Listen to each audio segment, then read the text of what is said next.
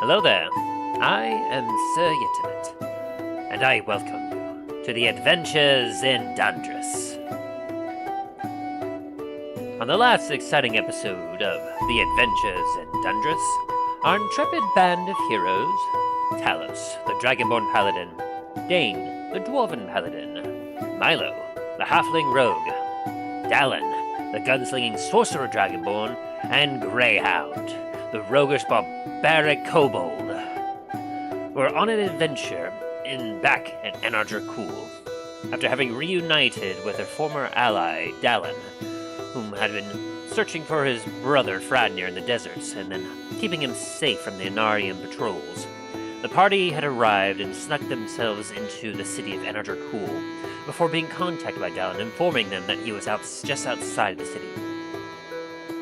With a daring sneak and escape out of the city, the party reunited with Dallen in the cliffs just beyond Anar Dracul. From there, they reunited and caught up a little bit before coming up with a plan to go find Fradnir before discussing further their next plan of attack. Intrigued by the pyramid that has caught their eyes since they first arrived in Anar Dracul, the party decided that now was the best time to go and investigate, and so, in the middle of the night, the party crept away and slept and went through the desert until they made it to the pyramid. After solving a very difficult riddle, the party entered the pyramid, and darkness surrounded them. As they lit up their drift globe and lit up some torches, the party proceeded through the open, heavy doors of stone before them into the inner pyramid. Thus began a deadly encounter, where they avoided traps, dealt with some werewolves, gelatinous cubes, and the undead.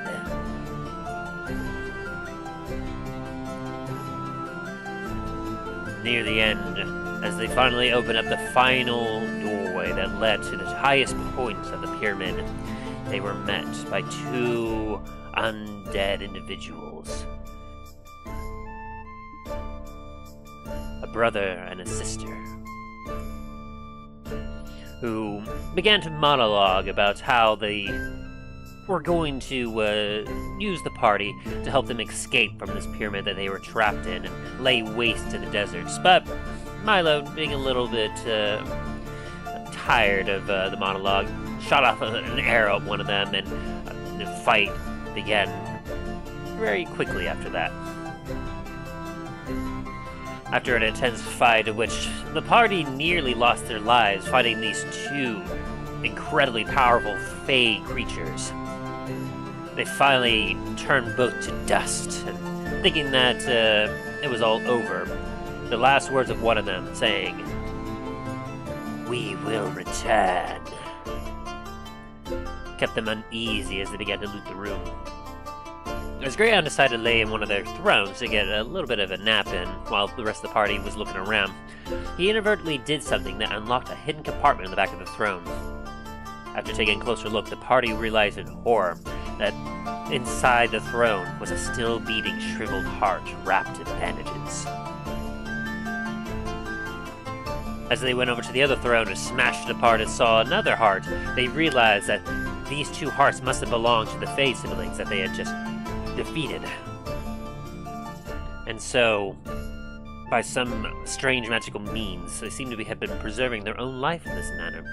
And as a result, they would likely return back to their undead state before long. Making multiple attacks and trying their best to destroy it, it seemed as if the hearts were absolutely invulnerable to all attacks. That was until Milo brought out one of his meteorite arrows that had a nice magical element that caused it to catch things on fire when used. He used it to stab through the hearts themselves, and the party watched in amazement as they caught on fire and disintegrated to ash. The last heart destroyed, the party felt the entire pyramid begin to shake, and so they fled as it crumbled behind them. before exhaustingly and wounded made their way back to Dallen's campsite where they rested for the night. And so, as they wake up and make their plans for what they will do next, we shall return to Dundras. But first, let us have a meeting in group and say hello to our players, who it's been a little bit since we've last spoken with, to catch up a little bit, to see how they're doing.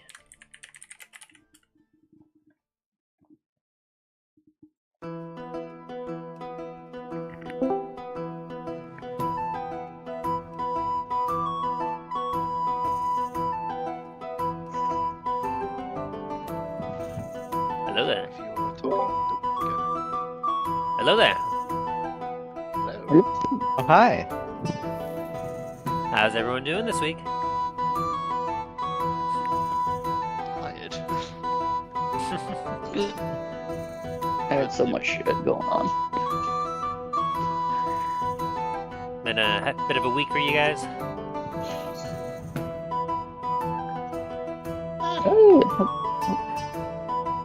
Kinda just a lot of work, really. Work, and more work.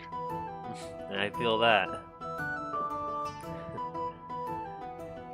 Well, let's go around and see how everyone's doing. Talos, you want to start us off this time? Anything that you've been up to since the last couple weeks since we last met up? Combination of work, Christmas shopping, and now having to deal with the roof. Yeah, I saw your comment there about how it you got a leak in it. Yep.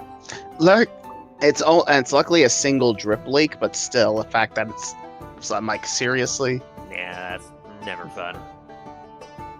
Yeah, I got a tarp up on that side of the roof right now. That's a temporary measure, but we're gonna get an actual roofing tarp up eventually.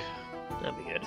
But still, it's like we honestly, I think we need a fully new roof as the age of the house, but the cost of getting a new roof is redonkulous. Yeah, I mean, especially if you're getting lease. I mean, obviously the experts would recommend you getting a brand new one entirely, but it's a big ordeal just to get started on getting a brand new roof, and as you said, like pricing wise, it's especially depending on where you are.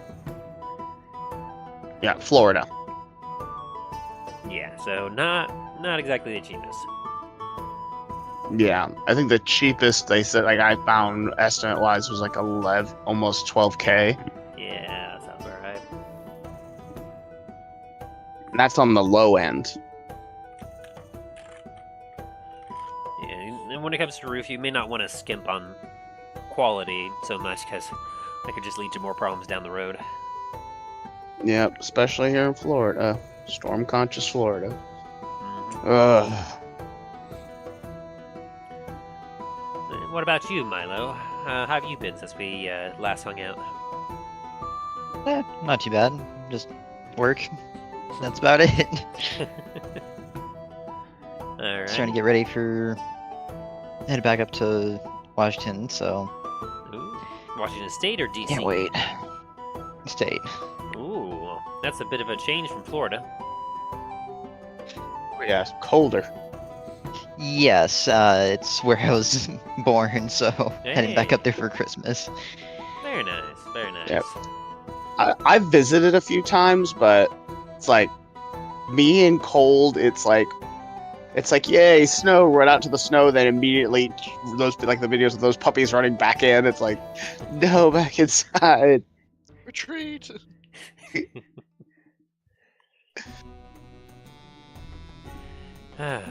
And how about you, Dallen? How have you been since we last hung out? Hello? I've actually been very hectic. My week has been. Oof. Not exactly in a bad way. I mean, what did kind of start off kind of bad.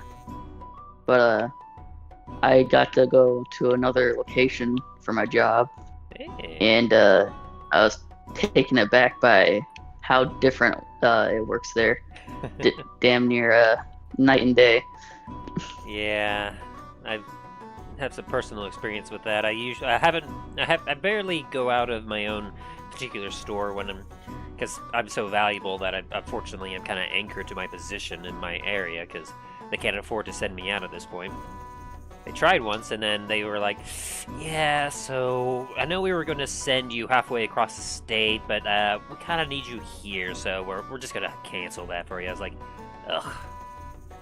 But in a few other places I've been to, I've definitely noticed how things are very different, and a lot of people that I get coming in, when they start to, like, help me with my particular job, they're like, oh, for where we're from, you just got to do this and this. If you look at the paperwork here, you're able to tell where this is and this, and I was like, yeah, no, where you're from, your distribution center probably sends you things in an organized manner. Ours, they just kind of throw whatever in these totes and just send it to us. They're like, what? But they should send each tote, like, as if each item is in the same aisle. It's like, yeah, I have literally every single department in a single tote at times. And they're like, oh, no.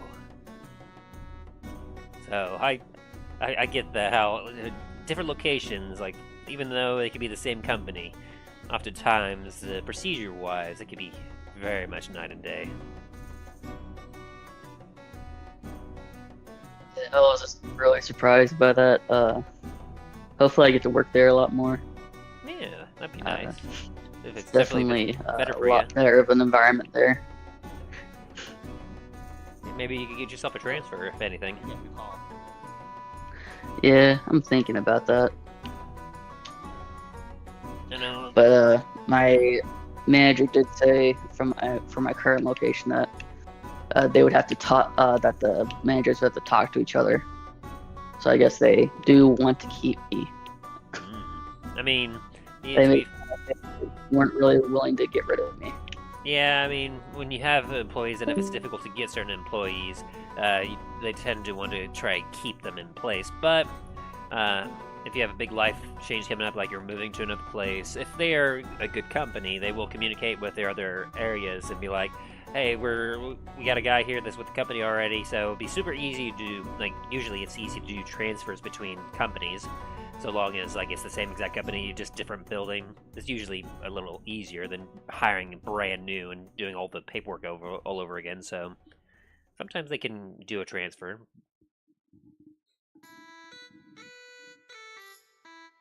So I'm currently kind of racking my brain about what I should do next.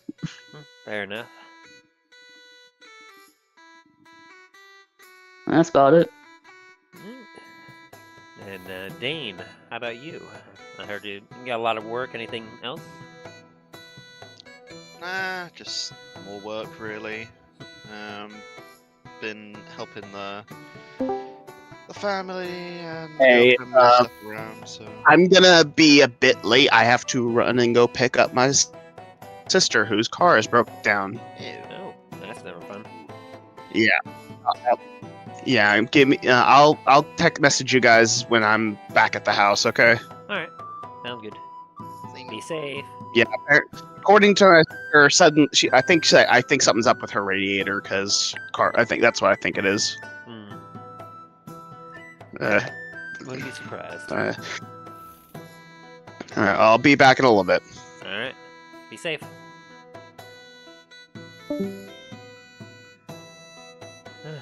Well, for me, I mean, yeah, same thing about pretty much just nothing but work. Obviously, I've had a few fun events occur where, obviously, I celebrated my birthday. So Very there's nice. that. Went in. Happy belated birthday. Thank you. And so, as a result of that, I enjoyed a few dining outs. Specifically for my birthday weekend, I also decided for an event I wanted to do, I wanted to go to a museum. So I looked around and found this museum at Fort Leavenworth called the Frontier Army Museum that I'd never been to before, and went there. Pretty interesting. Very nice. Yeah, I'm not the guy that goes out drinking and partying like crazy. Instead, I'm the loser that goes to a museum. Yeah, nothing wrong with that. What? I thought you would be that type of person, Tim. What the heck? But aside from that, I mean, work-wise, I mean, obviously we're getting close to Christmas, and me being in retail, we're obviously doing as much preparations and whatnot as we can for that, so it's all a big, busy, hectic time. And I've pretty much lost most of my team again, because one of them is still sticking around. He's holding out, but the other one just randomly quit this last week, just out of the blue, because he couldn't handle a little bit of critique about how he should be doing his actual job. And the other one, we're having to move to another department because, well, he's a 75-year-old guy trying to do literally the most physically demanding job in the store, and he's had several accidents already, and due to being on blood thinners, it's kind of made it a little difficult to keep him back there. Ew. Yeah, it didn't seem like his life was terribly in danger, but the problem is when you get a small cut and you start to lose as much blood as if you got a major wound, like you hit an artery, that's a bit of an issue. Yeah. Yeah, just a smidge. Yeah, and he agreed that, honestly, in fact, the other day, he was just about to tell me, like, yeah, I'm sorry, I think I gotta quit, because this is just being too much for me. And I was like, well, talk to the director first, because I think he had another plan for you. And he's like, okay. And then I got a text later. He's like, yeah, he was actually planning on just moving me to this one position, and which probably work out better for me. So you're unlucky. You haven't got rid of me yet. And I was like, sure. He's a nice kind of kooky old guy, but honestly, he's not bad. He's a dedicated worker. That does mean I'm down to just me and one other guy now. Not so fun. Not so fun, but to be fair, I mean, I prefer at least him rather than no hands at all, so, I mean, at least I got someone. That's fair. Yeah. And of course, as I kind of posted about earlier, today's our last session before we take ourselves a winter break, which will return sometime in January, either early January or mid-January. We'll have to see how it goes. Depending on how today's session goes, we'll have to see where we pick up after the new year. Very exciting. Very nice. And does anyone else have anything else they wish to share? Nope. Not really. Alright, well, and if no one is in other wishes, I believe then we could go ahead and dive into Dundras.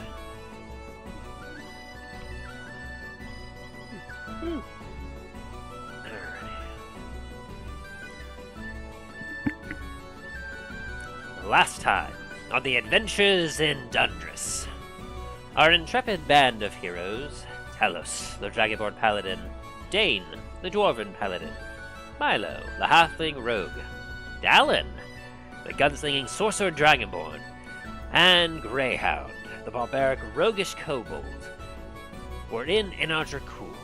After having gone through the ringer to sneak themselves into Anar Dracul and then sneak themselves back out, the party reunited with Dallen, their long-lost ally, who had been spending much time trying to find his brother Fradnir, before eventually heading to Anar Dracul to scout it out and await his allies who were approaching from the sea.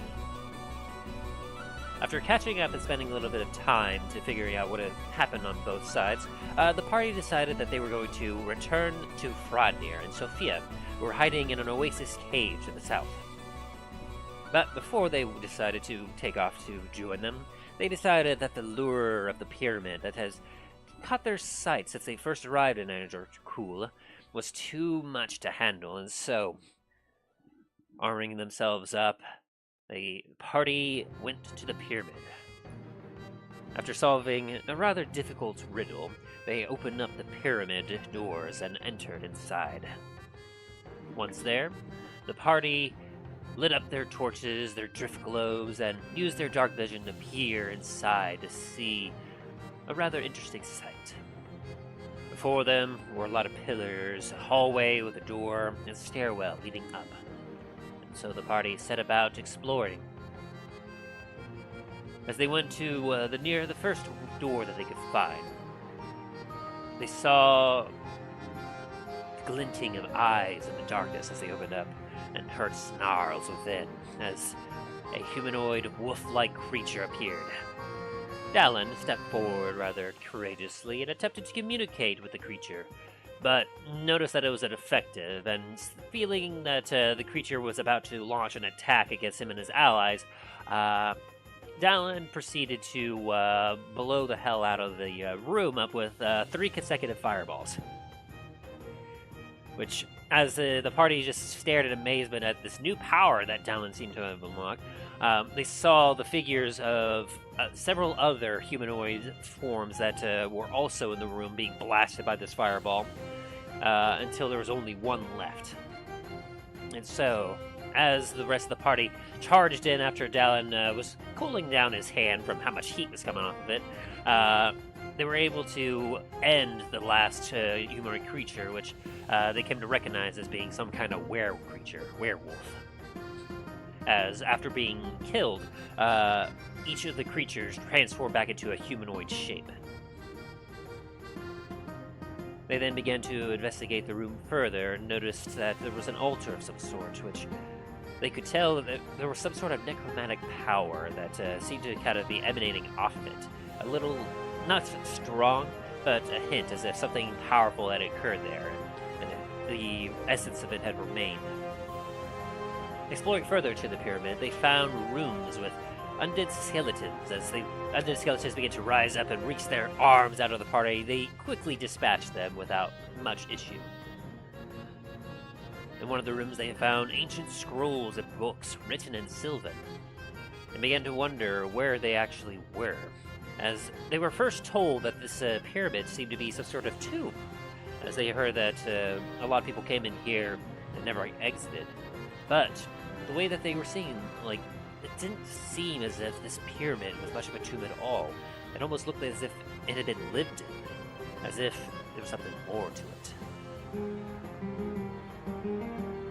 As the party then headed to the next floor, they found themselves before several doors, and so they decided to split up to cover more ground.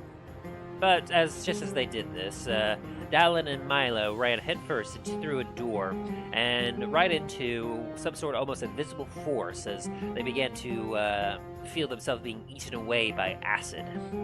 In their horror, with Greyhound happening to run up to help free them and get them out of their predicament, they found themselves before a gelatinous cube, with a rather interesting citrusy aftertaste in their mouths from the acid. As the party engaged and fought the cube, trying their best to keep away from it and being dissolved by its disintegrated body, Dain and Talos appeared just in time to help finish it off. As they continued to explore, they discovered rooms that contained workstations, stoves, serving trays, and a small cart with cloches on it. Which kind of gave the party an impression that this floor seemed to be a dedicated kitchen and entertainment area, thus increasing the mystery of this strange place. This became more apparent as they discovered a grand banquet room as well as a city room. Eventually, they found a storeroom where Milo, very much interested in a chest that he saw in there, got ambushed by a mimic, of which the party was quick to dispatch and free him from the maws of this mimic. And as they took a look about the storeroom to see what else was around, Talos' sharp eye spotted a hidden lever, and upon pulling it, they heard a large grinding noise. As they went to investigate it, the party ran into another gelatinous cube, which happening to notice that a little earlier. Unfortunately, Dain was caught in it, and he managed to get a little bit acidly damaged from it, but they were able to quickly defeat that one, before heading into the central room and discovering that the ceiling above where the stairwell that they had first entered, which first had been sealed, was now opened, revealing a final floor. Feeling a bit of dark energy coming from that top floor, though, the party decided that they would rest a little bit, and took an hour to kind of take a breather and get themselves reoriented as they prepared themselves for whatever may lie ahead. As they took this breather, they couldn't help but feel the darkness closing in around them, as they felt eyes watching them.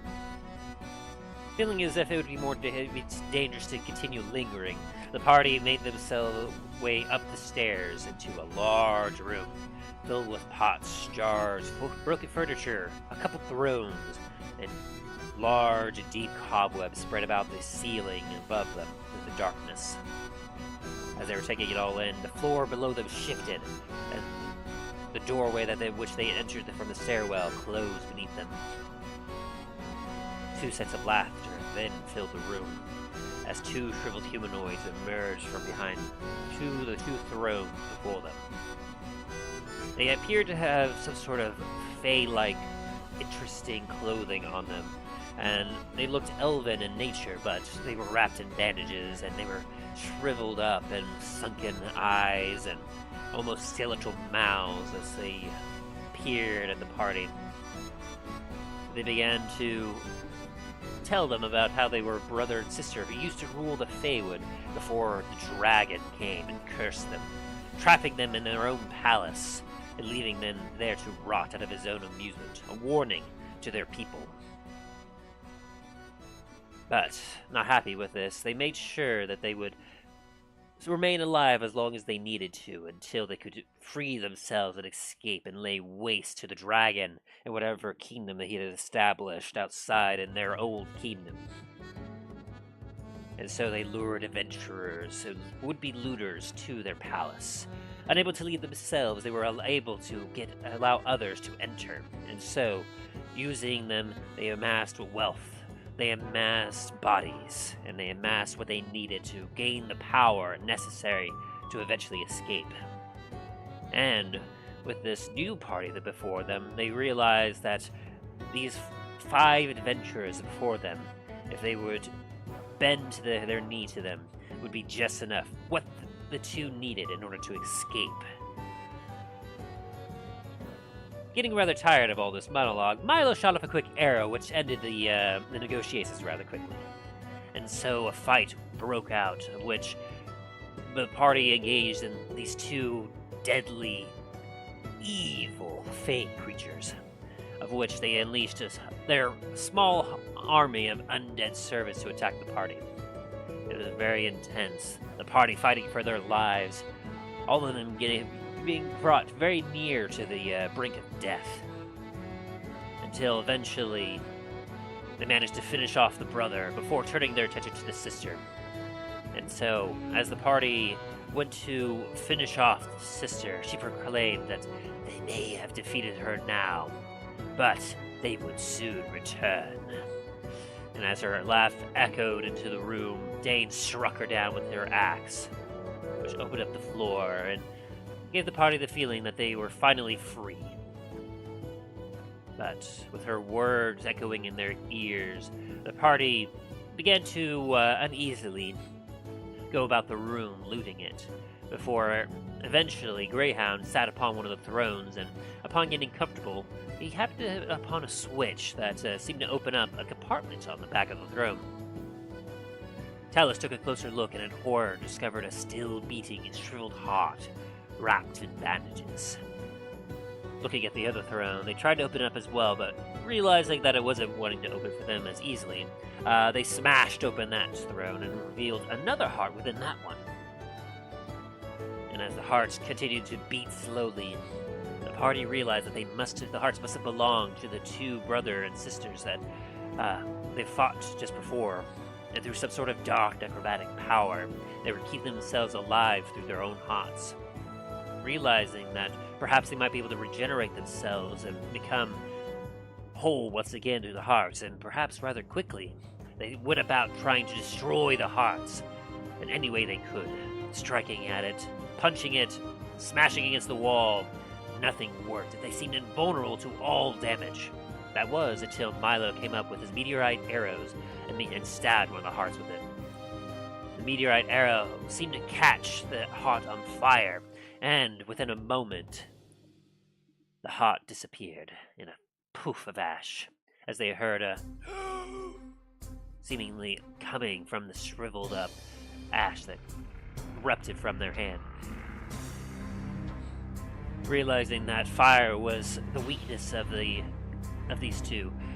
He used his arrow once again to stab into the other heart, causing it to likewise to also dissipate into a pile of ash. But just as that last heart was destroyed, the pyramid around them began to shake. As the party realized that without the power of the fate creatures, it seemed as if the palace itself was collapsing in on itself, and so they fled, managing to just escape as they happened to grab a few things on their way out, before rushing back across the desert as the pyramid having collapsed, leaving a huge mushroom cloud of sand and dust behind them. They knew that it would catch the attention of the Anarian guard, and so they quickly made their way back to the cave that Dallen had made a temporary base out of, and went to sleep to recover themselves. And so that, as our party wakes up in the morning having recovered and taken a long rest, is where we will be rejoining our party today. Woo. Oh, sorry. As we return to Dundras. There we go.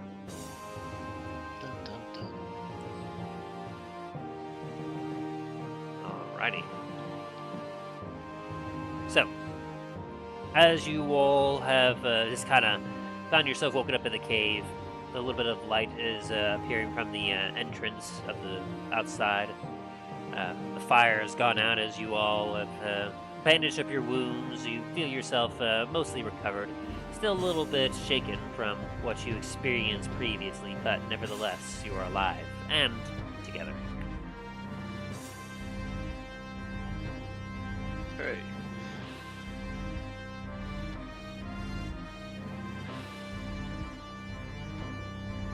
As you all just are just waking yourselves up, you begin to eat some rations for the day as you get yourself ready for the morning and the day. Some of you have taken to looking at what exactly you may have grabbed from the pyramid as you were escaping. Dain, to start with you, as you were fleeing from the pyramid, things were falling. You remember getting smacked in the face by something, what felt like a brick, and it just kind of tumbled into your armor. And later, as you after you got out of the pyramid, you kind of were picking out shrapnel and pieces out of your armor. You found what looked like this brick, and you were like, "Huh, this is kind of weird." And you opened it up, and you realized that it wasn't quite a brick, but it was a container. Holding what looked like cards inside, and so you kind of pocketed that, and you're kind of looking at it now as you now have some free time. As you kind of pull out the this deck of things, you're just kind of like, this is kind of weird and curious. Oh no. They seem to be full of parchment cards.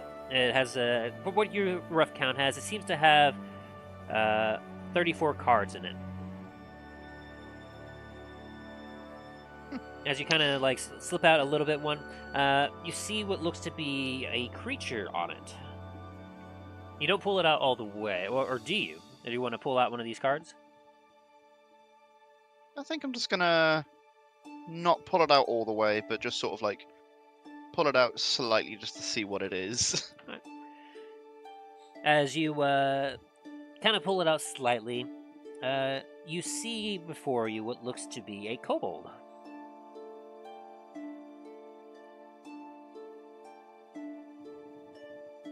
It seems to have a weapon in hand, and it has itself in the position. You happen to take a look over at Greyhound, and it's still kind of curled up, sleeping. And you're just like, yeah, that looks like a Greyhound there. As you then kind of slide it back in, you pull out another card halfway, and you see what appears to be a very, very large, like a giant. It's got itself a tree in its hand, as if it's wanting to slam it down on the ground.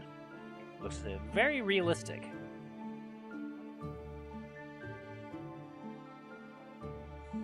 Very nice.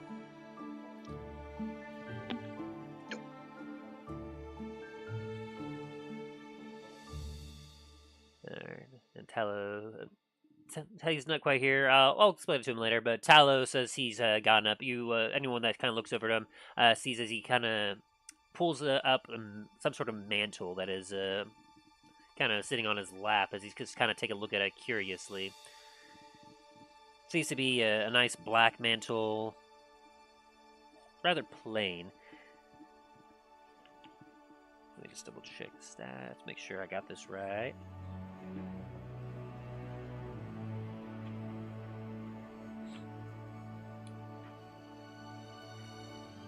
Yeah, it's a very plain black mantle with a, well, not quite black. It seems to be almost a dark blue, like deep navy color. And it's got a what looks like a pendant on it that you would use to clasp it together. And it seems to have a rune on it of some kind.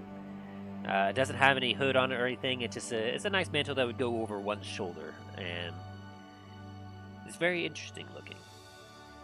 He's not quite sure what to make of it just yet. And then as we get over to Milo. Milo, you remember in the heat of everything collapsing and falling apart, your eyes had been set on a particular piece that was in the corner of the room.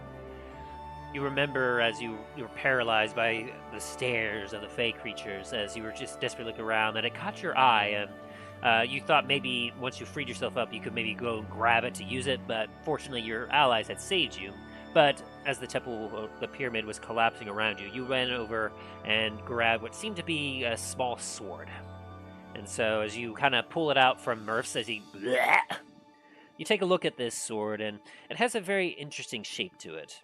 It's a double-edged sword with a nice tip on it. It's got a fuller in the middle of both sides.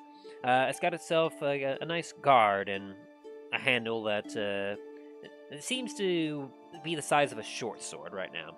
And in the middle of the sword, like right at the hilt point, there is a very luminescent blue gem that almost seems to be like a blue mirror.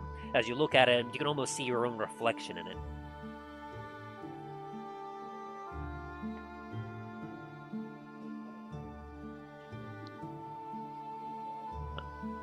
Interesting. Okay. And then, Dallen, you never answered my question on Discord. Oh, I'm sorry. Like I said, my week's been a bit hectic. Yeah, you're all good. You're all good. So, I guess let's just clarify. A new weapon or an upgrade? Upgrade. Okay. So, you remember, Dallen, as you were escaping from the falling pyramid, you saw what appeared to be a skeleton that was near the stairwell that obviously you'd seen prior, but you were so busy focused on the fights and everything else, you all didn't mention it. As you were running down the stairs, you happened to notice out of their bag, there seemed to be some sort of stone. It seemed to be kind of like be sparkly a little bit, and it caught your eye, and so you quickly grabbed it on your way out. And as you're looking upon it now, you see you could almost feel a magical essence about it. It has like a magical power imbued within it, and it has a few runes that you cannot quite describe exactly what it is, but just by looking upon it, like, you feel as if you're supposed to do something with it. You're not quite sure what, but it definitely has some strong magical essence to it.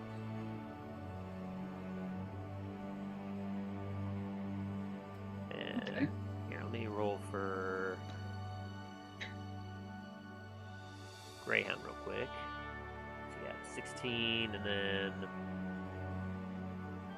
a 94. Okay, let me see what that one was.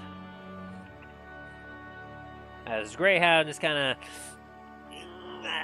stretches from his long nap, he begins to eat a pomegranate, as he has plenty to spare.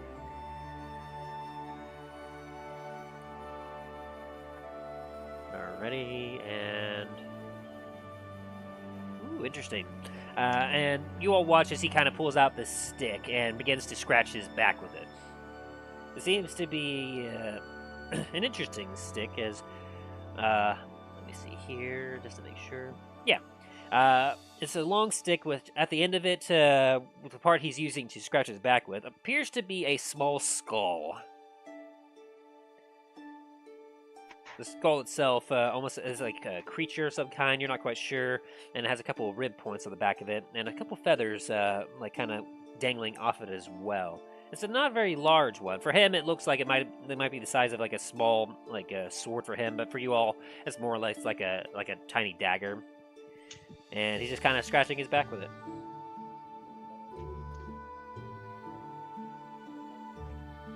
And he kind of looks at you all. This makes a nice back scratcher. Hey, little buddy. Hmm? What you got there? Like this, as he holds it up to you. I don't know. I found it when we were running out. It's just kind of laying there, and I just kind of grabbed it because I was like, ooh, it's got a skull on it. Now it makes a good back scratcher. As he scratches again. Oh, that's smart. Anyways, that was quite a fight yesterday, huh? I'll say. Talos kind of looks up at you. Wasn't quite sure what we'd find in that tomb, supposedly, but I was definitely not expecting a couple of undead creatures. Hang on, you Oh, we I go was to a hoping to find tomb. something that. How do you not expect undead things in a tomb when that's where you keep undead things? Well, that's where you keep dead things. That's where you bury, like, people for their eternal rest. They're not supposed to be alive again. Dallen's just gonna start looking at his hands like they're covered in blood as he remembers the werewolves.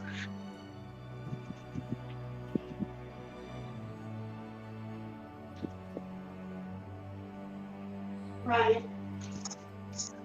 Talos kind of looks at you. He's gonna do a real quick insight. Are you trying to hide anything, Dallen?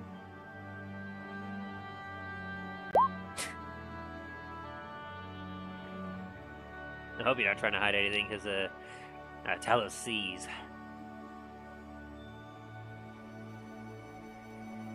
As he takes a look at you, Dallen, and he says in a very comforting voice, "Now, my friend, there's no need to dwell your thoughts on what has occurred. While it would have been interesting and nice to see if we could have cured those afflicted within the first floor, but hard to say if that would have been possible. We don't know how long those poor souls were trapped in the bottom of that temple. Their minds would have likely been very much gone. Not to mention to cure lycanthropy. That itself is a very difficult thing to do. To be honest, what we did was a mercy."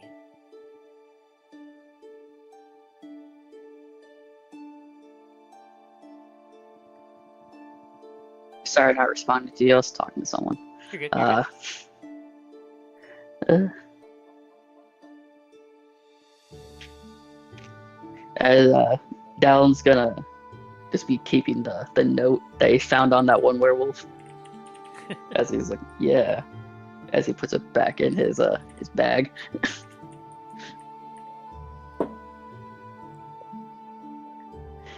And he's just gonna start staring at the stone that he picked up, just trying to figure out what this thing is.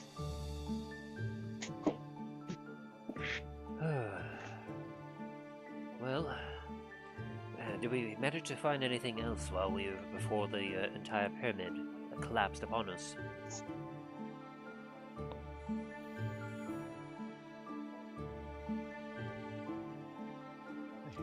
Well, I found the stone.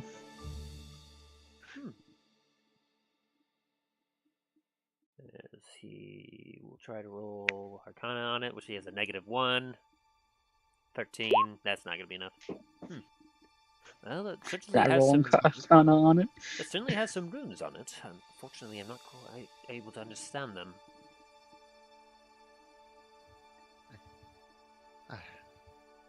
May Dallen, may I have a look at that? Sure, as he just tosses it over to you.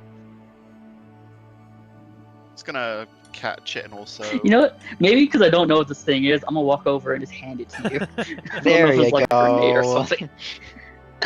It's like I catch it in my hand, just disappears. It's a nice little fireball. Like, huh? Just evaporates. TPK. Roll new Never mind, characters.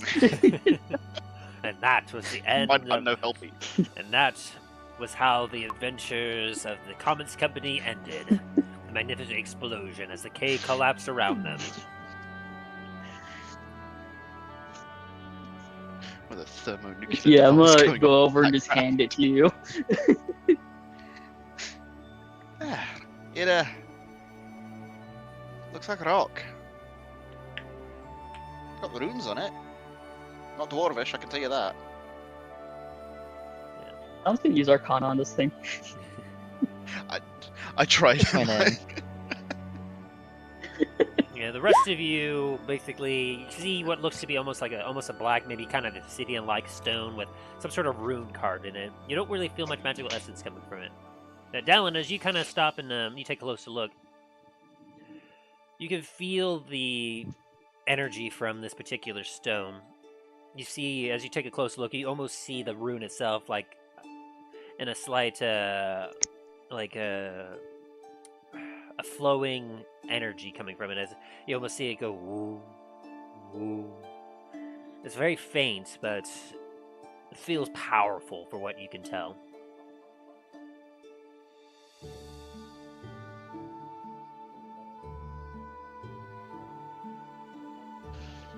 Well, whatever this thing is, as I take it out of your hands, Dain, it's got power to it. Hey, I mean, if it's been in that temple since this was a Fairwood, I wouldn't be surprised. Especially if it was from those two Fey liches at that point. I think they would be. I don't know. I don't know what to call this Angry thing. elves. We'll go with that. Yes. Let's see, do you have proficiency in Arcana, Dallen? I'm gonna need to find it. Yes, I do. So you're kind of trained in Arcana, then you would say. Yes. Interesting. Okay. Well, seeing as how you had a 22, that was a great success. I will give to you that as you take a look at this stone, you feel the energy. You're able to ascertain that essentially, if you were to strike this particular stone onto something in particular with a fair amount of force, the stone would essentially shatter and imbue whatever power it has within it upon whatever it is you struck. Hmm. I'll say with a 22, that's what Okay. you get.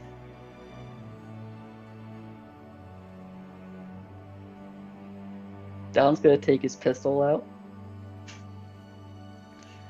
Gonna take his stone out and just stare at everyone real quick, like a very quick like side eyes. See if he wants to even Dallen, just quickly what you smacks it on his doing? gun. Just smacks it on his gun. As he raises it up and whoosh, you all hear a glass shatter. As in Dallen's hand, you watch as the stone itself shatters and then suddenly stops in midair. As you it almost seems as if time is frozen around his pistol. As the stone shards just kind of twinkle and then you watch as they all just conglomerate onto the pistol, just until the stone is gone. There's no dust, no remnants, or anything, and the pistol is now in your hand. As you suddenly feel as if there's something has happened to your pistol. As you take a look at it, and everyone can even see that your pistol has a bit of almost a magical glow to it now. as the barrel itself almost seems to be kind of blackened from the obsidian-like crystal.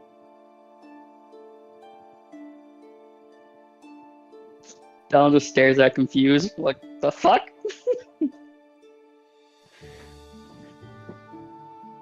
Can I do an Arcana on it? Sure. Or something? Okay. 18.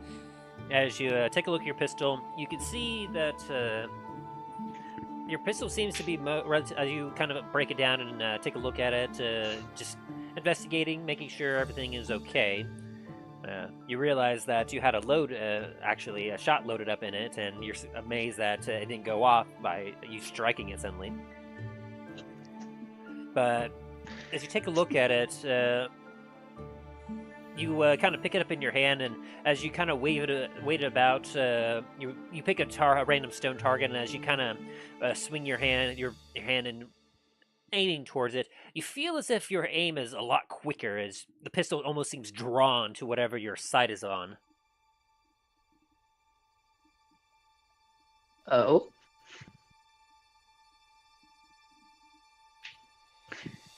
I'm just gonna point it at a rock. I'm gonna make sure it's at an angle so it doesn't come back over to us. I'm just gonna pull the trigger. Dane's just gonna pull up a shield, just in case. Hey, Dallen, we got out of this cave not to draw attention to us. How about you stop shooting fucking guns in here? Alright, go ahead and roll your attack with your gun. Your pistol. Okay. Any new modifiers? I'm double checking here, making sure because as you were talking, I've actually been updating it.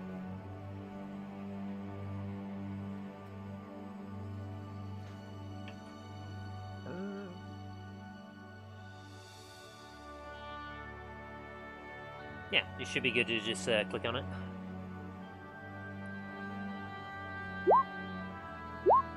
Whoop. You just rolled damage. Oh shit. I have returned. Welcome back. Or, Immediately shoots Talos. It's like, God damn it. 18. As you take a shot with your gun, it will deal 10 piercing damage, and you all watch as he takes a shot at this rock, and it seems to be like a normal shot, but it absolutely obliterates the stone. Far Wow. more than you were expecting. Wow. It's a plus 10 now. That's quite Oh, impressive. it's always been a +10. Oh, is it? Okay. No, Yeah. not quite. I get a +2 to my ranged attacks. Oh, from what again? My ranged fighting style for fighter. Ah, okay. Well then, okay. That's what I was wondering about. I was like, oh, did I already do that? No, I guess not. So actually, that would have been a 20 to hit. 20? What? There you go. All right. So yes, as you will absolutely find that your shot seems to go exactly where you want it to, and the damage itself seems to be a little bit stronger. You're like, you can take a look at your gun, and you're like, whoa. This is impressive. Just kind of pick you up. Dallen just like whispers. Dallen just caresses his gun and just whispers, "Mother, I've done you proud." Talos, you basically witness as Dallen had a obsidian black rock with some sort of rune on it, and he smashed onto his gun, and it magically seemed to have the shards of the crystal of this rock or whatever fly into the pistol itself, and now it seems to have been upgraded. Oh, and as you all are basically taking a look at your things, you saw as Dain had some sort of deck that he was kind of looking at, and it seemed to have some realistic-looking creatures upon the cards as he was just kind of halfway pulling them out. You yourself found yourself a deep navy, like a very dark blue mantle that you managed to grab off of a skeleton as you were running out of the room. Oh, me? Yes, you. Yes. I'll inspect it. Alrighty. That's not what I meant. I almost pulled away from my screen and I was like, no, that's not what I meant to click. Alright. Investigation check or? You may roll investigate or arcana of your choice. Mm.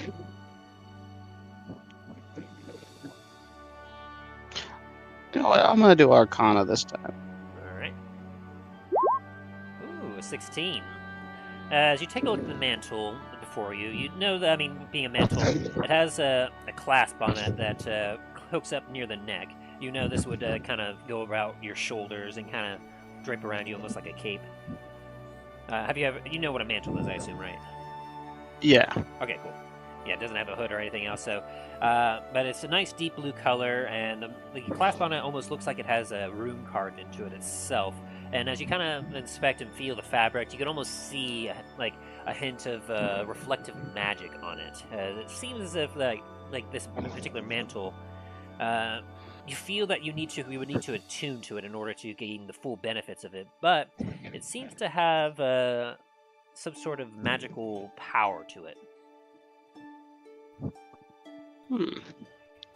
Interesting. Oh, and Dain, for your item, you do not need to attune to it. Nice. And you do not need to attune to your pistol. Yeah, you don't need to attune to your pistol down. Ooh, very nice. It's just magically upgraded. And then you all just happen to look over at Grey, and just kind of still there, scratching his back with this. Just for a description for you, Talos, that you just missed it. He's got a wooden stick that on the very end of it has what appears to be some sort of animal skull, a small animal skull with sharp teeth on it, as well as two burrs on just behind the skull that almost look like possibly claws.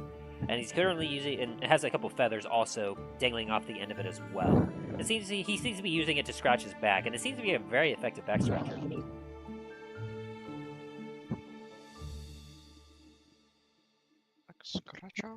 It's like, should I be concerned? You always be concerned with Greyhound. He's got a point. And Milo has himself a new short sword, it looks like. The short sword itself seems to be very nice. It seems to be made out of good solid steel. It's got itself as well as being double-sided, it's got itself a small hilt with, in the middle of it embedded is a oval, very bright blue gem that seems to be so shiny that it seems to almost reflect like a mirror off of it.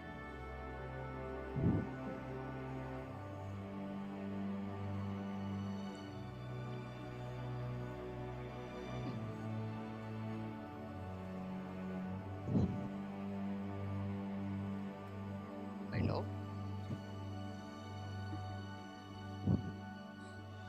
Yeah, and then as you all just kind of continue to go through the loot that you found, you all count up some of the coins that you managed to quickly grab and stuff in a bag before the temple started to collapse. Then, as it was collapsing, what you grabbed, you realize that you all were able to acquire 1,900 platinum pieces and 16,000 gold pieces in total. Jeez. As well as Yeah, damn. as well as 8 gems that were kind of scattered amongst them as well. We're gonna have to divide these up. It's like turn to the bags and they're gone. How much platinum was that, Tim? 1,900. Yeah, I'll go ahead and post it in the thingy real quick. Be 380 for each of us. Oh, wait, yeah, damn, it's by 5.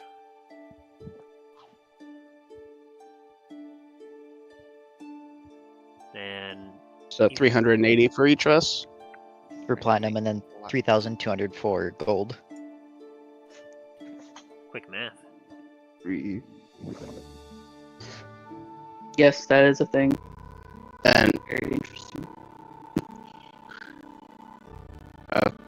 So I'm trying to go say 380 platinum for each of us. 3,200 gold. Ooh, that was weird. My audio seemed to lag for a bit there, and you all were sounded like you were rippling. Say that again? I think my internet lagged for a second there, and you all sounded like you were like, and it's like, whoa. Yeah, that's been happening to you for a while now. Oh dear. You've been slightly glitching in and out of existence. Apologies about that. Not sure what's going on. Well, it might have to do with the fact that I couldn't quite get my Discord app up, so I'm using Discord on the interwebs.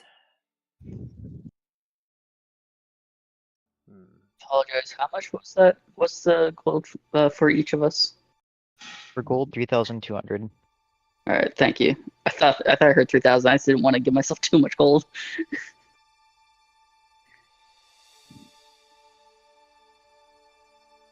Let's go through real quick, make sure everything is still running properly on the stream. I could probably kill someone with my coin bag right now. How much coins I have? It's like beat him to death with gold. Well, no, it'll be silver, and I have to fight something that requires silver. Oh, don't worry. Just let me take a sock full of silver coins out. You all also It's found... like you get a Sorry. see, yeah, as they get captured by some like mob boss guy. I was like, how much do you think your life's worth? I'm like, I'm not quite sure. Oh, I have a perfect way to do that. And like literally just weighs your body down with the weight of gold into like a lake. As you ask that, he's like, I don't like where this conversation's going. Keeps adding like another gold coin each time. Finally runs out of gold coins, just goes and grabs gold bricks. Yep. That or it's like this. It's like have you ever heard of a man named Midas? Like, no, I haven't. It's like, would you like to?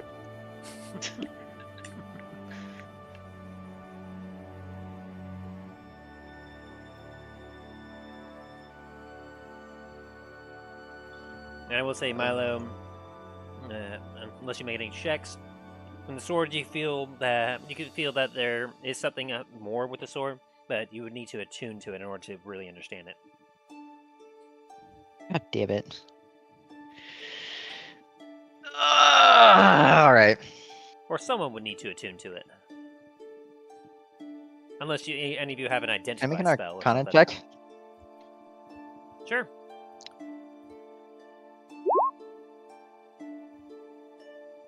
With a 12, it seems to be a really well-made sword. Surprisingly light, but you're not able to get much more from it other than, like, you see that the gem has a nice reflective surface to it.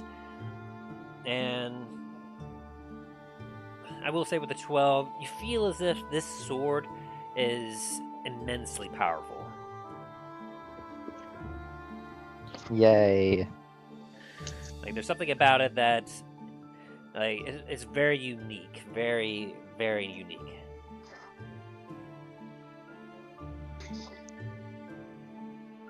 And remind me, do my bracers need to be attuned? I don't think so. Let me double check on that. It's been a while since I've looked at that.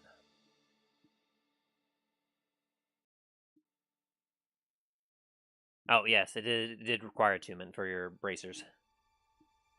Okay. There's only so much magic one can handle.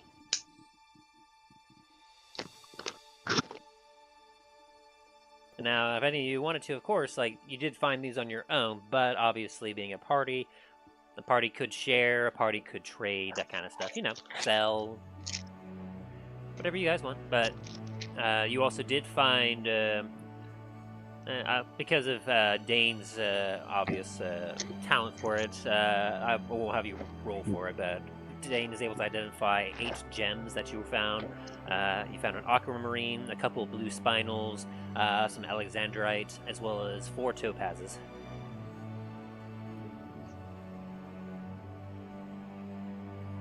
Now, if you wanted to, Dain, you could roll history with advantage to see if you could give a proper estimate of value on those if you wanted.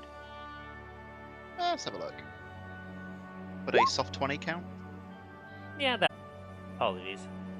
Sorry. So, alright. as you take a look at the gems, you were able to confidently say without any issue that each of these gems have to be worth at least 500 gold.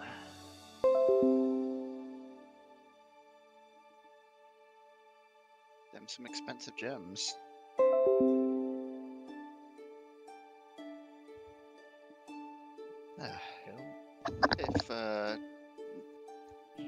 If no one has any objections, I shall hold on to them for now.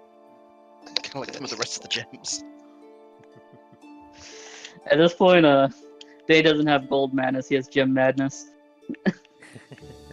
Gem madness. The gems.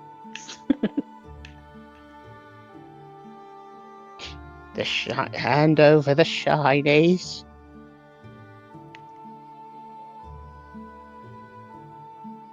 Like, why do you want the gems? To sell? No, to eat, you lummox. Turn around, turn back, and you see Dane licking the gems. I like trying to crunching them down like freaking hard candy. Like, what's that meme with the cat eating the hard cat food? Like He's just wincing as he's chewing on it. Blue ones taste like blueberries. It tastes like blueberries and blood. My favorite flavor.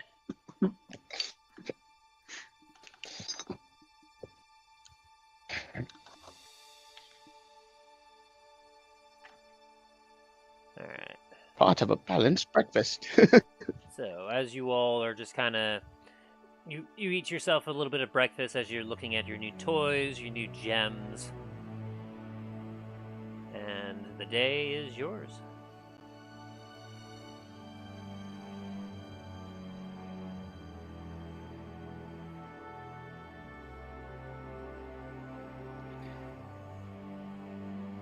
Alrighty.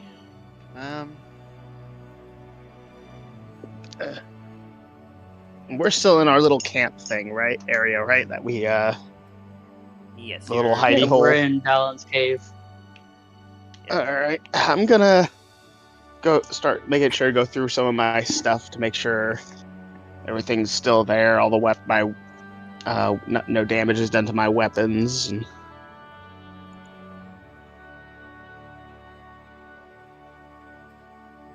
There, you can go roll an inspection. after all, in fighting mummies.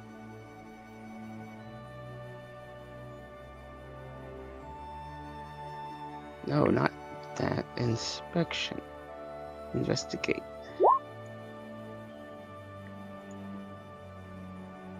Everything looks fine to me. Yeah, as you take a look at your gear, you're just like, you just kind of quickly shuffle through it. It's like, yeah, everything's there. Okay. As you take a big bite out of some dried meat. Everything is fine. Everything is fine. Any suspicions? For the 16 Dane, as you take a look at your stuff, you see that most of your gear seems to be alright. Your armor did take a little bit of a small beating, and so you kind of buff it out a little bit and realize that it'll hold for now, but you may need to go and perhaps get it slightly repaired later. Just, take out some of the dings and whatnot so it doesn't lose its structural integrity. Yeah. That's fair.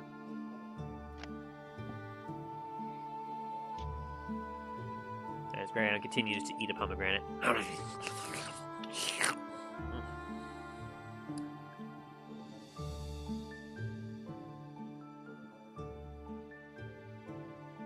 He's gonna have an Arcana check on his new stick. enough. I was actually preparing pomegranate while we were starting session and found out it was rotten. Very sad. Oh God. Aw. Yeah, That's the Mom, worst. but- When you bite into some. So did you cut into it and find out, or did you bite into it? You have to cut it open to actually prepare it. You have to take the seeds out. That's what you eat. True. But I was kind of open, and my mom had bought it for me as like a little surprise. I guess she didn't know how to examine the pomegranate to make sure it wasn't rotten or old.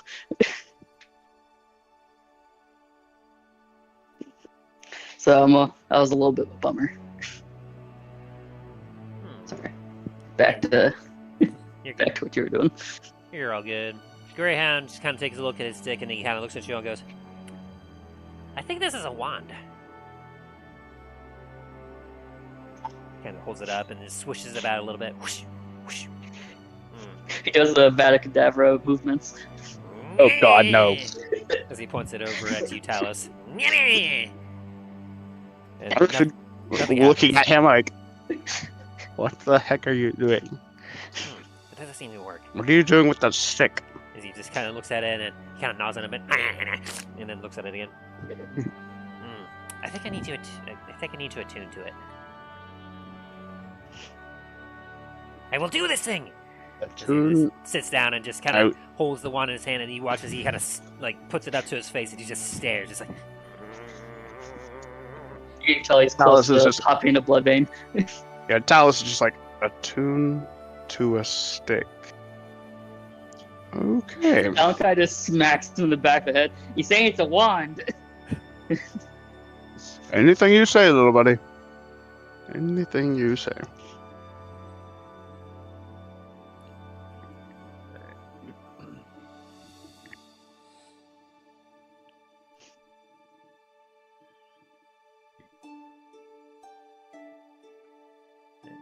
So, anything you all are aside? Anyone else? Anything else is doing? Tom's just watching it, like looking over his gear and cleaning it, maintaining it before everyone leaves. Sounds good. And Milo, Yes. anything you're doing?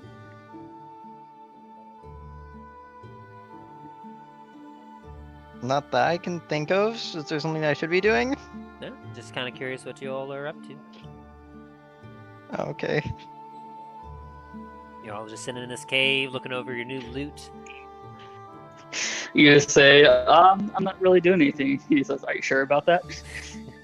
Roll for initiative. No, in any case. Alright, Justin, calm down. I'm gonna swap over because my app has finally started working, so I might cut in and out for a second here.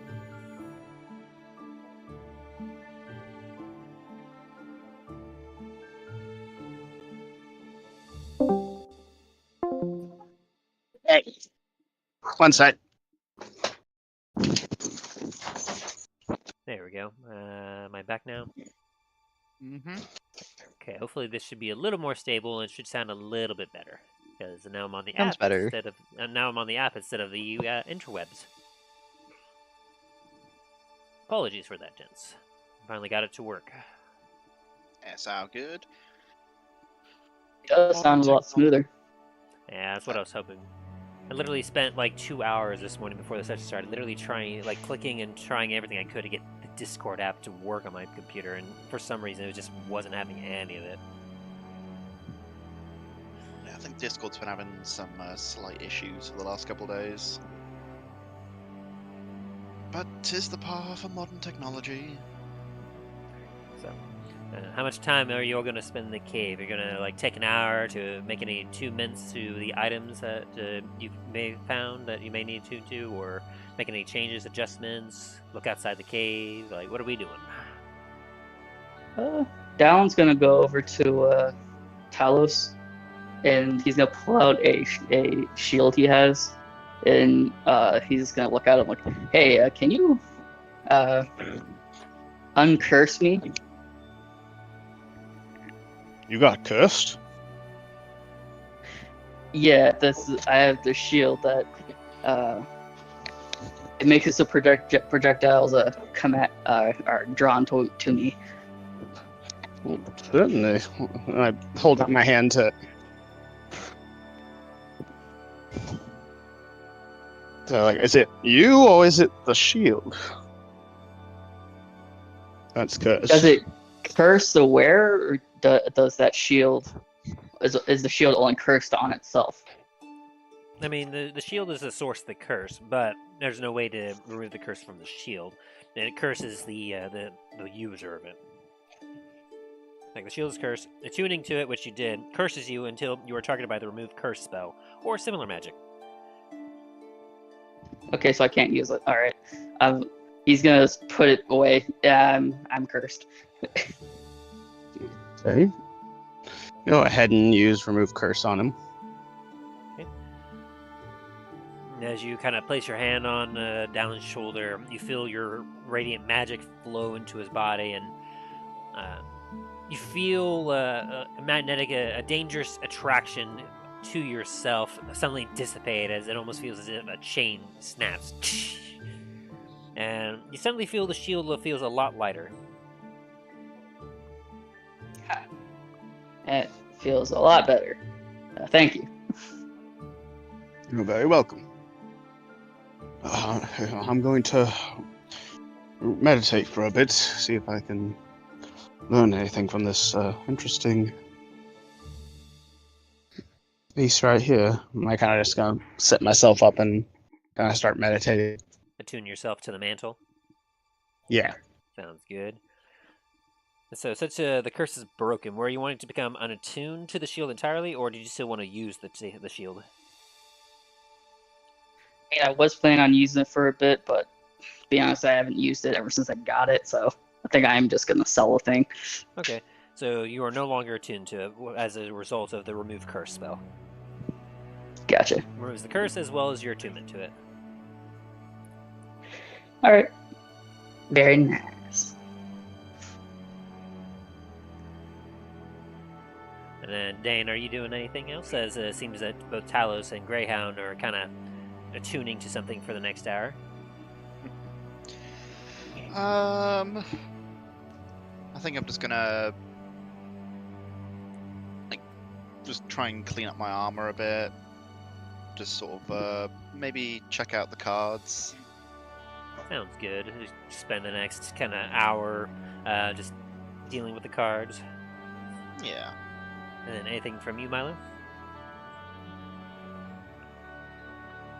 Reluctantly, Milo is going to attune to the short sword and get rid of his boots of speed. Oh, alright. Ouch. So, Yeah. as you take off the boots and you begin to focus on the sword, I need you to roll me something for this particular item. Okay. What should we do? I'll have to say either Arcana or... So, I'll give you a few choices. You can either do a straight Constitution check to attune to this particular item, an Arcana check to delve into the magic and mysteries of this item and attune to it that way, or...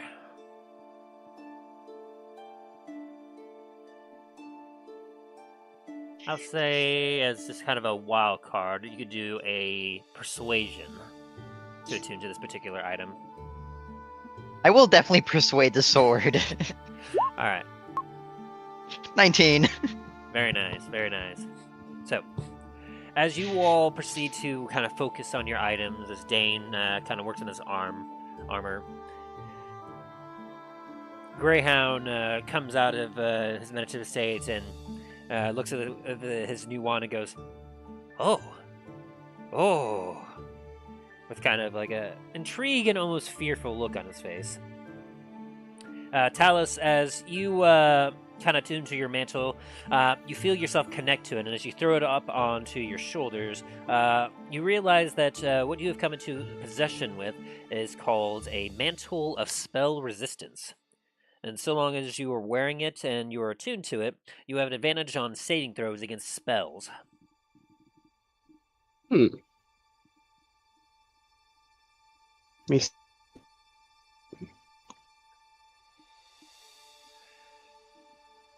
As for you, Milo, as you take this particular sword in your hand, you focus in on it. You feel yourself go into like everything darkens around you, and as you open up your eyes, you see yourself kind of in a black planescape with the sword in front of you, just kind of floating there. Oh God. As you kind of stare at it rather tentatively, uh, you feel it almost as if it's asking you a question. And what question would that be? As it looks at you, and you look back at it, you see your face mirrored upon the reflection of the gem itself. And you can almost see yourself on the gem itself look at you as it almost seems to be asking, are you willing to sacrifice defense for attack, and vice versa when you need it, your attack for defense?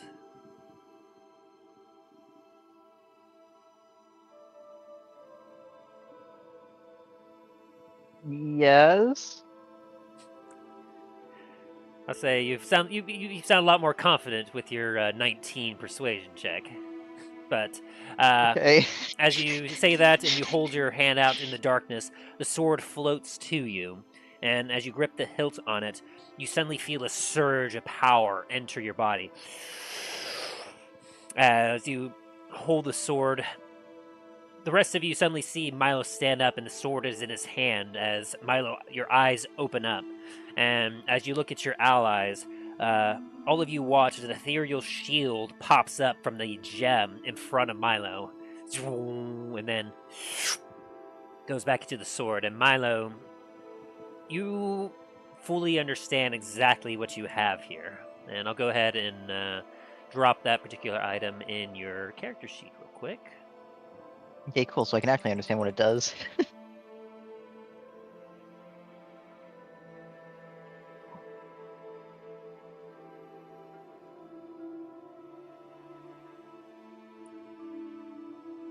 Interesting. Might have to figure out what. Oh, the stats of it is a little bit weird, isn't it?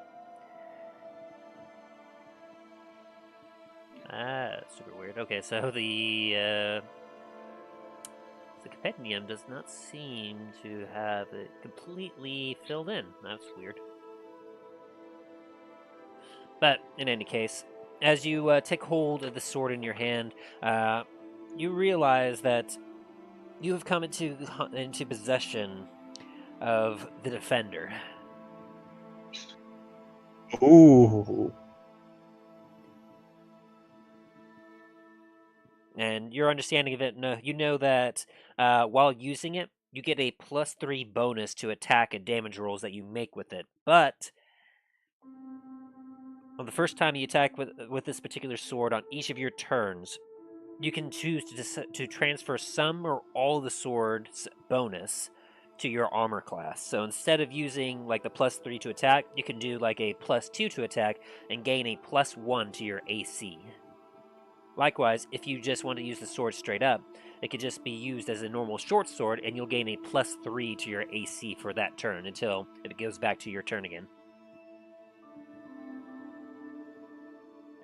You also know that whoever attunes to this particular sword, it seems to transform itself into a blade that matches the user's proficiencies, what they can actually use.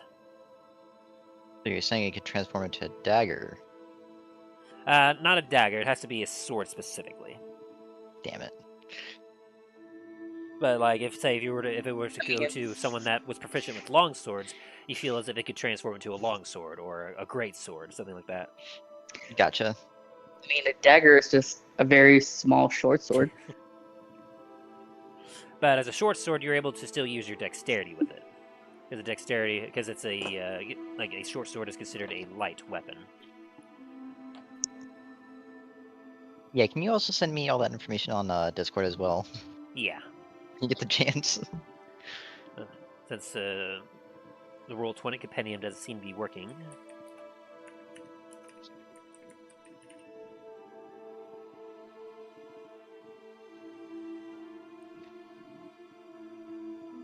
because you happen to roll really, really well on your check. Dang. The defender. And Yoop. There you go.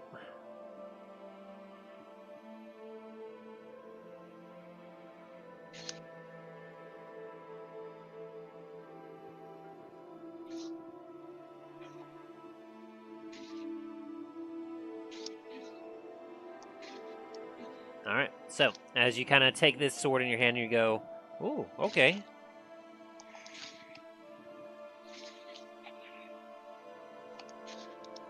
The rest of you and Dain, as you were playing with your deck, I'll say you happen to accidentally flick out one of the cards a little too far, and you're kind of shocked a little bit as standing before you, as you kind of flick this card out. You get yourself what appears to be a goblin that just appears out, and it doesn't make any noise, but it looks incredibly realistic. I need you to make me an investigation check on it as you pop out this, and then suddenly there's a goblin in front of you.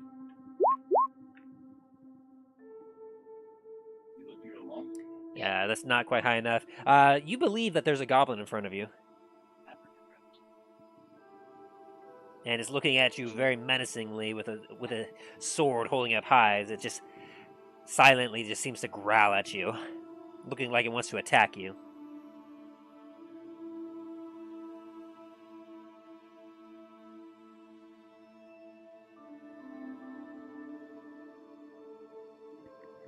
What do you do, Dain? You got a goblin in front of you. I've been muted the whole time, damn. I was just saying, I'm gonna, no. I was just gonna, ready weapons and then just slowly go around it in a circle, see if it follows, or see if it does anything. It does follow your gaze. It seems to menacingly take steps towards you. Looking like it's ready to take a stab at you as soon as your defense drops. The rest of everyone else is too busy focusing on their attunement, so they didn't get to see this part. Fair. Dallen isn't attuning.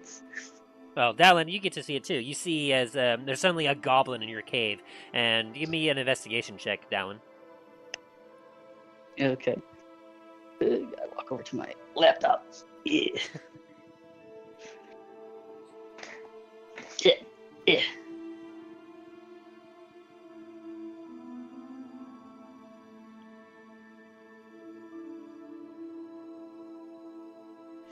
Dallen, do me proud. 15. You just make it. Begin to pull out your gun as you see this. You're like, oh no, you don't. And then you realize you see that this particular goblin seems to be translucent. And you're noticing also that it's not making any noise. And it takes you a second, but then you're like, wait, this is an illusion of a goblin? Dallen just picks up a stick and just kind of pokes it through the illusion. Yeah, Dana, as you're just kind of standing there, you watch as Dallen sneaks up behind it and then pokes it with a stick, and you watch as the stick just kind of goes through it, and you now too realize that it is an illusion. I'm just gonna immediately drop my guard and be just like, huh. Dallen's gonna crouch down and just put his face through the goblin's face.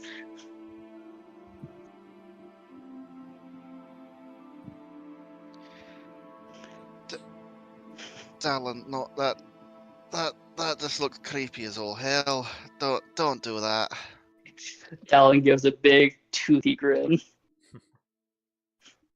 Oh no, look, a goblin, let me smack it with my axe. Dallen immediately just falls down, crawls away. Just barrels away.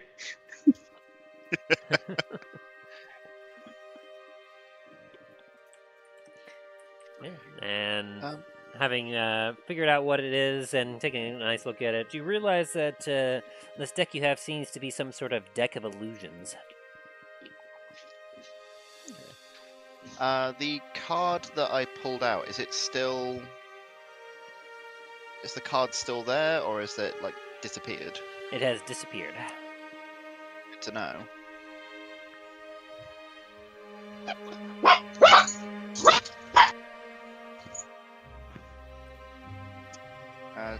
The dogs didn't like the illusion. No, someone just came through the door and they were all asleep, and as soon as if the little dog starts, and as soon as the little dog starts barking, all of them, like all the big dogs, they'd be dead asleep, and all of a sudden be like, "Oh, what's going on? An intruder!" We're under attack!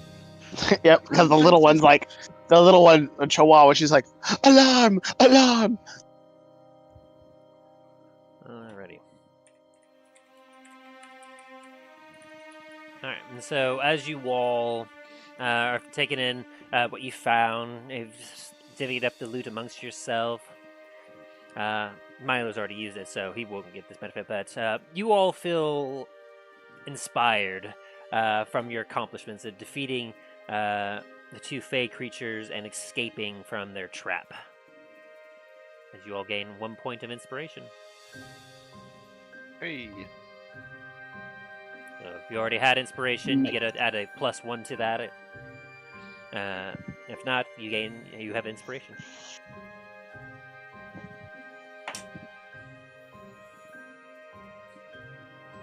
Woo!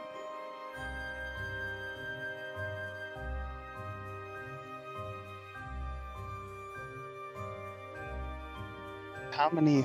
Let me see how much inspired I am.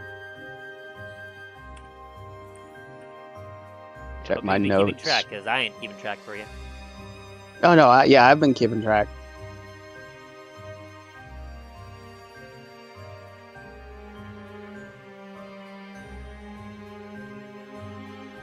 This is my 5th inspired point. Ooh, boy. So whenever you finally roll that, you'll get a re-roll +5. It's like, it's like, why aren't you using your inspiration? I'm saving it for a good moment. 30 years later. It's like 30 years later, it's like, finally uses the inspiration, and it's like a +40.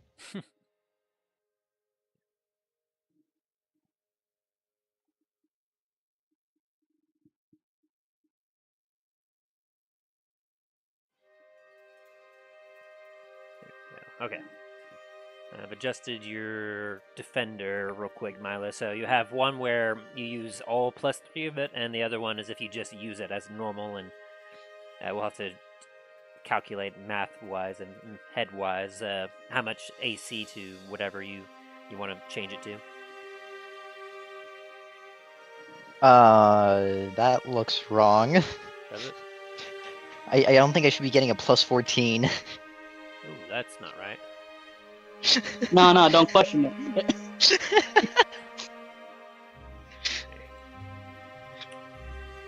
try that then. There you go. There you go.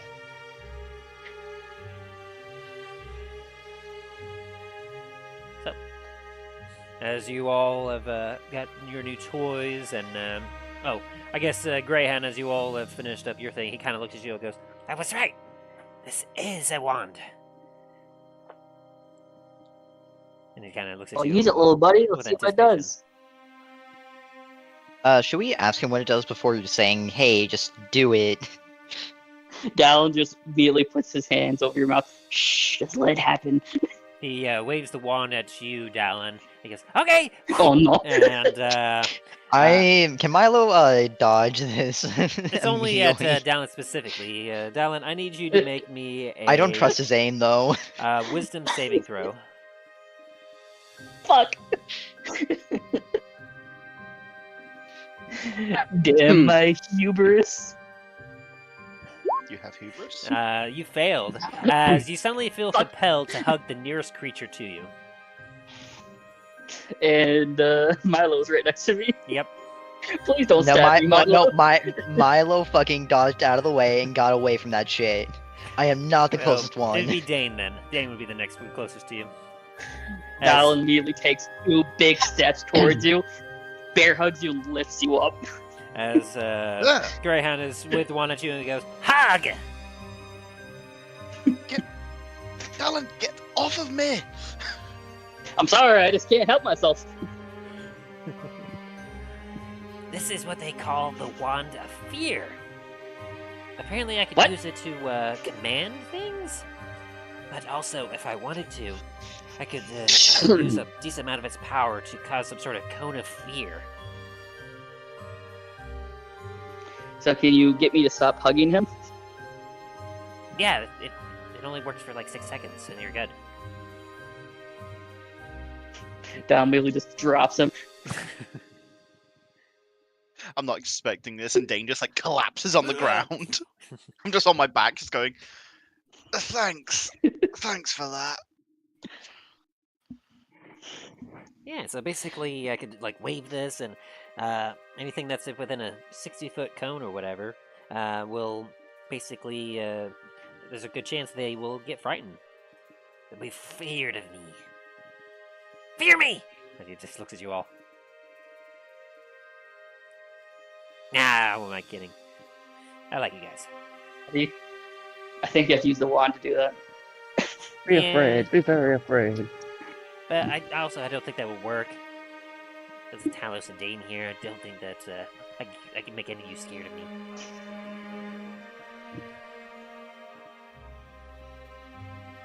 Apparently made Nah, Dallen it's scared okay, of you. little buddy. It's okay, little buddy. I think you're plenty scary as he rubs his head. As he just kind of grins and bares all of his teeth. His sharp teeth. I'm biting. So, well, what are we doing now? Oh, I think we should probably get back to the circle of the sand if possible. Go to, well, to your brother and see if we can help him out along with that girl. So what you're saying is we have to go to the other side of Anar Dracul, correct? Wait, what? I'm like, To meet the Circle of Sands.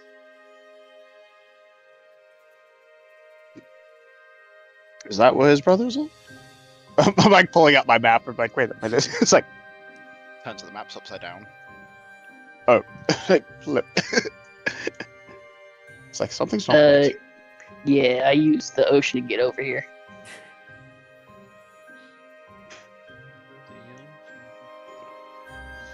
Like, so we're here. So, you're essentially just kind of here with Anar Dracul. It's like, if we're here, You all remember that there. the last time you encountered the Circle of Sands, you had traveled north as you were trying to head westward towards Lancaster. So you were all heading north, and eventually you were going to head west to Lancaster before you got into trouble with the Inarian Guard. And as a result, you ended up... so you were traveling this way, but then you ended up traveling north to roughly somewhere in this region here. You're not quite sure where, but you were taken to a hideout there that they were currently in. But at the same time, that was several weeks ago when it happened, and they did inform me that they have constantly been on the move to avoid being caught by the main Anarian army. And Dallen, you know that your brother is south. About from where you are, about a day, half a day's travel south of Anar Dracul. No, we're east south of here. days mark. Do I need to do history on that? Yeah, you could roll a bit history on that. Fuck. See if you remember how long it may have taken you to get there. I only have a +1. A 3. 3. Yeah, it's hard to tell. You were on the run from several patrols as you helped guide them away from your brother and Sophia at the time, and so you're not you took a bit of a long way around to avoid being tracked and leading them to your brother. So unfortunately, You're not quite sure how long it took you. It took you at least like a day and a half, maybe 2 days, but unfortunately not quite certain. It was all kind of a blur.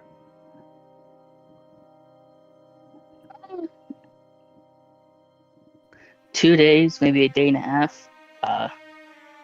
Be honest, I was running from some patrols, trying to lead them away from my brother and Sophia. I wasn't really paying attention to how long it took me to get over here. Well, then we'll have to just both try to see if we can get there the best amount of time possible, as well as being careful to avoid any more patrols.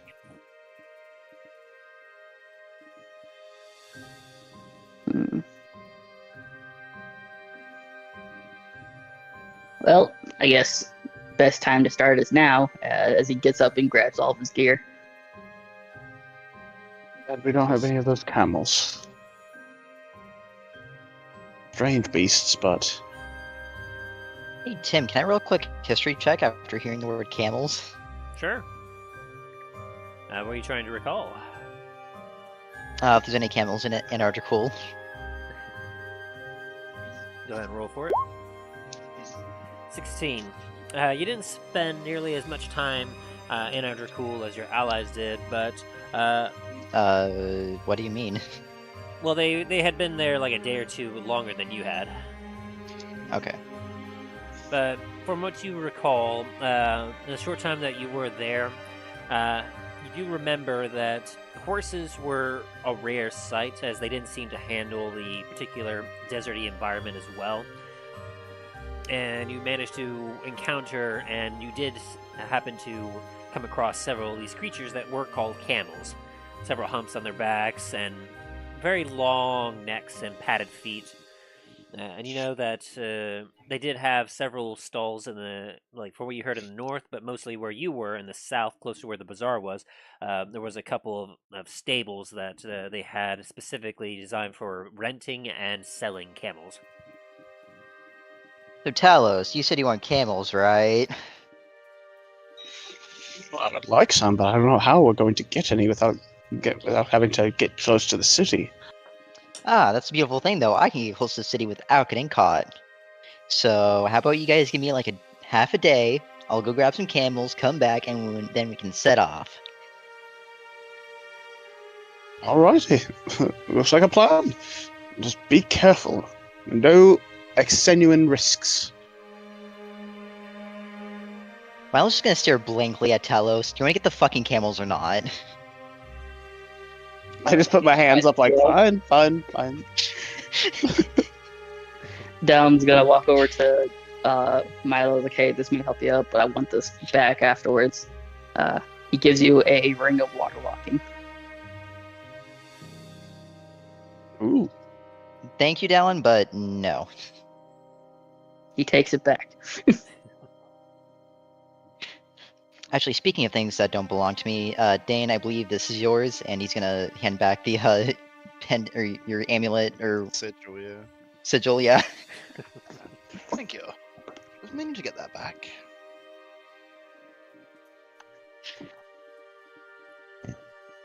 And hopefully you didn't make a copy of this. It'd be a shame for official Black Spider mark to be floating out in the wild. If you want, you can search me. I don't have it on me. Oh no. Or I didn't make one, I should say, rather than not having it on me. I don't have one, is what I'm trying to say. It's like, wait a minute. It's like you start walking away, they're just stopping like, wait a minute. It's That like, way he said that.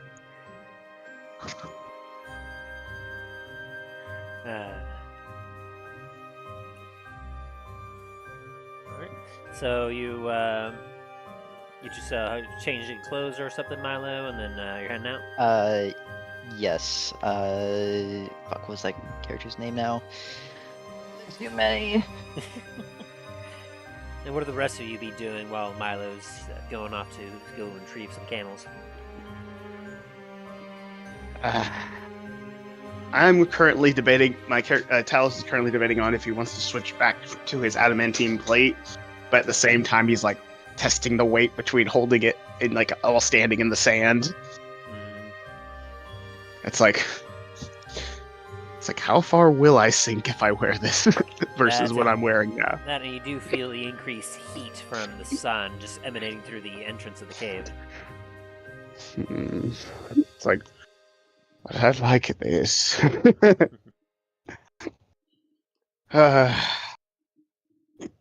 Greyhound continues He's to gonna use the wand to go ahead scratch and shove. himself. He's gonna go ahead and shove that adamantine plate back into his bag of holding and get put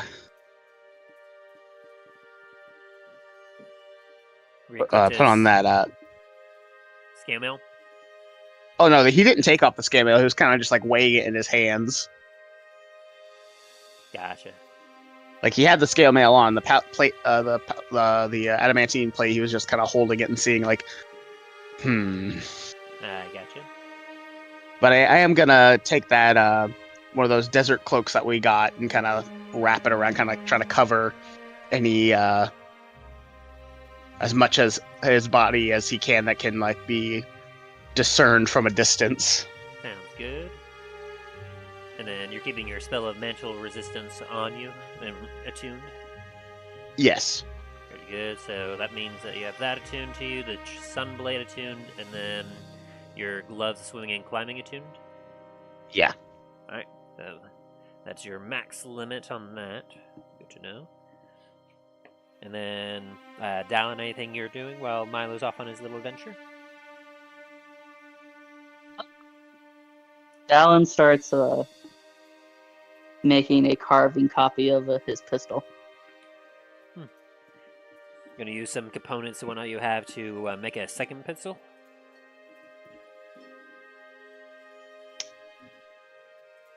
You know what? Sure. I'll make like a handle first. Okay. Ooh, wielding. Alright. That'll have you roll your wood carving to make a new handle as you kind of start construction of a new one. Good check. 21, let's go.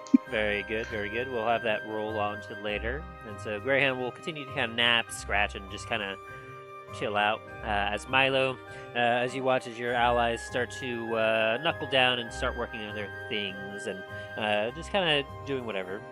You pull up your hood as you step out into the hot, deserty sun. Actually, I put on my hat. Your hat. Very good. Yes. Wait, Milo, before you go. Yes, Dain. Seeing as you're heading into the city, if possible, would you be able to go poke my cousin, see if he can repair these? And I'm going to hand him my broken Smith's tools. Of course, I should be able to do that. Anyone else wants while I'm in town?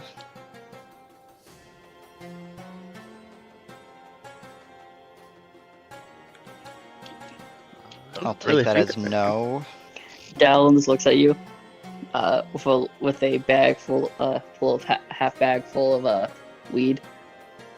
Can I get more of this? I'm sorry. I'll see what I Herbs can do. with question marks. Herb with question mark. Herb of questionable substance. Yes, Dallen, I shall see what I can do. One second. Up. Your leg's swelled right now. Alright, I'll help you out. Oh. Does that count me? Don't hurt I'm yourself. human. Yeah, I got a 13-year-old dog. Alright. He's a good. As you take in your orders and you collect necessary information, you pull up your hat and you step out into the hot, deserty sun, Milo.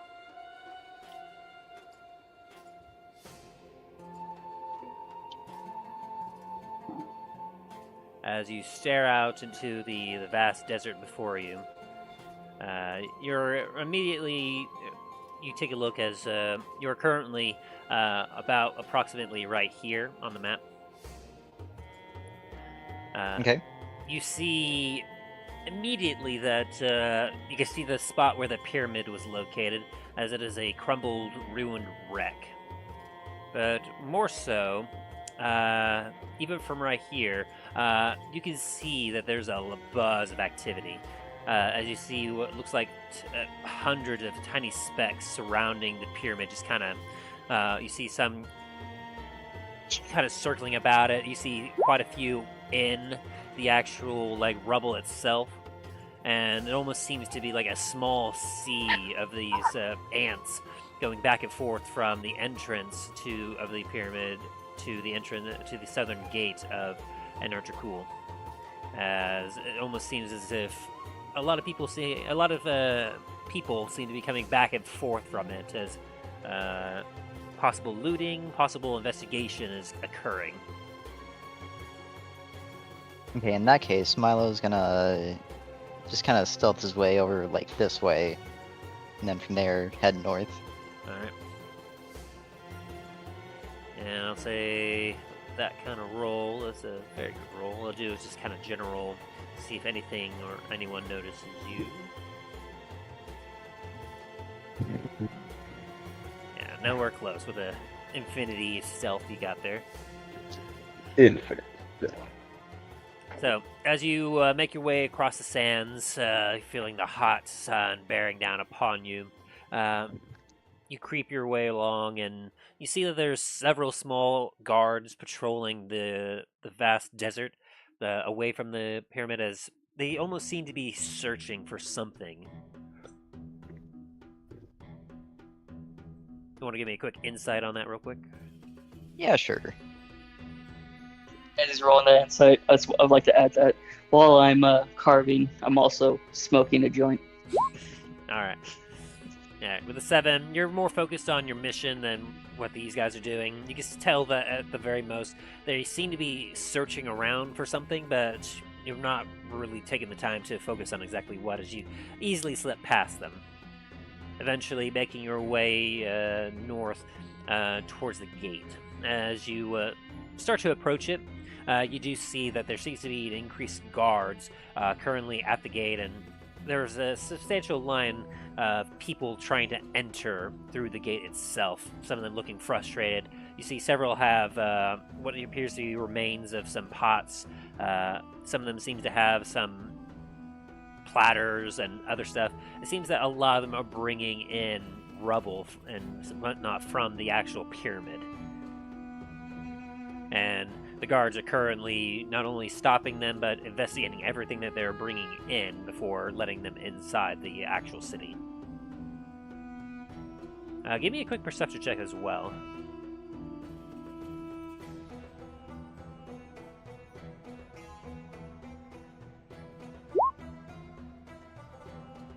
About 20.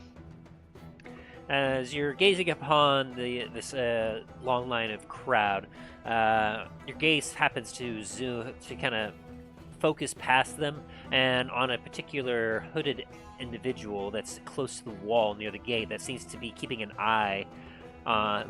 They seem to be looking at the entirety of this line as well as the guards before you watch as they kind of slink back along the wall and disappear into the sand.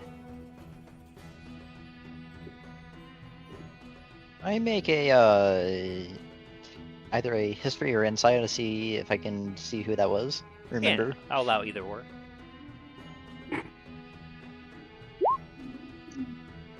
With that kind of check, as you look at them, it's a bit of a shady individual, could be a criminal. You feel like there's also a chance it could be perhaps one of the members of the Circle of the Sands, but they were so far away, they were rather quick about it. You just basically got a glimpse of them. You're not sure exactly what they could have been. Fair enough.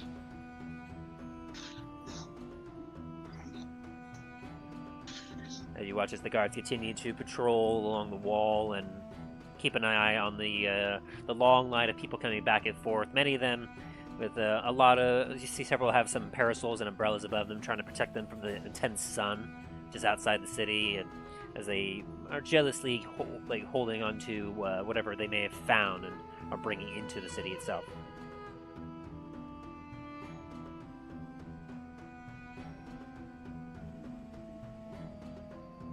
you do. I'm just gonna keep walking towards the gate and try to get in. Alright. As you begin to walk up, are you still stealth? No, I will have left stealth. Alright. As you proceed to walk up, you kind of come up next to the line as you begin walking forward, and you start to hear several hiss from the people in there as one goes, Hey, back of the line. We've had to wait here several hours to get in. You will not get in before us.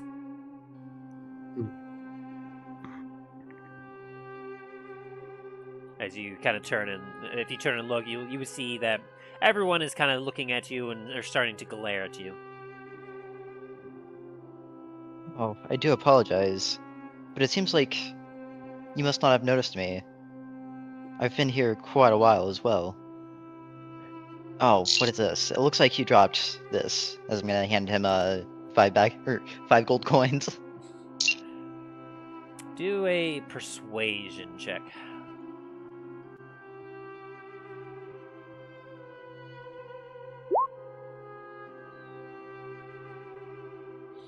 As you kind of as you hand that to him, he takes a look at it. You feel him kind of finger it a little bit, just to kind of get a feel for what it is, and then you watch as one eye goes upwards in recognition, and he looks at you and goes, There you are. I've been holding your line for hours. I was starting to think you wouldn't make it in time. Gold does change everything. Thank you for holding it for me. I do appreciate it. as he very quickly pockets it and looks about, and someone behind him looks at him and starts to glare. He goes, Don't look at me like that. I was holding his place. Mind your business. as he just kind of hunches over. And so, instead of having to go back to the back of the line and taking a lot more time, after only about another half an hour of just getting cooked by the sun, as all of you are just hot and just waiting, you make it to the front of the gate where one of the Anarian guards kind of looks at you and goes, Hold. What contraband or others are you bringing from the pyramid? Actually, I have nothing. I left the other day for the south, and just had to come back to get some more supplies for my caravan. as he kind of squints his eyes and looks at you. Do you have identification? I was told by the other guard that was helping me come in the other day that I did not need any identification, so unfortunately I did leave it behind. He kind of growls a little bit and looks at you. My name is Rios Strongwood. I came in the other day. You should have it in your records. Indeed. Let me see about that. Come to the side. As he kind of waves you away from the main line so the other guards can continue checking in the other residents. Very well. And so as you kind of go to the side of the gate where you see there's a couple of guards standing there making sure nothing's getting in or out, he goes inside the gatehouse there and proceeds to do something. You're not sure what he's proceeding to, maybe look up something, as he leaves you out there by the gate.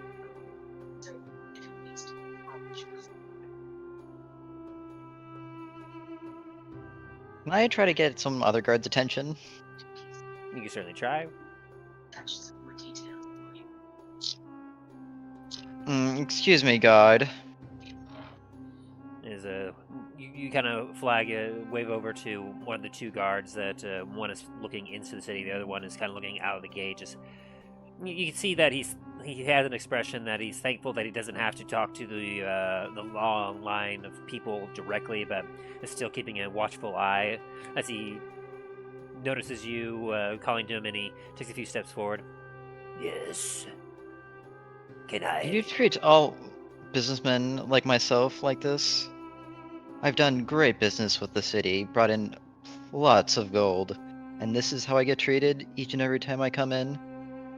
We've had many complications from outsiders as well as from within.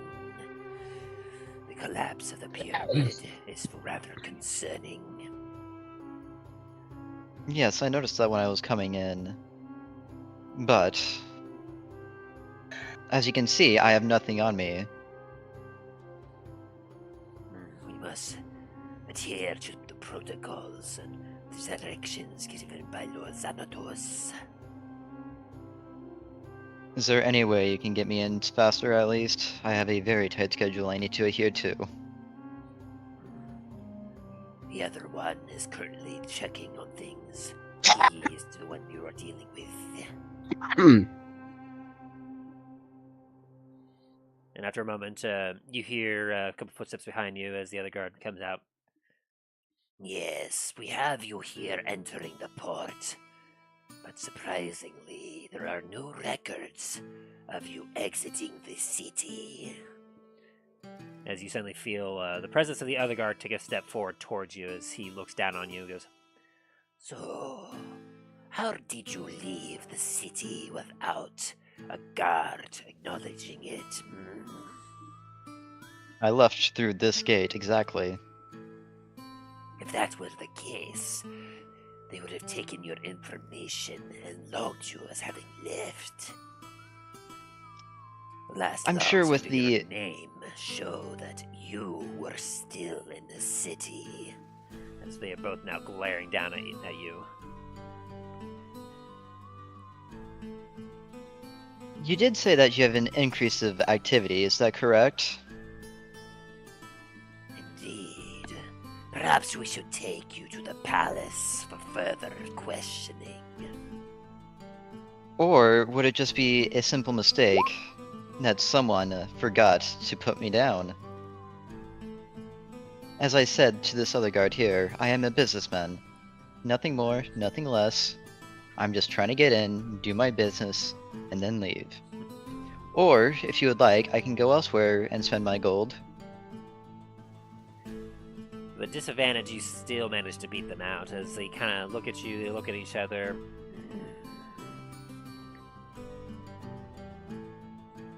Frisk him real quick. As he looks at the other guard and who goes, "Ugh," as he then begins to pat you down a little bit. And do you have anything that you haven't stashed away in Murph's or anything else that they would find on you? I mean, if they search hard enough, they would probably find the daggers inside my bracers, but that's about it.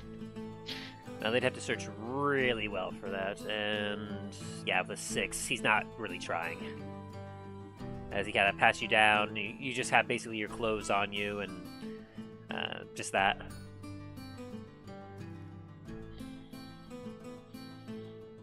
May I enter now? Or would you like to keep holding me up? Ensure that whoever you deal with checks you out properly next time. Get out of our sight. As he waves you off and proceeds to go back to the line. As he Thank you, goes, kind sir. Cause no trouble. as he steps aside and lets you pass.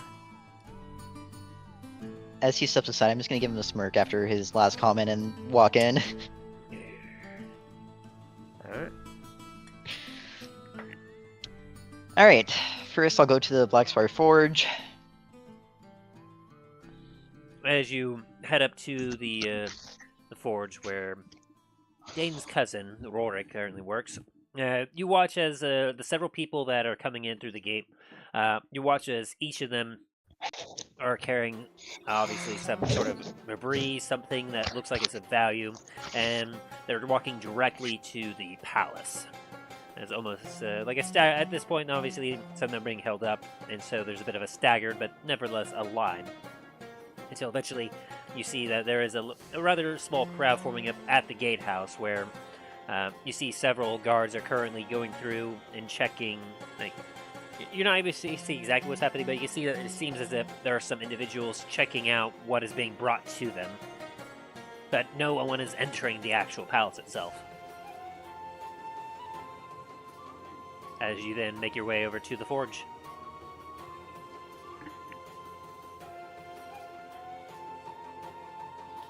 As you Well, where's that? Oh.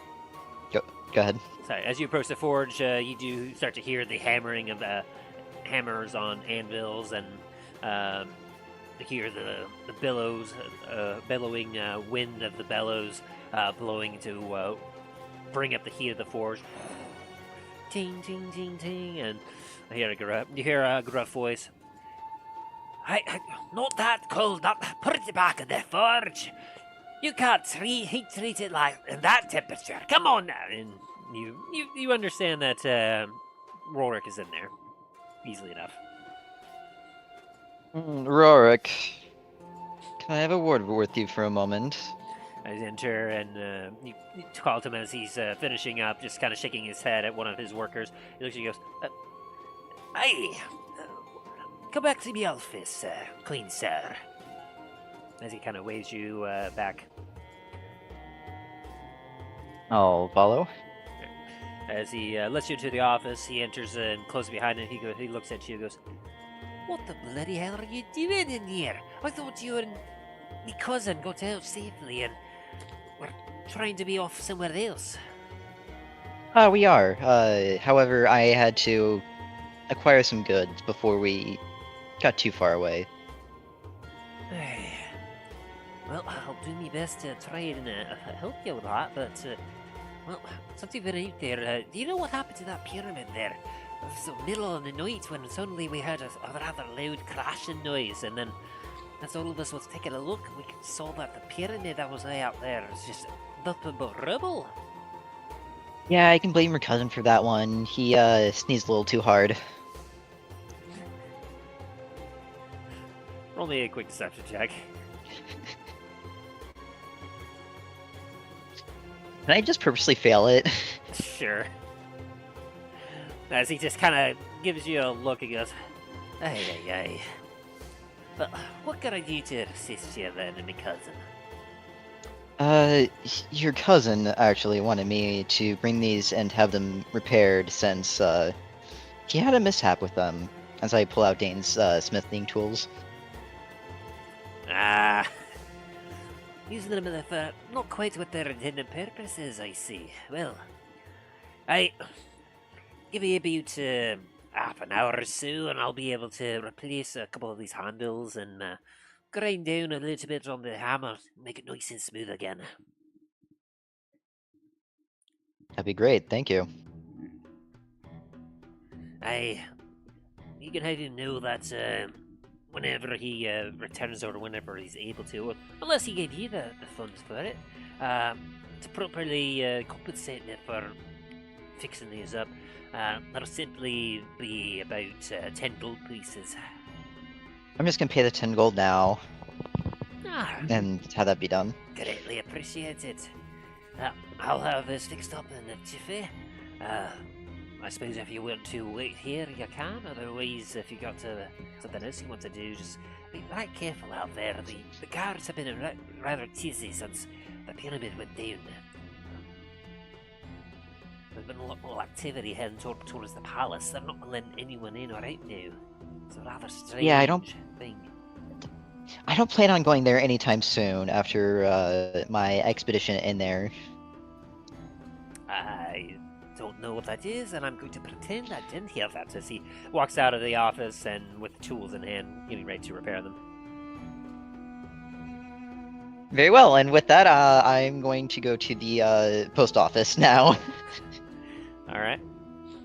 A quick jaunt across a couple streets. You make your way to the posts, where you see that an individual with a big sack is just heading out towards the rest of the town now, and someone else is currently gathering up some parcels and into another bag. As you can just smell a wafty hint of seawater on him. As the other one manning the desk kind of looks at you and goes, Yes. Do you have something you wish to post out? No, I was hoping to collect something. Should be for a Rios Strongwood. Just a moment, please.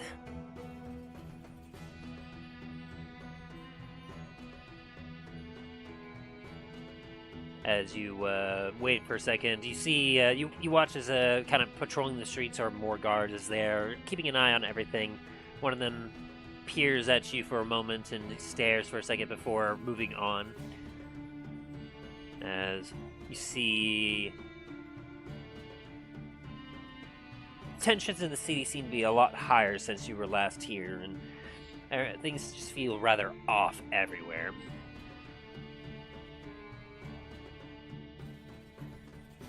As eventually the person comes up with a letter and a bag and goes, Yes, this appears to be for you. as he hands it over. Greatly appreciated. Thank you. Actually, one more question for you. Yes. Would you happen to know where I could find some quote-unquote herb? If it's something that glows, you'll have to head to the northeast gardening quarter. That is where anything that happens to grow grows. Produce or herbs or otherwise. Very good, thank you. And I'll take the bag as well as the letter and head off. So, I assume you head towards where he directed you then, up here? Yeah. Alright, as you head up to this particular gate, you see that there is an increased guard presence there as well. And unlike how the other gate was kind of open for allowing people to come in and out from the pyramid, this gate seems to be currently closed as you approach, and a couple of guards are like, oh, see you and make your approach.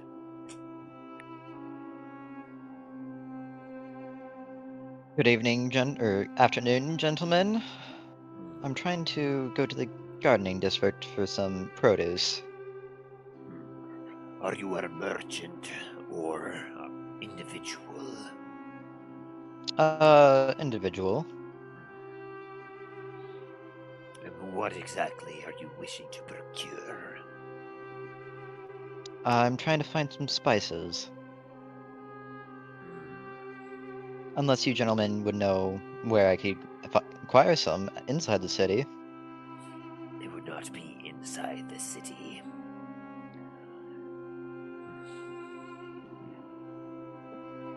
They have spices just to the north of here. Inside that one cave over there, As he points through the gate to that particular area. But you should know that there is a tax for coming and going through this gate.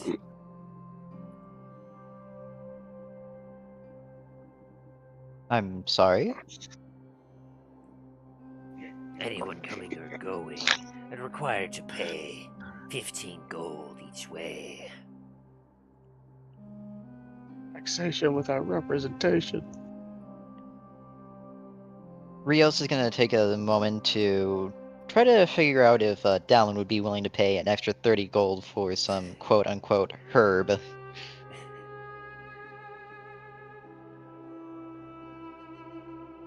Do you want him to roll something, or do you want me just to answer? With a 10, you think back and you're like, maybe. Was Milo with Dallen the last time he got the this particular spice? Yeah, No, it was Talos no. and It was Talos and Dallen? yes. I'm sorry about it. Yeah, that was a group. Namfula had just left, and Milo hadn't shown up yet. Gotcha. I thought that was after. Fuck.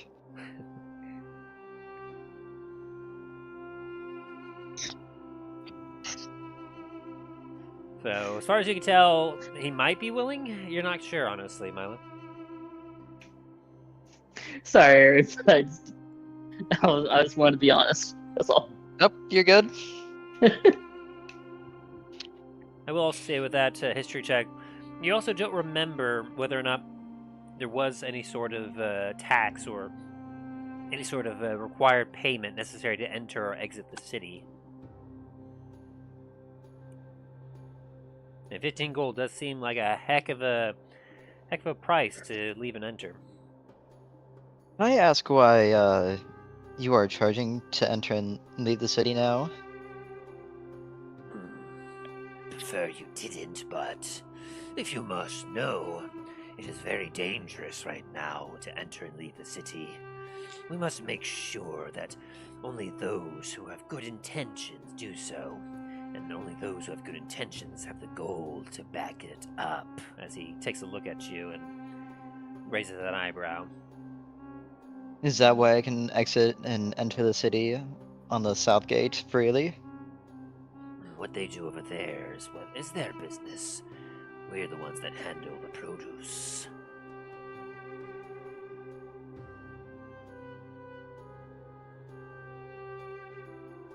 You know, on second thought, with this extortion, I think I shall find my spice elsewhere, instead of giving to Anar Dracul like I had been. No. As he kind of holds up his hands. Whoever said anything about extortion? You did just now. No, that's not what I said. I simply a little bit of a tax is all. We are saying the same thing. You're just doing it in extra steps. He kind of growls and squints his eyes at you.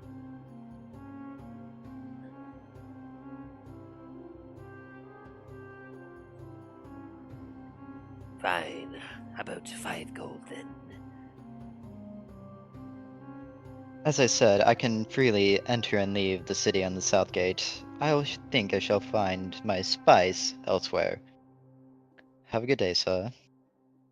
Yeah, he kind of waves his hand at you. When you say waves his hand, is it like a come back or get out of here kind of hand wave? Get out of here. Okay. Alright, in that case, Milo's gonna head to the bazaar. Alrighty. As you make your way through the city, pass by the Blackspire Forge again. You hear more work being done on some tools, weapons. You're not quite sure what. You make your way south through the streets past the Oasis, where you see the crowd of people has grown even more in front of the palace. But you see several leaving the street past the Oasis.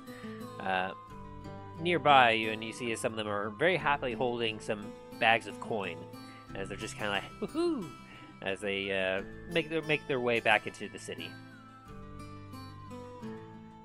You then pass by the Temple to Bahamut and the arena as you make your way past the southern gate eventually, seeing the people continuing to enter in droves.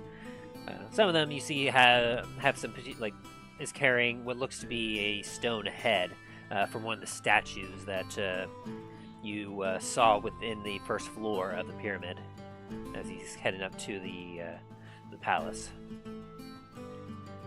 And eventually you make your way to the entrance to the bazaar, where the smell of spices and exotic things, you see clothing, weapons and armor deeper within, and all these tents as you are at the bazaar.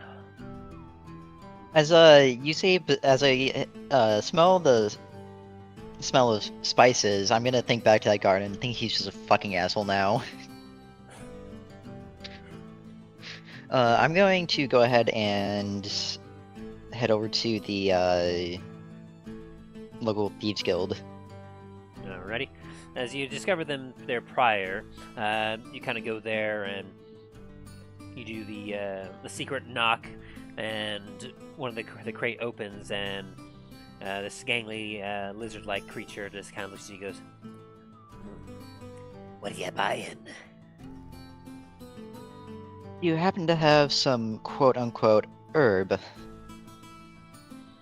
and he squints one eye, the other eye raises up. You looking for the good stuff?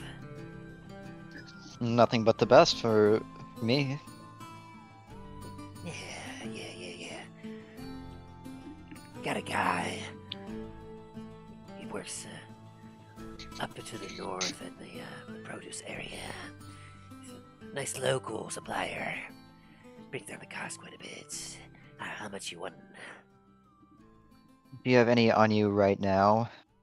I might have a little bit. I might not have nothing at all. What's it worth to you?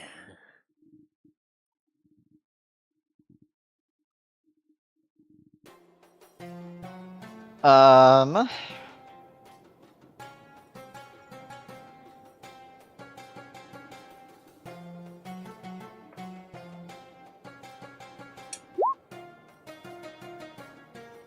Milo is going to try to deceive the guy in the Thieves Guild, just what a quote-unquote standard rate would be, and just go based off of that.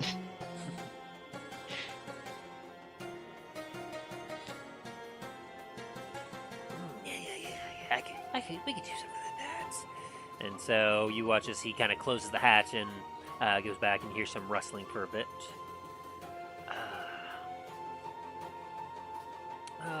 Did I post these notes on your thing, Dallen? I don't believe so. I don't remember seeing anything like that.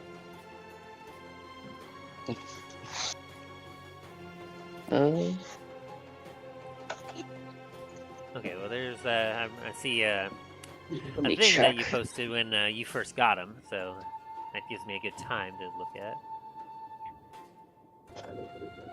Would have been June 25th. Let me take a look at my notes, see if I have that there.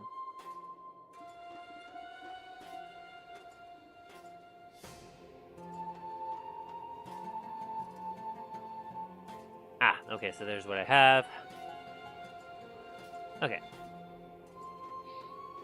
As he comes back and has a couple small pouches, he's like, Alright, so I have several doses here.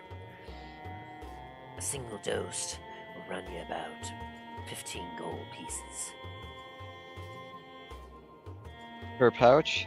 Yes, for a single dose. How many pouches do you have there? Well, I'll give you a deal. For about 100 gold pieces, I'll give you a couple pouches for free. That doesn't answer my question. How many pouches do you have? let me roll, just to make sure. Computer, why? Sorry, my computer's getting out of it.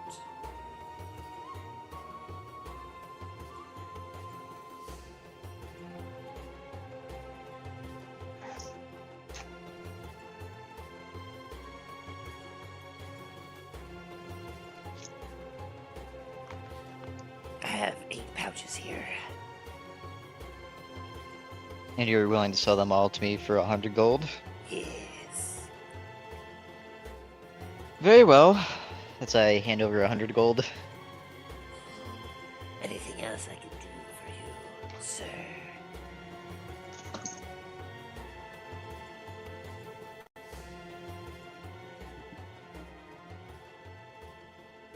At this time, no.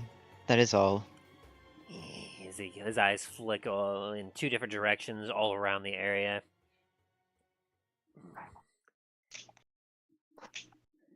Keep sneaky out there. As he then closes the hatch and you hear a lock. As soon as he closes it, I'm just gonna drop the 8 pouches into Morse. Help. Do not fucking eat that, you little shit. As he just looks up at you with eyes. I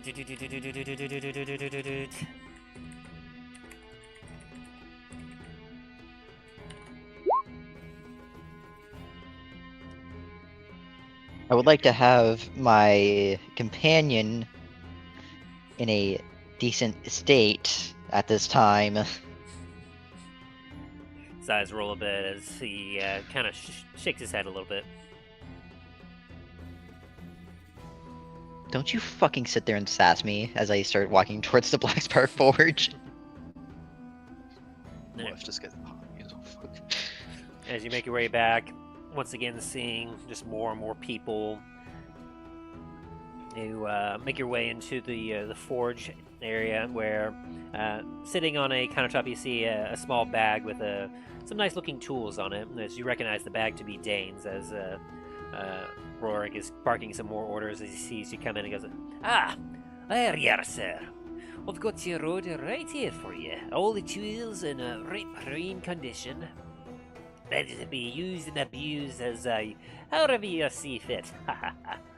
Ah. Thank you, sir. I will tell my blacksmith to be a little bit more careful with his tools next time. Aye, do that. Give it me best, of course, as well. And, of course, make sure to let him know that, I would highly recommend that, for abusing such tools like that, as he kind of, like, looks out the door and then gives you a knowing look, he goes, it might be best if he doesn't show his face around here for a while, aye? As he gives you a wink. Of course. I'm sure that you won't be seeing any of us anytime soon. Well, fine day to you, Vincent. No, not the water. We do it to quench the oil. Not as you hear it, and then suddenly, tick, tick, tick, tick. As Rourke is just about to run off, I'm gonna put a 5 gold piece bag on the table as a tip. As he runs over and begins to wave his fist at the poor fool that decided to quench a blade in water instead of oil.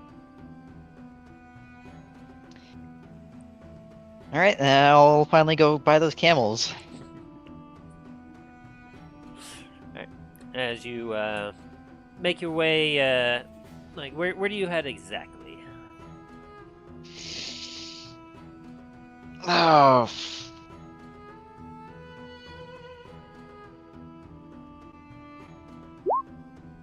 That's a good question. Where do I head? Well, you actually were informed by your party members way back when you were first there that, and you actually had to go to the northern, one of the northernmost gates, essentially, in order to retrieve your horses, because the stable seemed to be located over here.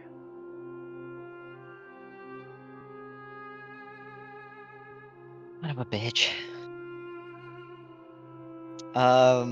Before Milo heads over to that gate, he's gonna kind of quickly duck into an alleyway and write on some parchment, more or less saying that he has a merchant pass and is able to go in and out of the city as he pleases. Or sorry, Rios Strongwood has a pass, not Milo. Alright. Roll a quick deception to see how effective this thing is going to look. Alrighty. And so, you write up something, you make it look very official, and do you sign it by anyone or anything in particular, or just kind of like a generic kind of pass thing? Milo's gonna try to also forge like a stamp from Anar Dracul that would also be on the order receipt for the Blackspire Forge when they were first entering, that Milo spent the entire night forging. I gotcha. So that helps add to its authenticity. Alright, and so then you head to the gate. Yep. As you do, the guard that looks at you and goes, Ah, I see you've returned. Change your mind. I have. However, I have this now, as I pull out this document. as he takes it in hand and starts to peer at it.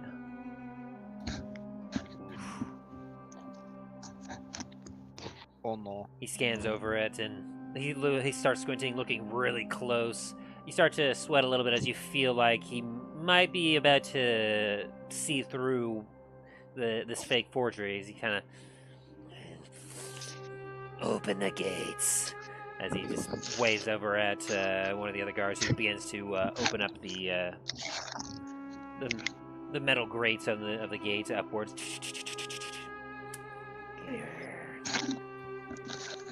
You're free to pass. He kind of rolls his eyes and walks away.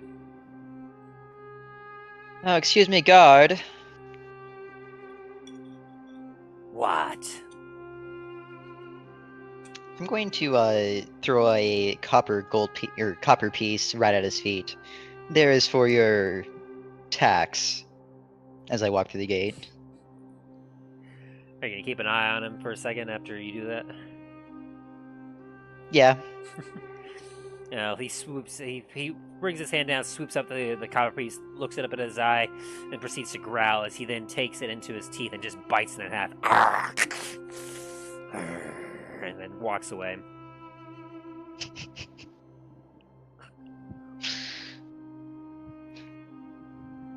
As you make your way past the gate, you find yourself at the stables over here, where you see that there are several camels currently enjoying some shade, as well as getting some feed and drinking a little bit of water, as there seems to be some caretakers around tending to them. Some younger ones kind of running about, working with some hay and doing some general maintenance on the stables.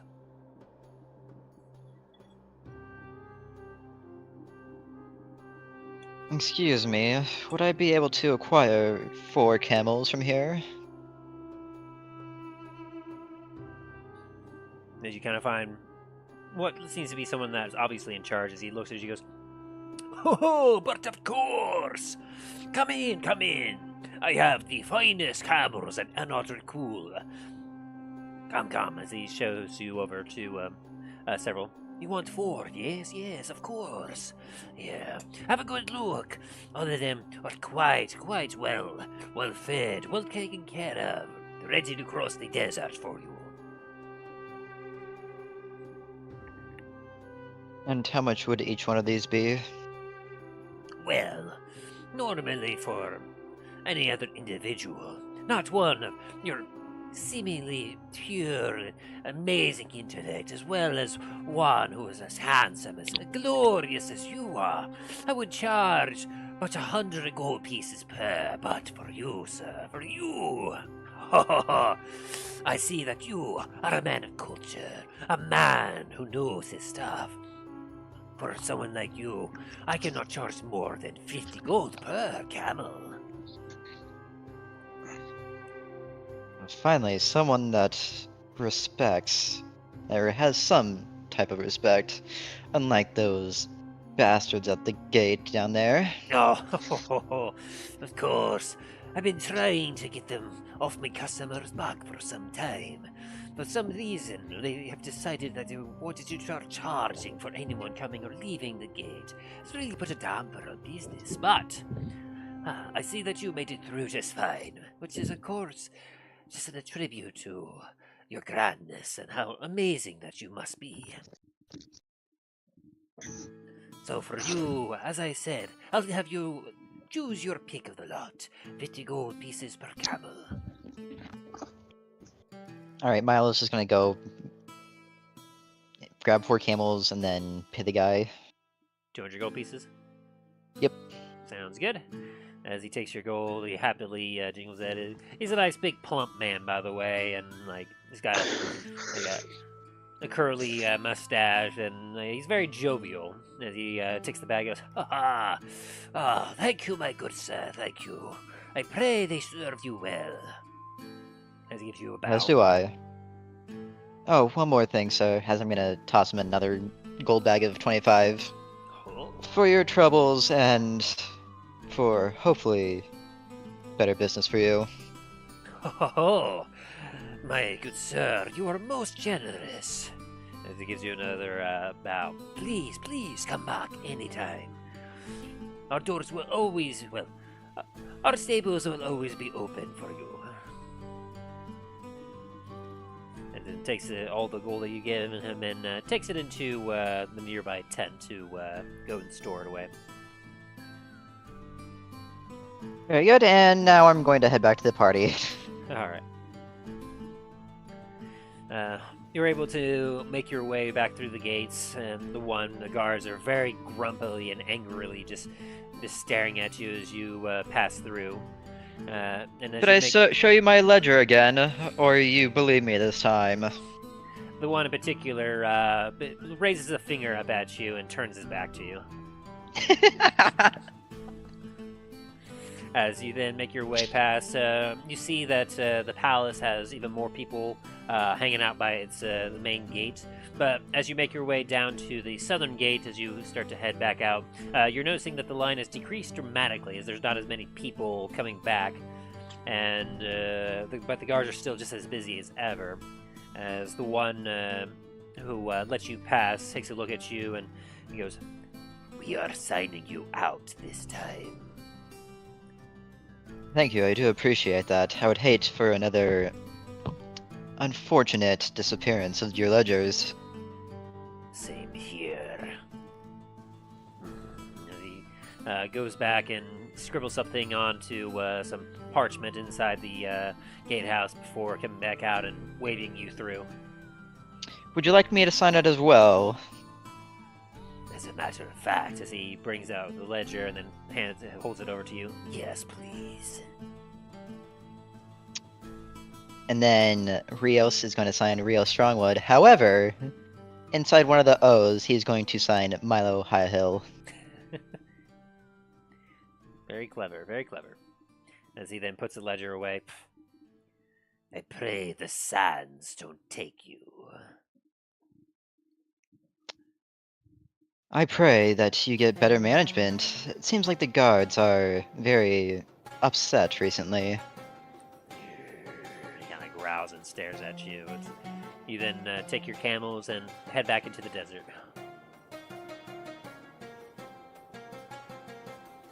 After about like 50 feet, Milo is going to try to hurry the camels up a little bit.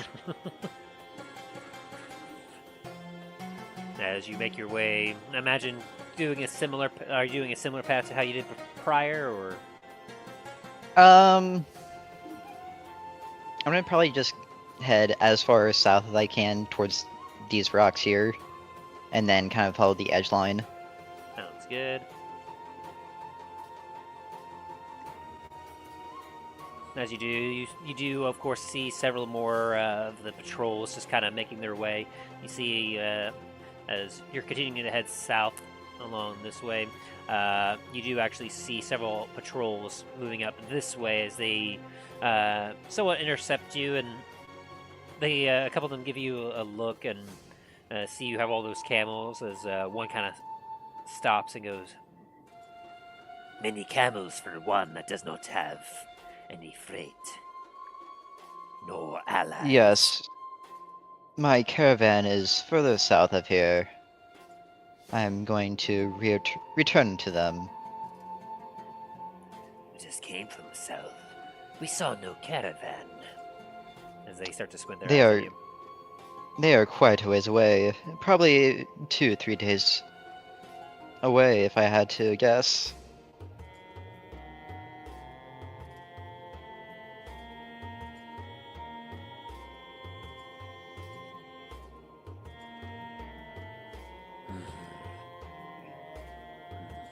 Well, be careful on your travels. Word has reached that the circle has been seen to the south.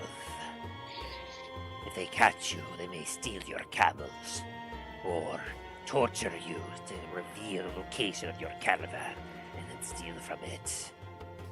As they begin to move away from you. My. If I do see the Circle of the Sands, I will be sure to inform the Anarian Guard. Very good. As they continue on heading towards the pyramid. After that, I'm going to keep heading south until they're far enough away that they don't see me and cross over to the west.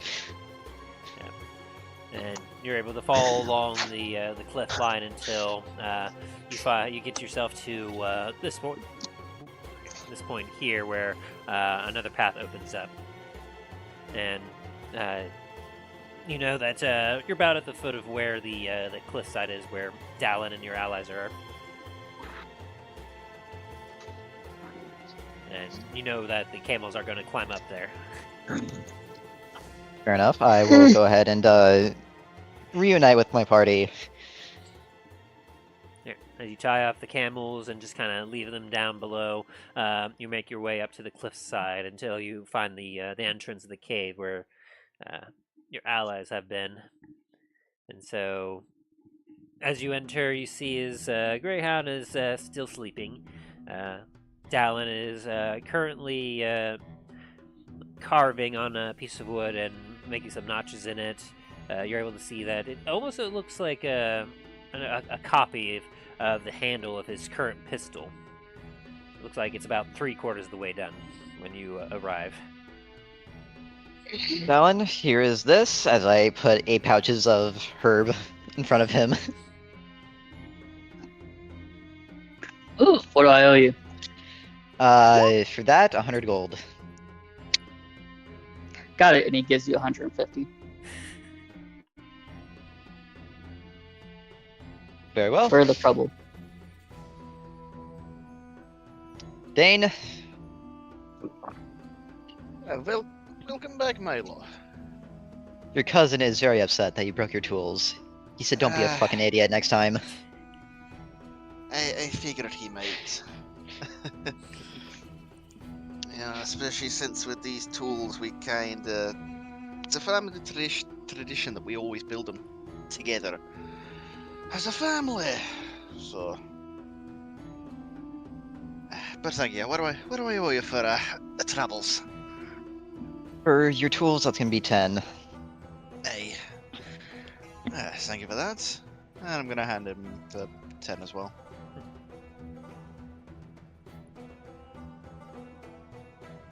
What is? As Greyhound just kind of jumps up like a cat and the tail up and just looks around and says, "Oh, hi." And then just relaxes a little bit. Hi. Anyways, Talos, Dain, you also owe me another 50 for camel. Do you mean pomegranates? Did you ask for any? As he just kind of curls back up and just kind of pouts a bit. I'm gonna pass across the 50. Are you still here, Talos? Yeah, I'm still here. Sorry, I had to deal with dog wanting to try to get into something. I'm like, stop it. So what'd you say again? Talos, you owe me 50 for the camel. Alright, I'll give you a 60. That extra 10 is for taking the risk. Very well. Alright, well, gentlemen, whenever you are ready. Actually, hang on one moment, as Milo is going to get out of his outfit now.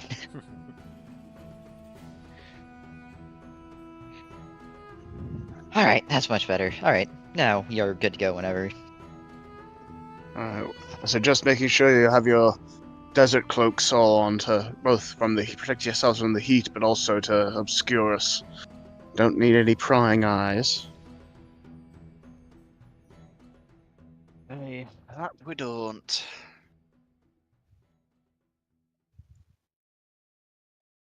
Dallen wear his cloak over his cloak of Rakanda, Kita, my spider cloak. I was supposed to say the spider cloak.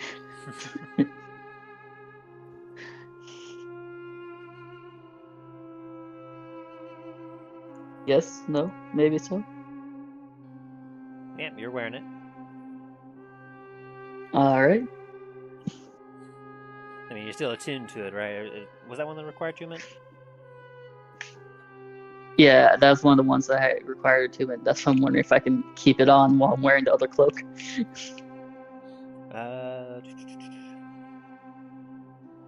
Yeah, I'll say so, because it's a magical cloak. It's able to kind of it buffs you up a little bit, but essentially it just serves to kind of provide an additional layer between you and the sun. So you're a little on the heavier side while wearing it, as well as the other cloak, but it still provides the protection, and you don't lose the benefits of wearing your cloak of Arachnia.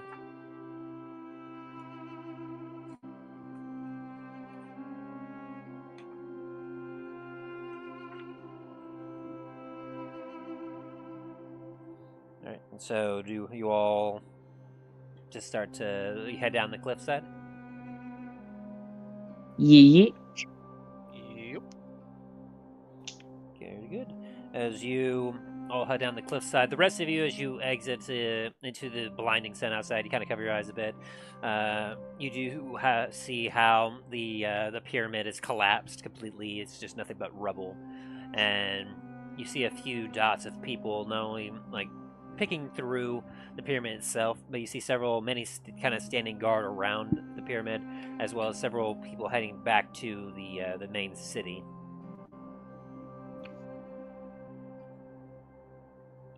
As you all then make your way down the cliffside until you all see 4 camels currently tied up and waiting for you, as they're just kind of chilling there.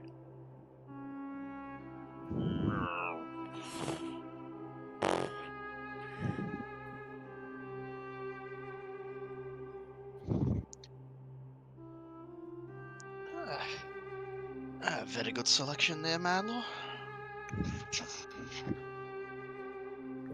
Come on, show me by now. I choose nothing but the best. Of course, of course. Aye, but let's get on the way, or else don't want the guard coming over and poking at us. Speaking of the guard, they've increased their patrols after the pyramid there.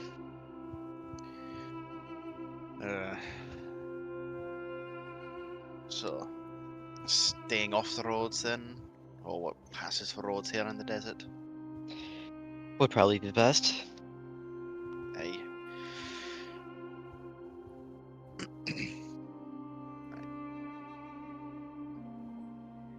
I'm gonna pull out my compass and start training it to the south.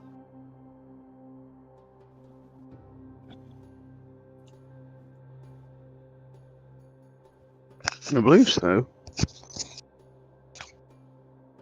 If anything, we can always look for a big old sandstorm. Aye, that will be a dead giveaway when we're nearby it.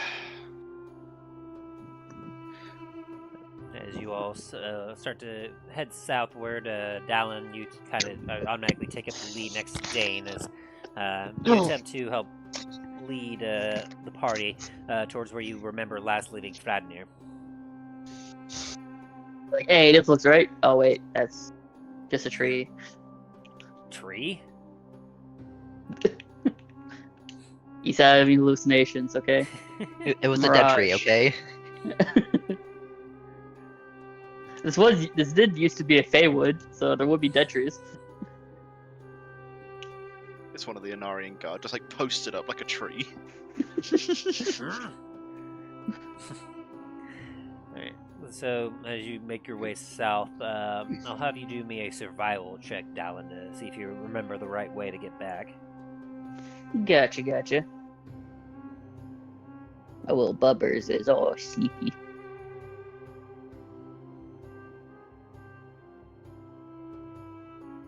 Survival. Fuck. As you proceed to head southward with the party, you feel fairly confident that you're heading the right direction. As you're like, yeah, it should have been in this direction. And then as you pass a few sand dunes, you're like, that sand dune looks exactly like the last sand dune, and that one looked like that one, and like, oh dear. As then you look over at Dallen, you feel like he might be a little lost.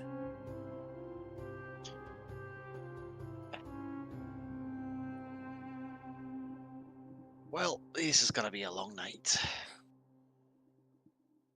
But the sun's still out. Exactly. Dallen, do you remember where your brother is? He's in a cave. We just left a cave. How do we know it wasn't that cave? Dallen immediately looks back worried.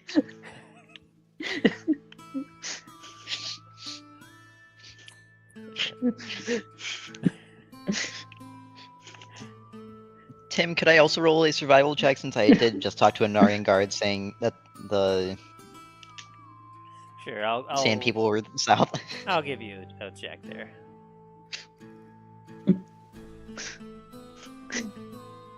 Will I make another? Will I be able to make another travel check or history check to know where to go? What was better than 9? Alright, so taking some of what they said into account, as well as remembering a little bit of what Dallen had described of the general direction that he kind of remembered coming from, Milo, you're able to give a little bit of more direction as you all head a little bit more accurately southward. Along the way, since you rolled so low, Dallen, give me a D100 roll. Gotcha. Give me a sec. I was trying to help out one of my dogs. You're good, you're good.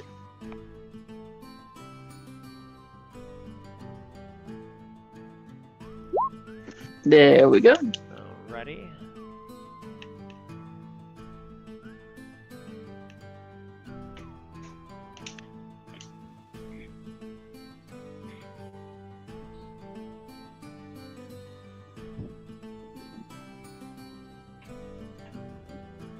As you are continuing to try to guide the party onward, feeling a little bit on the lost side, Milo, maybe giving a little bit of a couple helpful hints and just like maybe that way.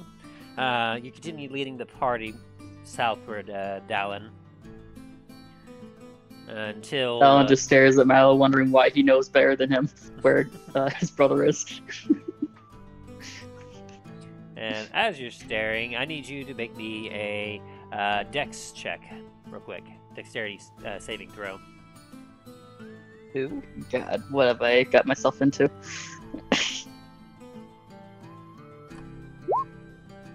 Ooh, just enough. As you continue staring at Milo, you feel your camo start to slip a little bit, and you pull up on the reins real quick as you look to the where you were about to walk into, and you see that there's a cone-shaped pit of sand just in front of you.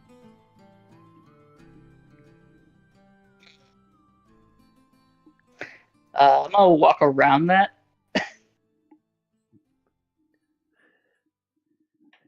Ain't walking on that. All right. Are you going to inform anyone else about it, or are you just walking around it? Down immediately just screams, "Hey, something's up with that sand. Don't go on it." As he's pointing towards it. Does an 18 hit you?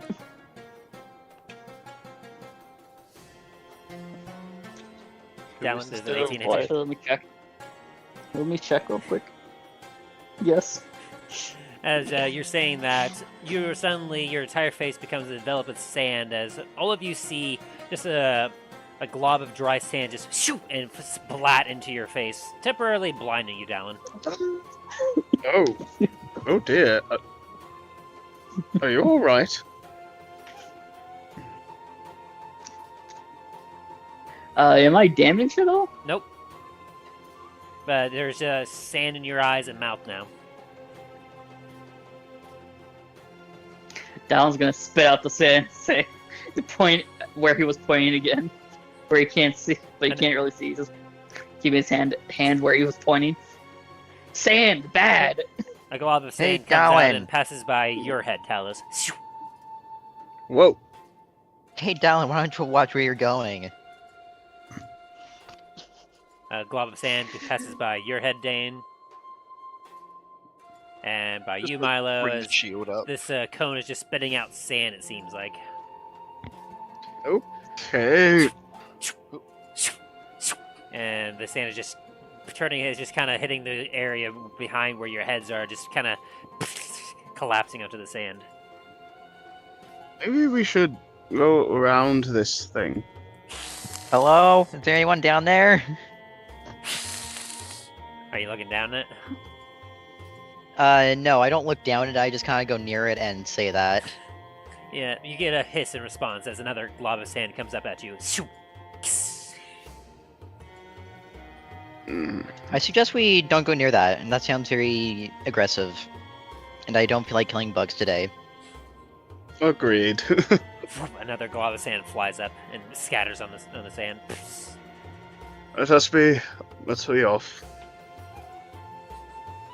And so, as you all move Alan away, thinks about firing a fireball at it. Oh God. Dallen, We do not need No. some to attract unwanted attention. Milo's Man, just gonna ride fuck up. this triangle. Milo's The just cone. gonna ride up next to Dallen and kind of just like pat his snout, be like, "No, bad Dallen, no." Down immediately just hisses at you, and his hand starts glowing. How? It's like, Dallen, I will smite you. Dallen, we've done this before, Don't worry, Dallen's not and you gonna do it. lost. another glob Yeah, of don't sand worry, flies by Dallen's your not head, gonna do Dallen, it. and scatters on the sand Dallen behind you. immediately takes out his pistol and just points it at the triangle. Like, stop it!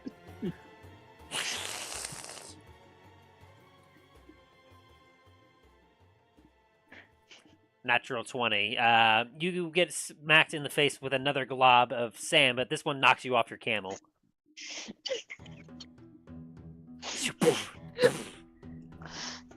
Dallen immediately takes out his axe, his gun axe, and just smacks his axe down onto that triangle. It's Oh, a big God. cone. It's a giant cone. There's a cone of sand going in pit sand, basically. Can I How try big is persuading the cone? Dallen not to do this? Now, it's about 20-foot radius, and it obviously Oh goes fuck down no! into Dallen's not doing that. Dallen's not doing it.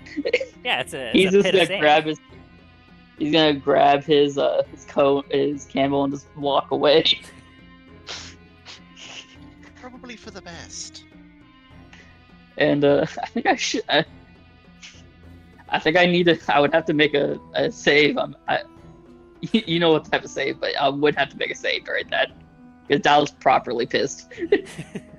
Dallen, how about you just calm down? We take like 5 minutes. You take out some of that herb and just chill the fuck out. Yeah, you can make a Constitution saving throw with advantage since you were smoking it previously. Yeah.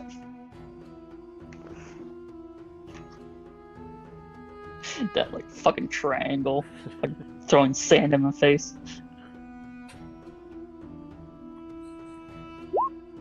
Yeah, with a 16, you make the save, and like you cough off as you just like freaking sand. You turn you into glass, and as you mumble as you move away from the pit, as a few more globs of sand just come flying out, trying to hit anyone and anything, trying to get them to knock them into the pit itself. But all of you manage to avoid it quite well until you move on away from it.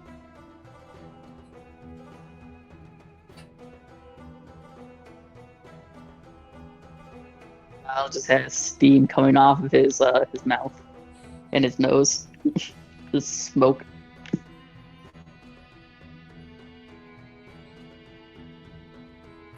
And after traveling for a couple more hours in a fairly decent direction, the sun's starting to get lower and lower towards the horizon. You can give me another check, Dallen, another survival check to see if you can find your way to where you need to be. There you go. That's a D100. Oh fucks. Survival. So Sorry. You get a nat 1 out of 100. Yes, he did that earlier.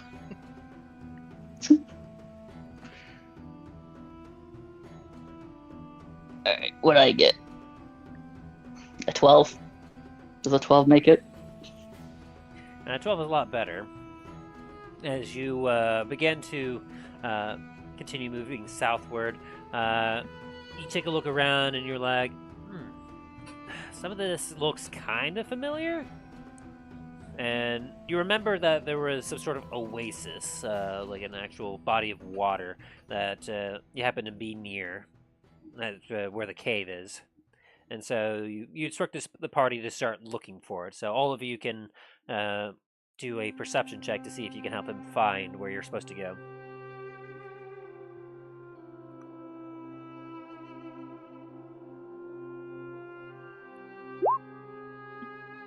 I am staring down at my compass and it blinds me.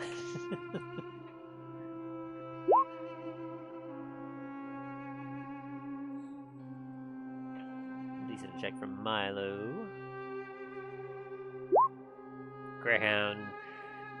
Not having much luck as he's on the shorter side, just kind of riding in the back of Dain. One sec. My thing is like having to load up. It's like, why won't you load? There it goes. Alright. Well, as everyone starts to kind of look about, Milo, you are peering out, and all of you are pretty much seeing nothing but just sand as far as the eye can see. Until Milo, you happen to look towards where the sun is setting, and after a moment of like the sun continuing to set, you get a bit of a weird reflection off the sand, and it kind of blinds your eye for just a second. I think it's that way, guys.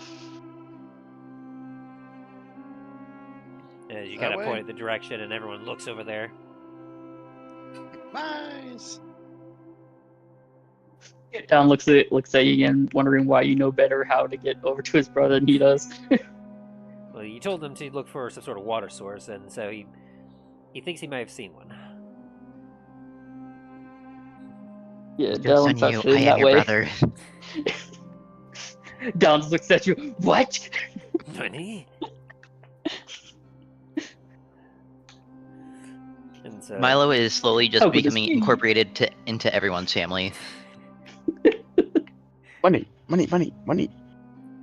And so, as you all begin to head in that direction, you travel for roughly another hour or so until the sun sets completely and it gets dark. And after which, as you continue to move on, you find yourself cresting over a hill where, looking down below, you do in fact see what appears to be a small body of red water.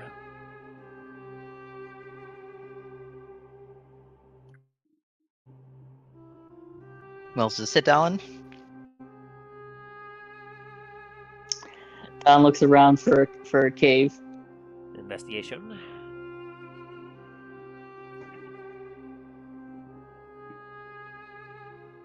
Do you say that you're looking for a cave? Yes. Alright. Milo's so- also going to I am help. looking for a cave, everybody. As the rest of the party starts to kind of kneel down and take a drink of water from God fucking it! Why do you Fine. know better than Dallen where his brother is? you begin to look about Dallen, and Milo also seems to take up this search as the Talos, Dain, and Greyhound all start to go to the water to get the camels some water and refresh themselves a bit. As you feel very confident as you're going about around the perimeter of the oasis, you're like, I think it was over. And then as you confirm what you think, you see that Milo's already there, moving a couple a couple of things of sand to reveal the entrance to a cave.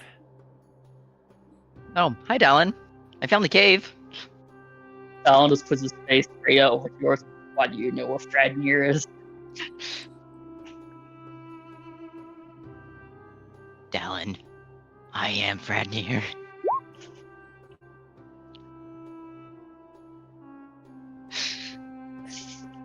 So, is there any rolls that need to happen? Insight with advantage.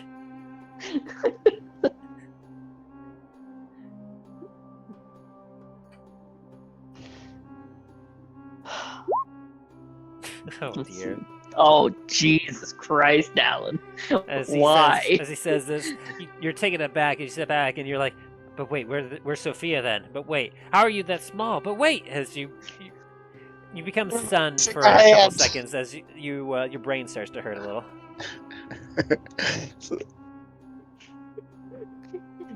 Dallen says, I need to sit down. As he starts walking in. Dallen, my brother, I love you. Don't leave me. Wait a minute, you're not my brother. He doesn't love me. Lies, like lies. Cave is Like, incredibly that's how- dark as you enter it. Like, how did you know he was the doppelganger? Because my brother doesn't love me. Because that man, he said he loved me. Okay. I put my goggles on. Is it goggles? Does it do nothing? As you're able to see into the darkness before you, you can see the place where a fire was built, as well as a couple of areas where you recognize it's where you had spent some time healing both Fradnir and Sophia. But you're noticing that it's like the entire cave seems to be curiously empty. What? Do a quick perception check or investigation check. Okay.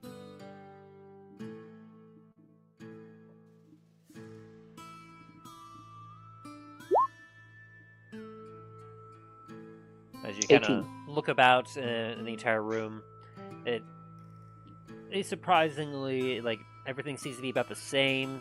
There's no sight of Sophia, no sight of Fradnir. Although, at the back end of this cave, something looks a little bit weird with the wall. As Dallen immediately goes up to this wall.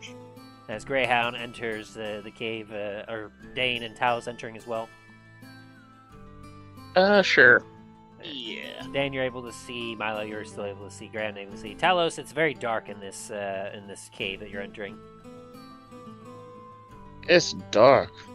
Only the light of the moon at the entrance of the cave is giving you any sort of sight to see in here. I'm gonna pull out my drift globe.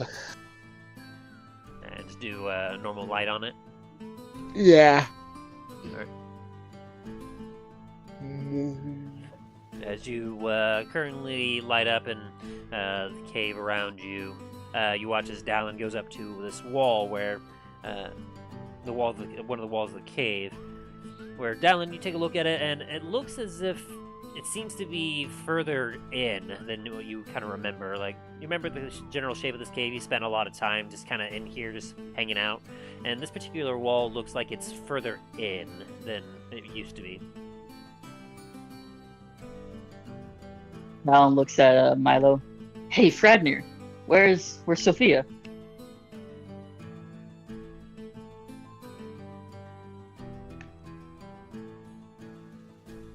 Milo is going to... Wait, hang on, sorry. Has Milo heard Fradnir talk before? Was he at the banquet? He was at the banquet. He also snuck in on Dallen's and Fradnir's conversation when Dallen went over to the castle. So yes, you would have heard it, like, kind of been talked directly to by him, somewhat indirectly, but you would have seen him at the banquet as well as when you snuck in the one time. Oh, this is not how I was going to do this, but alright. Milo is going to talk as Fradnir and say, I have no idea where she went. I'll say that's going to be a Let's say you deception. A deception with disadvantage. I actually have advantage on it since I have actor. Oh, you have that feat? I do. Oh, that's right. I forgot you mentioning that. So then, yeah. Okay, so a very interesting mimic voice, like as you hear Fradnir's voice coming out of Milo, you hear him say that, Dallen. Need to do insight again? Yeah. Okay.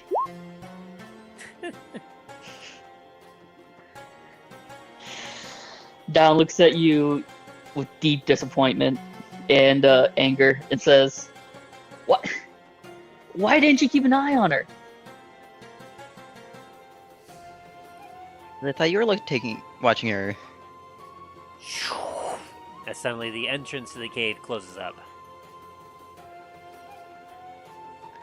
Dallen has. Can I make another insight check? Because that. Like, 'Cause of Talos is a the- little concerned. I would notice he would notice that from their last conversation that Fradnir said he was gonna go take care of Sophia. To be fair, did you specify how he would take care of her? He also said Talos is kind Dallen of just also like said he would pointing at the leave cave door, like, and get them away from him. So Dallen everybody would at catch on to this. door.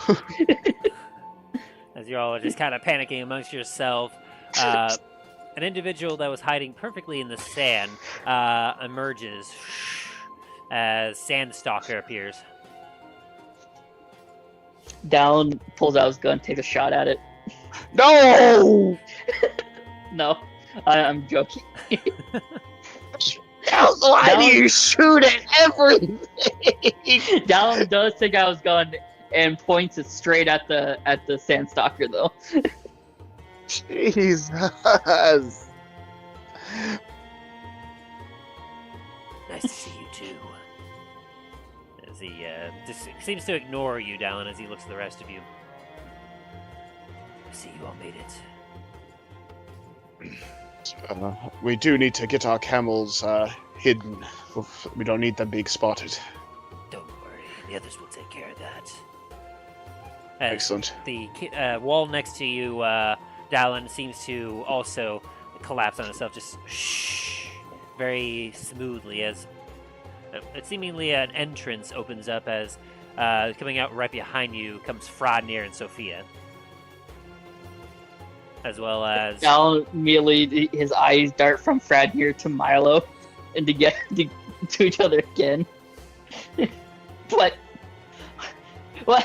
Why are there two of you? I think you're a bit confused, my friend.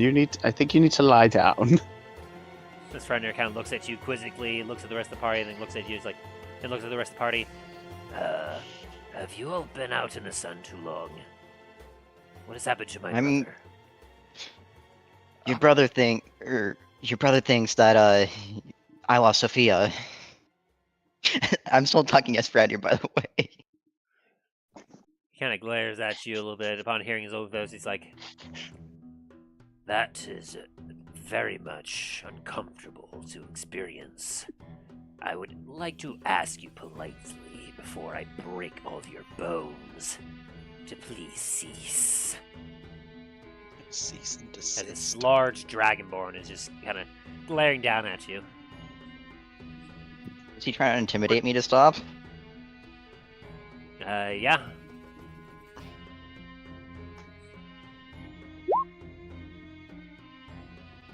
Want to roll?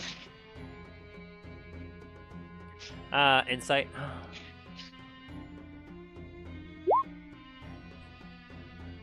You know what? I think I've had my fun. I'm gonna go stop. Dallen, that's actually Fradnir. It's been me the entire time. I've been fucking with you. As you did feel a little intimidated as he glared at you, and with his one good hand, and you see his other hand, which there isn't a hand there, but actually a blade affixed to his arm.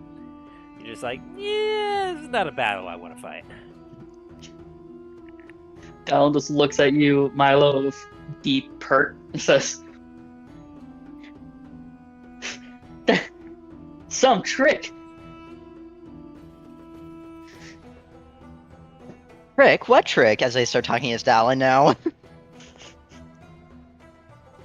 Sophia currently still bound at the hands and is still kind of tugging a little bit from her hand bounds as she's trying to go to what she knows is the entrance of the cave. She's like, I must return to the palace.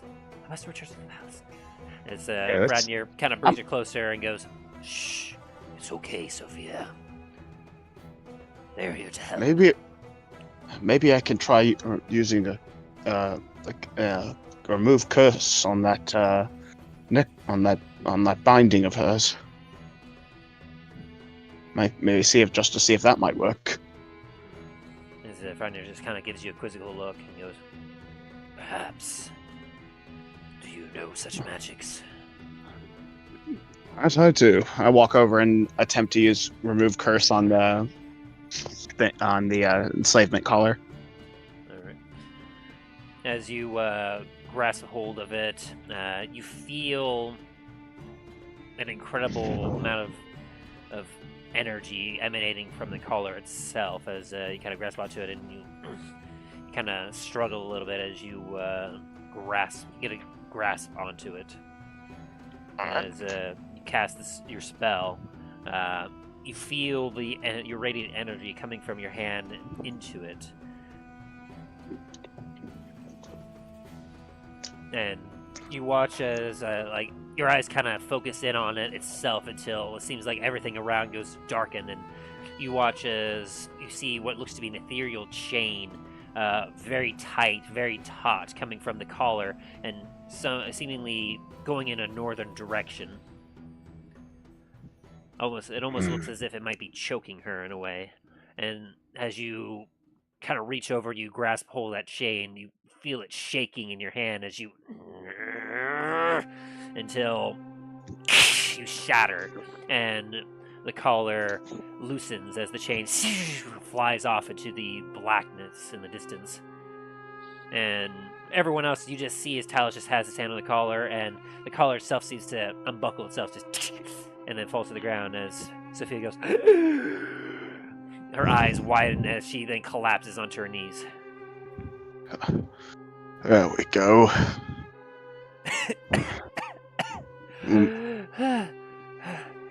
As she's looking about rather frantically. You're safe now. And then as she collapses onto the ground, passing out. As Get her some rest. Scoops her down. Fradnir scoops down and grabs her to Sophia as he looks at her. She'll need some rest. It's sapping a lot of her strength. Though we'll probably need to move from this location soon. It looked like from what I could see when I removed the curse, it was definitely linked to something in the north. And whoever wholly cast it I fear might have sensed it being dispelled. And Sand Sergeant looks at you and goes, Not a problem. We can take the tunnel that we have here over to where Randos is. Very good. Eagerly awaiting your arrival. Good. I hand over the collar to the sandstalker. Might want to put this somewhere farther out into the desert to get them off the trail. Don't know if they're able to track that or not. as he kind of takes a look at it. Very curious. I'll be sure to bury it somewhere deep. Not sure what kind of power this might have. Wherever it was leading from what I could see, the magical that binded it led up to the north. As he looks at a couple of the other sand scouts that are around, he gives them a nod and goes, Lead them to him. Under the sands, carefully. The Anarian Dracul. As he then, Homer Simpson's back into the sand and just disappears. It is very interesting and creepy how you do that. Alice, what do you mean? I can do that too. Wait, what? Very confused. Roll a Wait, perception what? check.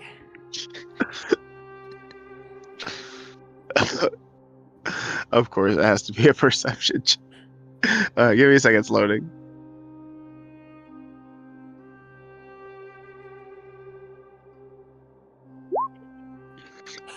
Natural 1. As you just, wait, what? As you watch as Milo also backs up and then just disappears into the sand. Did I miss something? You know what? No, what? Never mind. No, never mind. Just start walking toward where we need to go to the new tunnel. Yeah, the sand scouts. I'm out. I'm out. The sand scouts wave you towards the entrance as Fradnir proceeds to carry Sophia in his arms, cradling her very carefully as he's kind of checking on her and making sure that she's actually all right. As you all proceed to go through the dark tunnel of sand, it's large enough just for Fradnir to be able to just kind of squeeze in through it. And since he's a much larger individual than the rest of you, you're all able to still kind of walk comfortably, but due to his size, you're not able to really see past him as you all proceed to walk quietly through the soundless tunnel of the sand.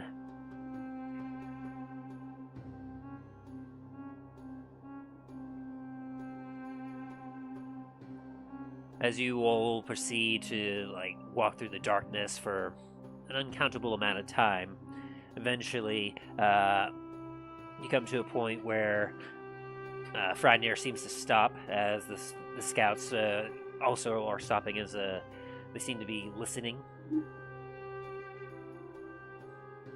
And then suddenly They're headed north. as you hear just ahead of you, It is safe to proceed. as your small group continues to proceed through the tunnel.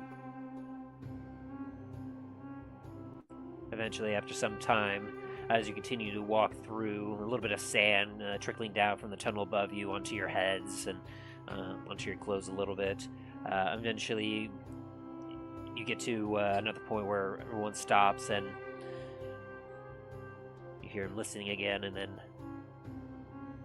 you hear what sounds like collapsing sand. Shh! As Fradnir steps out into a larger open space, as you all hear a little bit on the quieter side, but what sounds to be like a lot more people ahead of you. As you all find yourself in another small cavernous cave, a little bit smaller than what you found yourself in previously, but you see a lot of elves and a lot of individuals going about tending to some of the younger, some of them getting weapons made up and ready.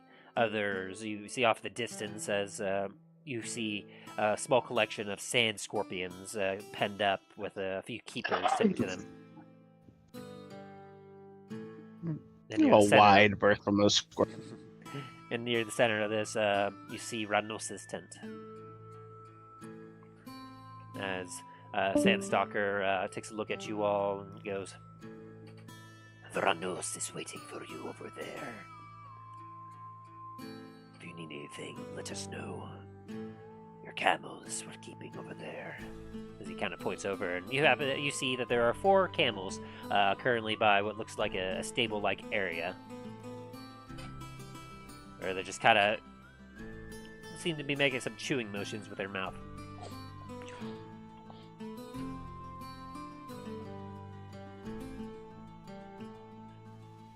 As the Sandstalker and the Sand Scouts proceed to move away, and Sandstalker heads back into the sand and vanishes once more.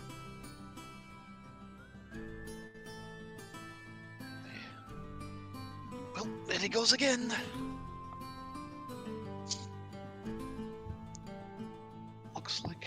Looks like we're here.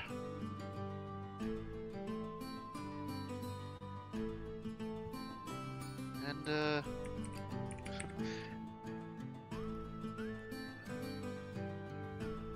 we All of a sudden, you just see. Nope. Go on.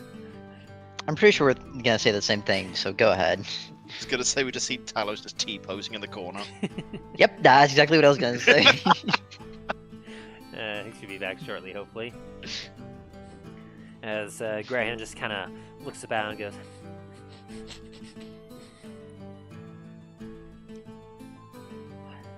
These are friends. They're friends of my big friend. and he kind of looks over at you all.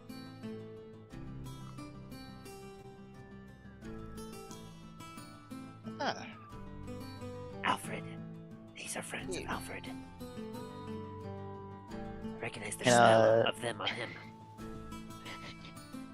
I wonder if he's back in the mountains, or if he's or if he stayed down here for a bit. As they're walking out of the cave, Greyhound's just sniffing their ankles and just crawling up on them, sniffing their necks.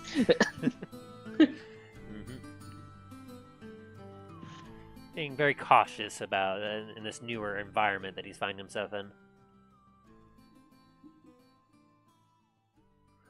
And so yeah, you just hear sounds of just people mumbling, people whispering to each other as everyone's kind of moving about rather silently, but there's nevertheless still a lot of activity in this small cave.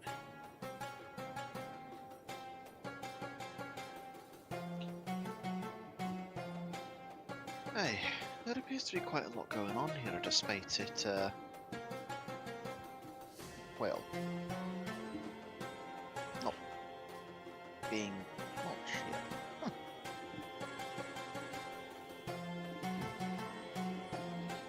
You do recognize quite a few individuals from the last time you stayed with the Circle of the Sands, as quite a few of them are still around, although you see that there's several new faces, but a lot of there's a lot of people missing that you don't recall.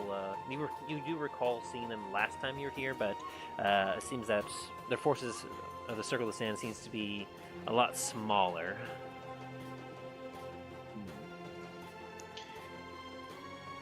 Looks like they might have gotten caught.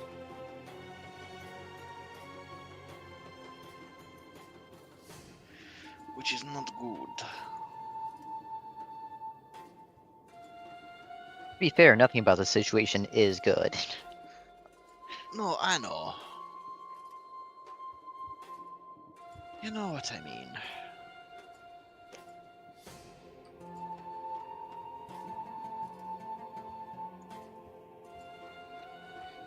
Well, we should probably go find out what the situation is.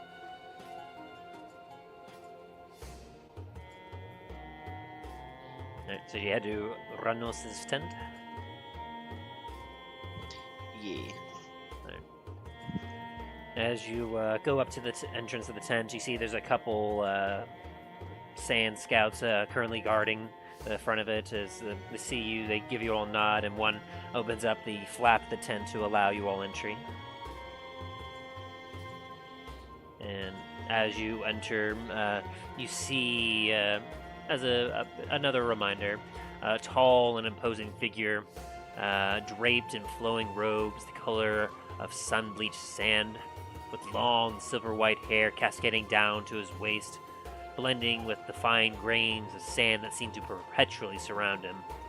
Deep lines of wrinkles etched into his weathered face, as his amber eyes, as he turns around to greet you all, his amber eyes showing both wisdom and kindness coming down upon each of you, as he gives a slight smile as he bows his head towards you. Greetings, Comets Company. I am pleased to see that you are well.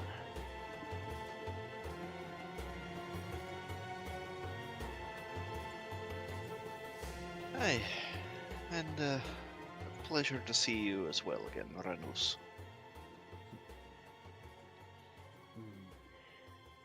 I see that you were able to reunite with Fradnir and Sophia. As he looks over at you, Dallen.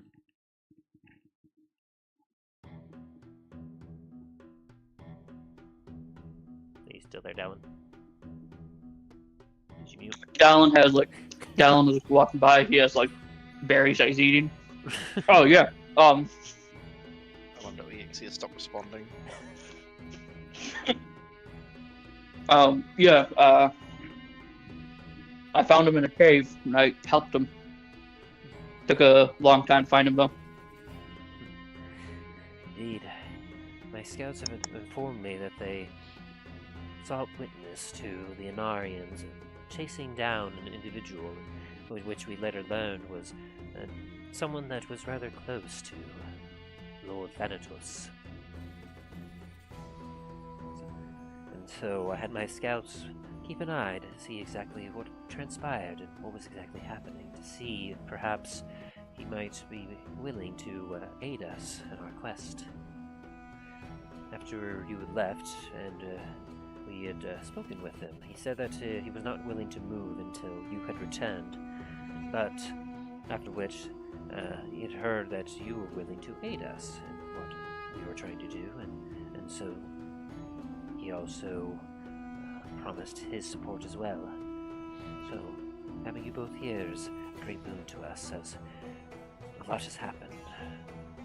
A lot is changing, and the more information we have, the better. So you see a lot of information's changing. You want to kind of fill us in on that, or? Certainly. As I'm sure you all are very aware, the palace just outside of, I should say the pyramid now, just outside of Anar Dracul has fallen. Yeah, that was us.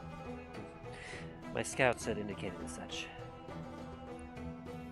Yeah, there may or may not have been the old Fey rulers. Currently, well, they were still inside. They're a little bit squished now, and More like crisped, but they're a little bit crispy. Indeed, it is saddening to hear. They were, after all, family for me. But, nevertheless, they've since long stopped being family. As he looks a little saddened by this, but he looks at you all with almost a look of some gratefulness. They had long after hearing that it was his family, Miles is gonna feel like a complete dickhead and just kind of like lurk back into the room. They long have been suffering since the war with the dragons occurred. They of course tried their best at the time to lead our people to prosperity against the attack of the dragons, but, well, they started to get greedy, cared more about their parties and more about their own personal well-being than that of their people, and it ended up coming back to bite them, as eventually the leader of the dragon army... Ah, there we're back, sorry. Welcome back. Yeah, my internet, apparently the area had a massive internet outage. Oof. Yeah, I had to plug it into the wall, my backup router. Wow. To catch Yep. up a little bit, Talos, basically the party has made it to the cave and has currently made it into the tent of Ranos, and who's currently exchanging some information. Mm.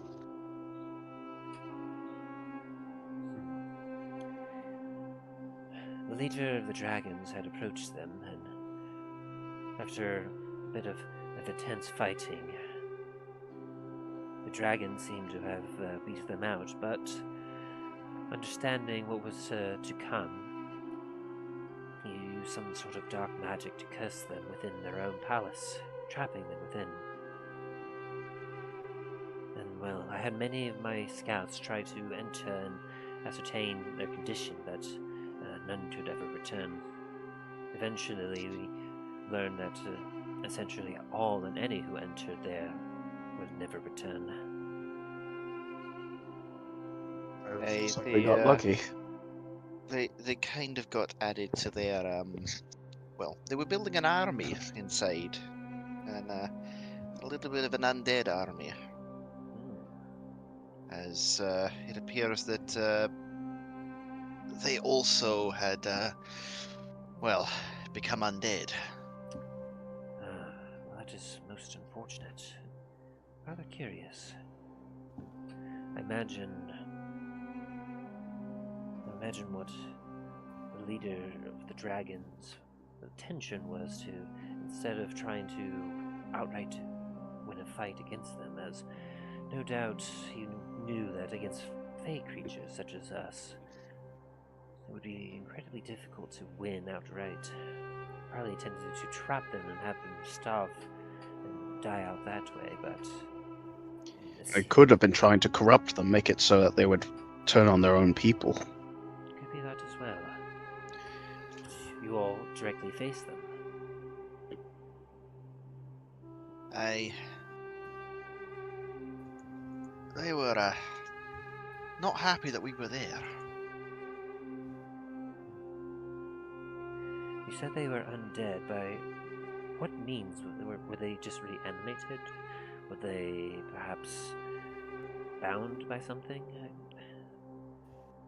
I'm trying to figure out exactly what could have happened to them.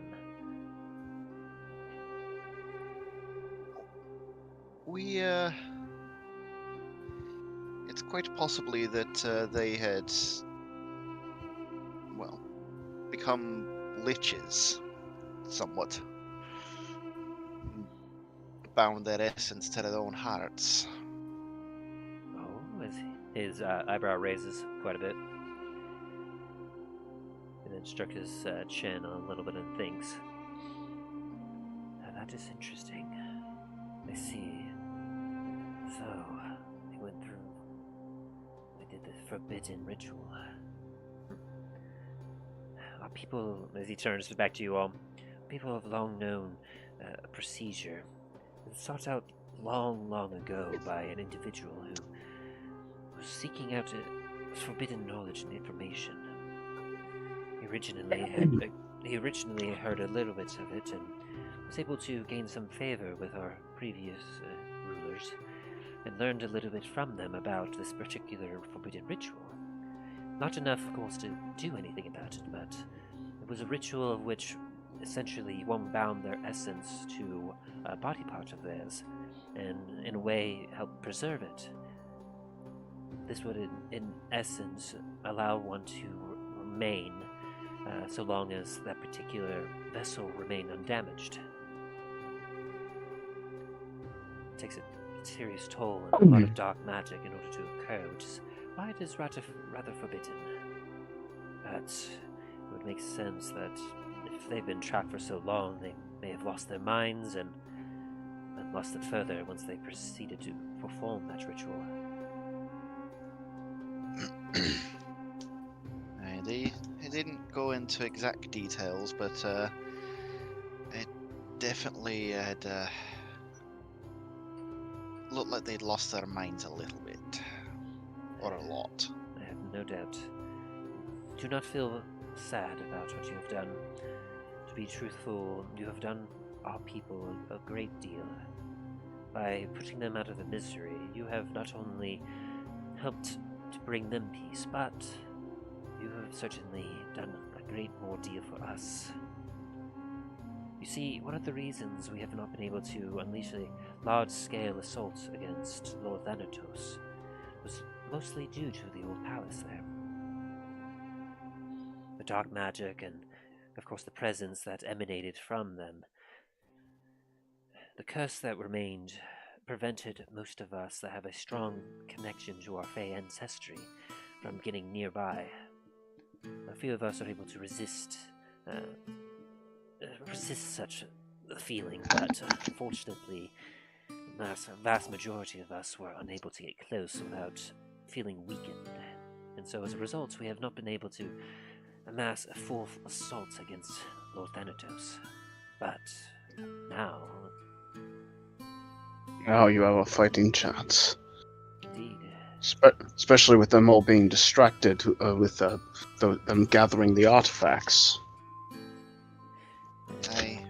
They did do a little bit of grave robbing, pretty much. As will all rats and all scavengers who see a corpse. They will proceed to pick what they can to help improve their own lives. No doubt they were taking it all to the palace to have the leadership there comb through it to see what is the most valuable that they could then deliver to Lord Thanatos. I've had my scouts keep an eye on the lines, and they've reported back to me what exactly have been found, and a few have attempted to take some of the items, but one of the items I fear has complicated things more than helped, as he looks down a little concerned. What items were you looking for specifically? In the old palace, one of the reasons why it was wanting to be previously captured, and there were lots of ancient Fey artifacts there. The magics of the Fey, I'm sure you all have no idea, but just to let you know, a lot of artifacts and magics from that realm, the Feywild, as it is. And you all could roll me a quick history check with disadvantage to see if you know anything or heard anything about the Feywild. Just a second. I got a 4. Yeah, 7-4. Give me just a second. It's loading. There we go. History. God damn. Dallen has heard everything. So the rest He has of you. He has personal experience with these shits. So, as he says the Feywild, all of you just are kind of like, that is weird. I mean, you like, at the very least, Talos, you've heard of Fey. You know that Fey are a particular type of creature, usually rather tricksy, rather unpredictable and chaotic, but a Feywild, you've never heard of that. You can only see that perhaps it's the home of them, but you're not certain. As for you, Dallen, like, you know that the Feywild, like, your particular island, as it so happens, used to house a portal, an entrance to the Feywild itself. And as you think back upon it, you remember that that was one of your tribe's original duties, along with all the other stuff you were doing, was to actually protect this particular entrance. Keep a lot of the Fey creatures that try to escape through that particular entrance into the material plane.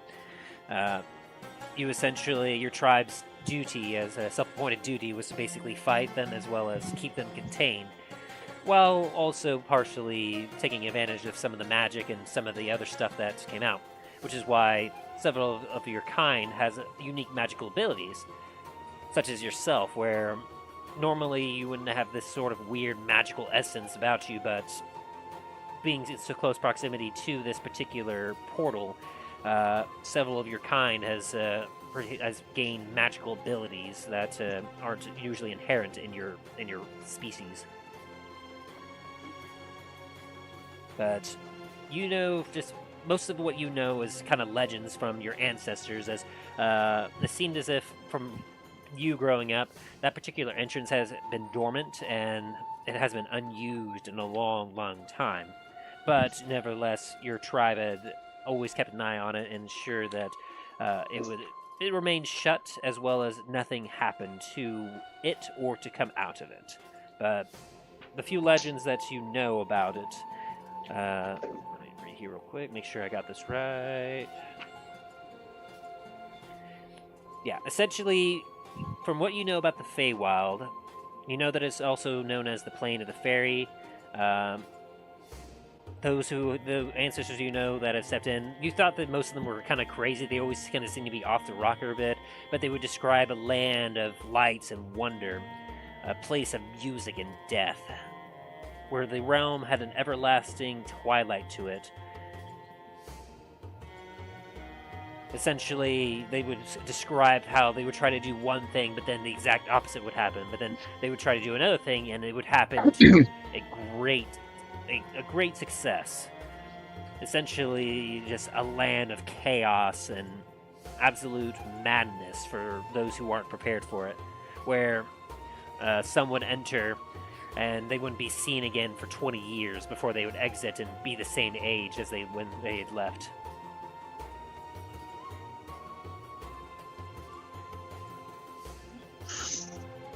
I mean, my tribe has personal experience with the Feywilds.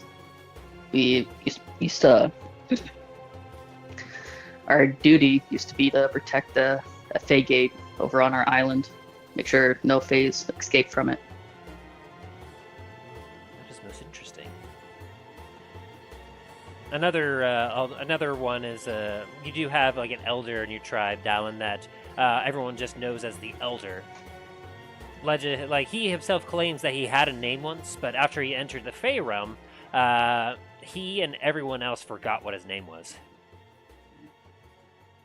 As if he had lost his name, like, something happened to his name and it no longer existed. We did have an elder. Don't know if he's still alive. but he went to the Feywilds one time, and when he came back, no one could remember his name. We just call him the Elder now. And you in particular have a rather high affinity for some of their tricks. No doubt your elder, he probably was asked his name, and if he gave it to one of the Fae there, they no doubt took it for their own. Such as some of their unique and chaotic power. That's disconcerting. Hey, just a little bit. I'd hate to lose my name. Indeed, but you can see just from that example exactly what kind of forces that the material and mortal realm is facing. Such chaotic and unique magics, well, artifacts from there are especially valuable and, well, volatile. Can't imagine it being used in the wrong hands. Indeed, and I have no doubt that's exactly what Lord Thanatos has been intending to do, but with the way the palace has been, it has been not only a boon but a curse for him as well. Not only preventing us from being able to approach and directly confront him, but at the same time preventing him from being able to access certain artifacts and certain things that, well, are now in motion. Unfortunately, my scouts were not able to ascertain exactly who had retrieved it, but there was one particular artifact that, well, when combined with another, increases its power greatly. Young Sophia was afflicted with this sort of power, as you all may have come to see. What artifact would that be? Deep inside the palace, something that Lord Thanatos had acquired long, long ago, is a subjugation stone. The stone in particular allows one to use it to influence and exert its power over another. Essentially, what he does is he attaches these collars that have a particular rune attached to them that links them to this particular subjugation stone, allowing him to create slaves out of any and all who he wishes. All he has to do is just take the time to perform the ritual in order to do so. That's something that that may need a bit of smashing as I pat my hammer. I would have to agree. Now, the concern, up until now, that particular stone required a very unique ritual in order to subjugate individuals at a time, and it takes many hours in order to do. But there was a particular enhancement stone that, well, was in the palace a long time ago. It used to be used for magic tricks, to make illusions far more believable and far more impressive than what they were, but due to the chaotic nature of its fey magic, well, I fear that Lord Thanatos, having known about this, was seeking it, and is no doubt going to attempt to attach it to the subjugation stone and enhance its power. Oh, that's not good. Indeed. From what I understand of what my scouts have been able to find out, as well as what I remember from the stone, such an enhancing power would not need anything to tie any individual to it. If he knows how to do it right, within a matter of hours of doing a very complicated ritual, you could have a burst of energy, a magical energy erupt from the subjugation stone, as it will sweep across the entire deserts and possibly even beyond, subjugating any and all that within its range to the stone, and therefore to Lord Thanatos. That is something that cannot happen. Of that, you and I are in agreement. And so, due to the nature of the situation that we find ourselves in, my people and I have been doing countless scoutings around the palace itself. They've been coming back with reports, indicating that Lord Thanatos has been reinforcing the palace as of late, preventing anyone from scaling up it, as well as reinforcing the walls, bringing in their patrols. It seems as if they are bolstering themselves, as if awaiting an invasion. What about from below? Any way we can get in from underneath? Now, that could be quite difficult. You see, the palace where it is actually the remnants of one of our old fay trees, one of the largest in the region at the time. Though afterwards, of course, it got burnt down to its roots, essentially, to its trunk. Down to a stump, and upon that stump they constructed their palace. And that tree was mighty, it was old. To dig through it would be rather difficult.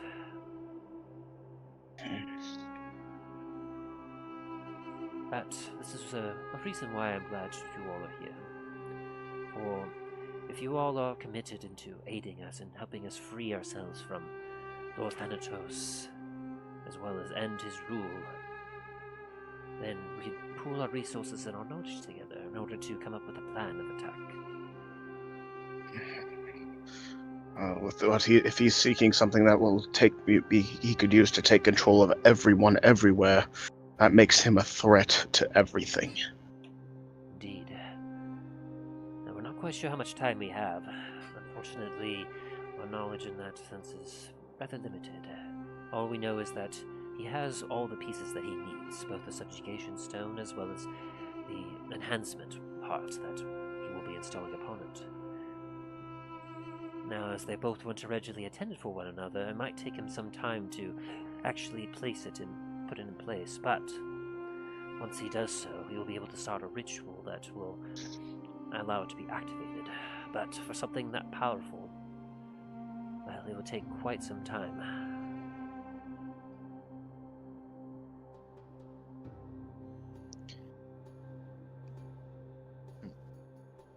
Unfortunately, we won't know exactly how long it will take, but on average, on its own, the subjugation stone is able to use up a single minute in order to subjugate one being. Excuse me.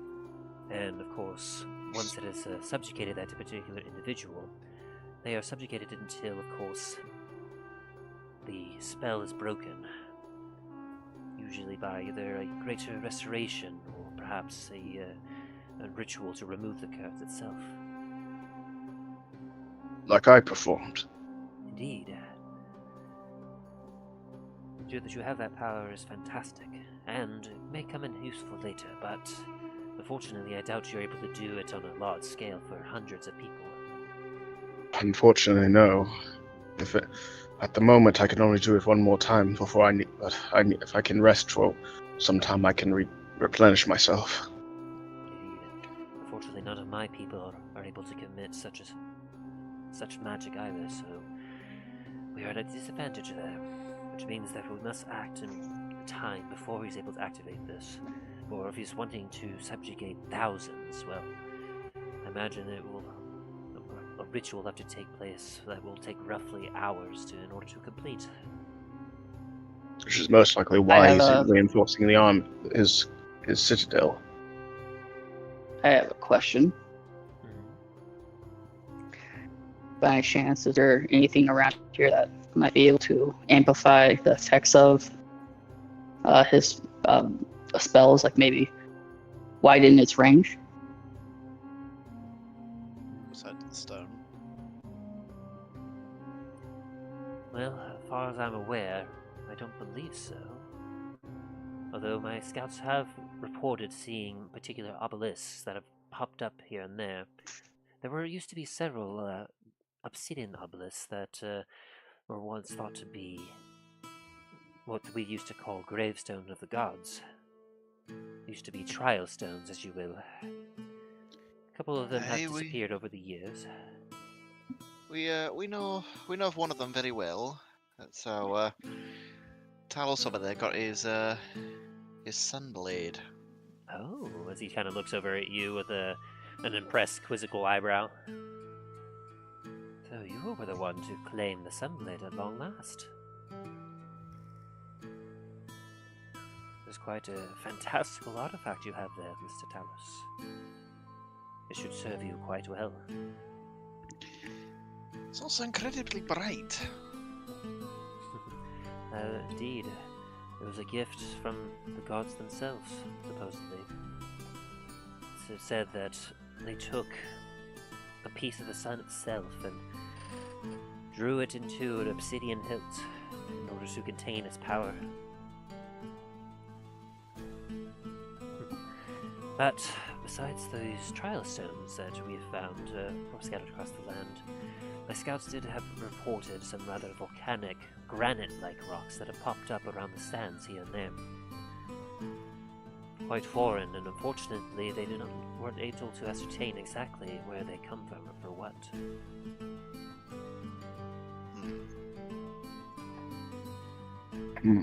But from what my scouts can say, they seem to be stretching out in a circular pattern, further and further out away from the palace. There's a chance that perhaps those might be some sort of extensions. Perhaps they might be able to catch some of the magic that is about to be sent out from the palace itself. If there's a way we can probably topple them or find a way to break them.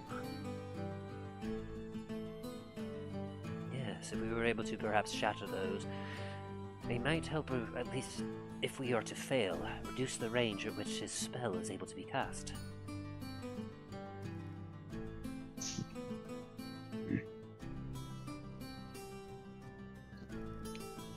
Aye, and if those stones are somewhat magical as well, possibly also use them for advantage on your own fronts. Maybe if we had a wizard, they might find a way to put a glyph, some type of glyph on it to reverse the magical. I've read books and old reports of some sorcerers using similar magic to reverse it upon the casters. Renault's kind of scratches his chin a little bit. Certainly an option that we can investigate. Granted that we don't know how much time we actually have. That's the crux of it, though. Indeed, if I'd had to give an estimate, though, we will know when he will start to initiate the ritual. Something that powerful, no doubt the skies and the earth itself will respond likewise. There's a chance we might see something change in the sky. Perhaps the wind will start to kick up. We will feel an energy around us. I'm certain even the gods would feel such a disturbance as well. Perhaps Bahamut will with my connection to Bahamut, will alert me, perhaps, but we shall see. Hopefully we can deal with this before that time comes. Indeed. Talos, to be fair though, every time that you've been in danger or anything like that, Bahamut has kind of just turned his head towards you. Never really cared. I'm certain he has simply known that I could get myself out of it. Most gods tend to not interfere if they know that the person has the ability to save themselves. And they usually don't interfere unless it's something that is far beyond their power. Right.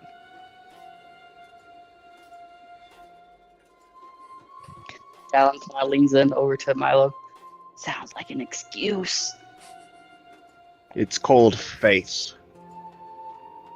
I just shake my head to these non-believers. As Ranos kind of pulls out a map of the region and looks over it.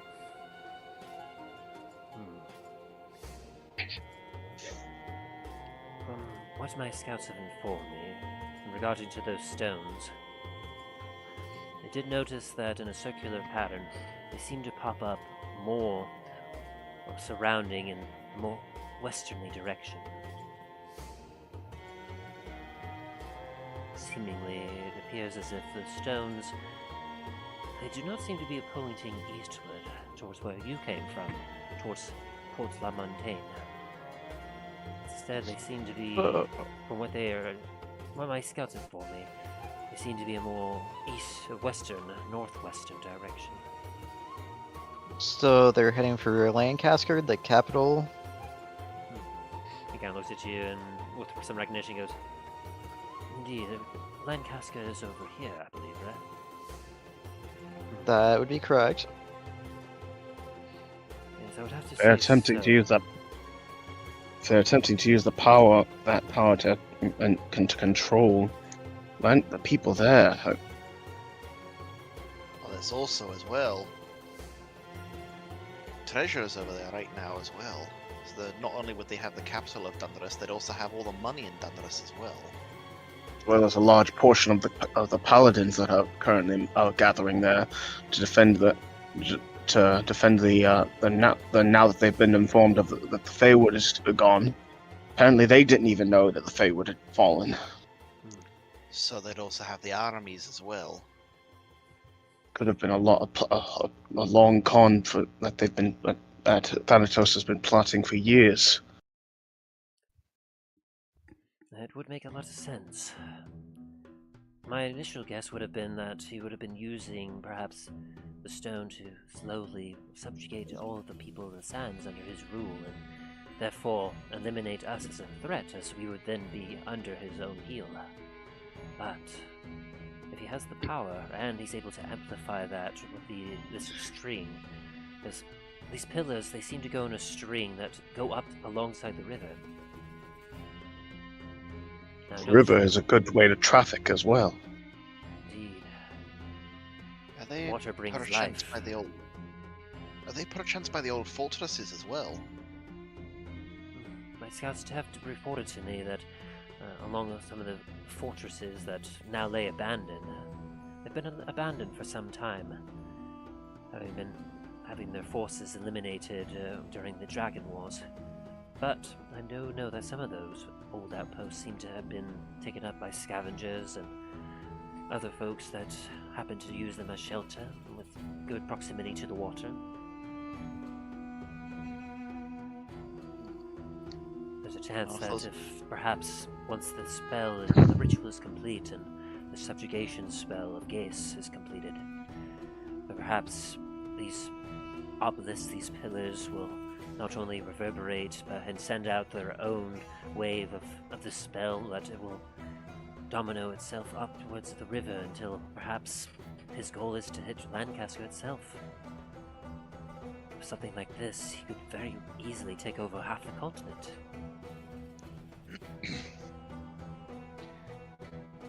That would not be good.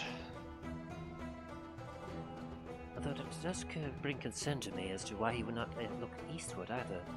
As Ronez kind of looks at the map towards where La Montagne is and everything else. There's a sizable force and a sizable amount of money and influence to be made on the eastern side. Why not capture the eastern side of Dundras before making a move on the western? Perhaps Probably because that would alert the authorities and be like, oh, hey, shit, there's something going on. Rather than just going for the heart first. Unless he has allies in the east as well.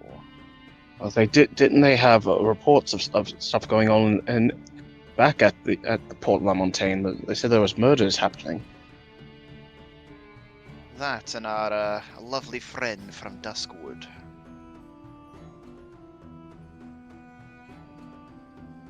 Yes. If they're in alliance together, that would not be good. Oh, rather concerning. It seems very clear, especially from the information you have brought as well as from the information of my scouts. We very well may have a plot to seize control over the entirety of Dundras here. But since we now know this ourselves, if this is indeed Lord Thanatos' plan, no doubt he also anticipates that we know as well. It would likely explain as to why he's reinforcing his palace and keep in preparation for this.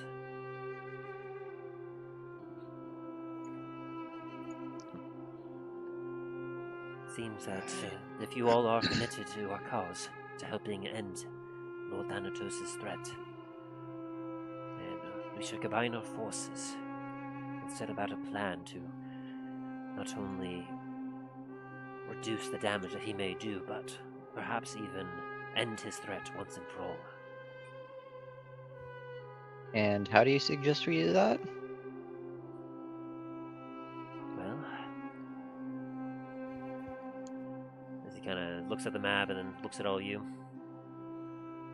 my people have been fighting for years. We've been attempting to infiltrate and work our way into the palace ourselves. It's not easy. He's a very paranoid man. As we've seen. The scouts have reported to me that essentially he has reinforced the walls itself and bringing in individuals to build the walls up a little higher. Install some magic to prevent anything from entering from above. So fortunately, those of us that can transform into creatures that can fly will not be able to enter that way. One of the few ways is the drawbridge that we know of that can come in and out, as after all, he cannot trap himself within there. And of course, scaling the walls is going to be near impossible at this point, since a certain individual, as his eyes kind of start to move across to a particular individual. Sorry. They have Okay over there, Milo. They have Seem to have enacted Yep. some magical defenses to prevent anyone from scaling the walls. I wonder if you would have done that. Not to mention, even if we were somewhat successful in attempting to do so, the nature of the magic is a greasy sort, so not only would one fail in trying to scale it, but if one were even launched and landed halfway up to try and scale it, they could simply light this grease on fire and incinerate any and all who were scaling it. And as I said, it would be very difficult, and I doubt we have the time in order to burrow beneath and dig up through the palace itself. Can't go under, can't go over. It's damn well we don't have it. Can't fly above it. Alright, this could sound like a really stupid idea, but at least hear me out. What if we just walked in? What? It worked for us getting into Anar Dracul, why wouldn't it work here as well? Well, Do the you know last what time we look like? That and the last time we went up there, we were invited. But And who says that they don't have shipments coming in? Obviously, you need to have supplies go in there. But they're being more cautious. They're being more inspecting more more thoroughly. Again, it worked the first time. Why wouldn't it work again? hey, though I don't And think- seeing how your only option is either this or sit here and scratch our fucking asses until we get a better idea. I'll do a full frontal assault on the gates. With what force? We don't have enough manpower for that. Oh, I'm not saying we do. We have been battling them for some time, though our numbers have dwindled. A full frontal assault would not be recommended, as Ronos kind of scratches his chin. But perhaps if we were to create a diversion, we might be able to draw some of the annoying forces away from the palace, therefore bettering our odds of success.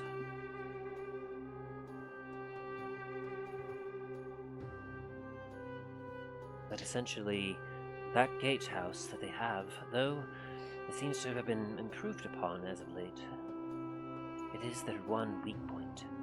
If we are able to gain control of that gatehouse and have the drawbridge just go down, well, they would have to withdraw themselves to the palace itself. Whereupon we could then surround them and from a place of strength be able to make our way in, or perhaps, as he takes a look at the five of you, send in an elite team to handle with Lord Thanatos directly, while our forces were to distract the rest of the army. Dallen's gonna have a disgusted look in his face as he's about to ask a question. Do you have any druids with you? Or rangers? We do indeed. We have at our disposal several individuals that are more in tune with the magical parts of nature. And we have several that are, of course, you've already met Sandstalker, though he's more of a capable combatant than a spell user. He does know a few tricks that can help him with some of his duties. Have you tried to convince the wildlife to help? That is one thing that we have been working on. No doubt you've seen our small collection of large scorpions outside, as he kind of nods towards outside the tent. Speaking of Yes. those, We have been taming quite a few of them for some time, and have in our possession several what you would call alpha scorpions. It will provide much use for us if we were to engage in an assault with them. Their ability to attack and poison individuals is most formidable.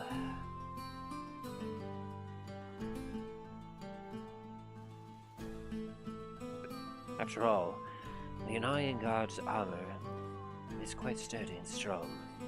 In an outright fight, it can be difficult to face them.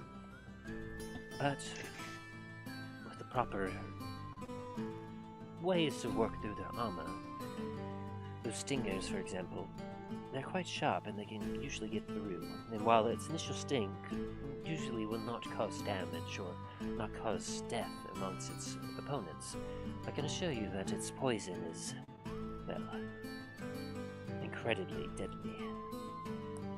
We've been working on creating darts as well as other things that use some of this poison to help turn the tide towards our favor in a way. We've used it successfully several times in several combats that have allowed us to get by.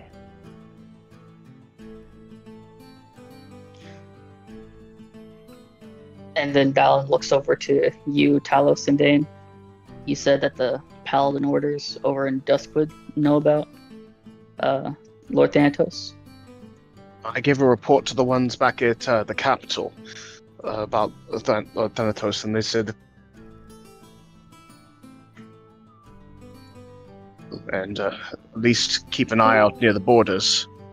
But I'm not sure if they would if they have sent any over here, if they've sent any investigation groups yet.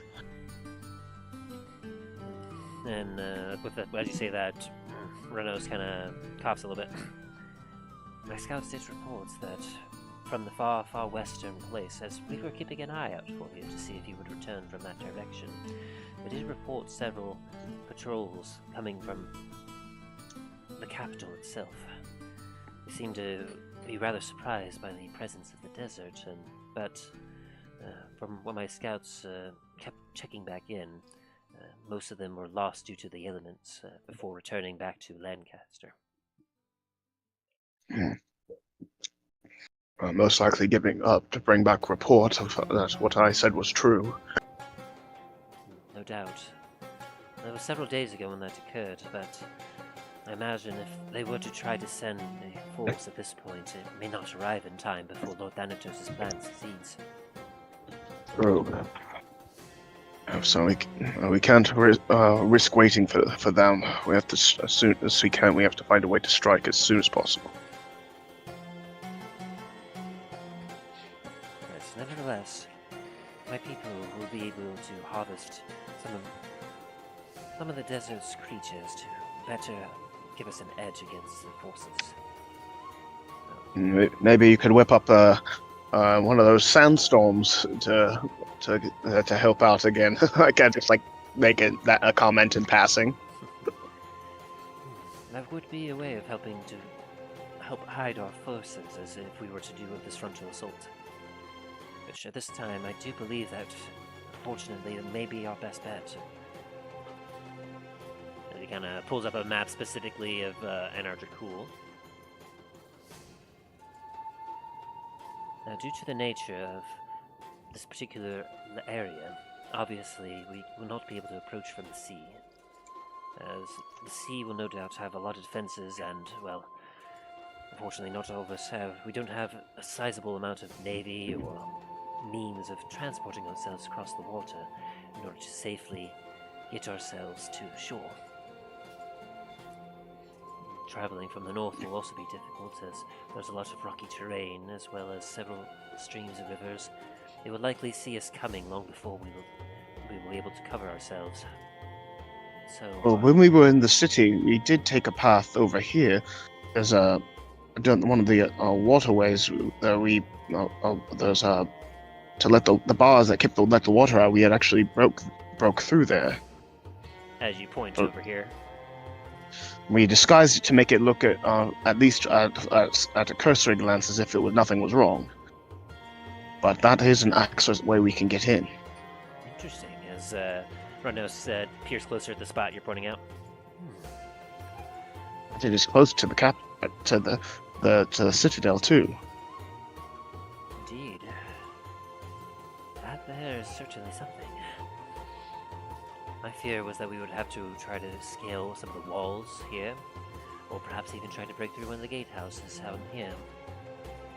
But if we were to use the sands to disguise our path as we entered, of course, from the west, we could make our way to that particular wall, and if it is as weak as you say, we would no doubt be able to successfully use some creatures in order to break through and allow us entry here.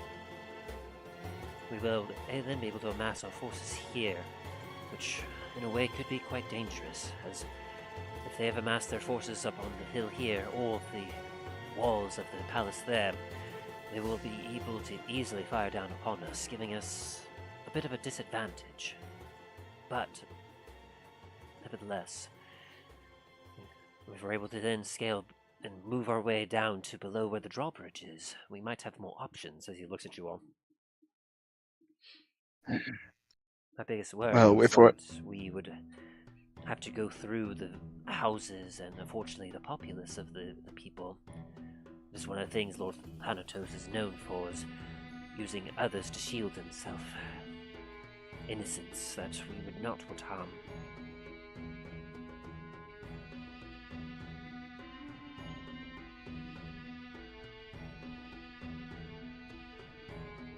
At least from here we can perhaps once we get under here, if we can use it using your sandstorm to block the sight, we can get more closely under there and then disperse from there. Indeed. Likely, when they see the sandstorm coming, there might be a small force waiting for us at the particular part of the wall, but if we create a diversion, and perhaps if we're able to destroy some of those obelisks that they have placed further out, we might be able to spread some of their forces out and reduce the chances that they will intercept us at that particular part of the wall.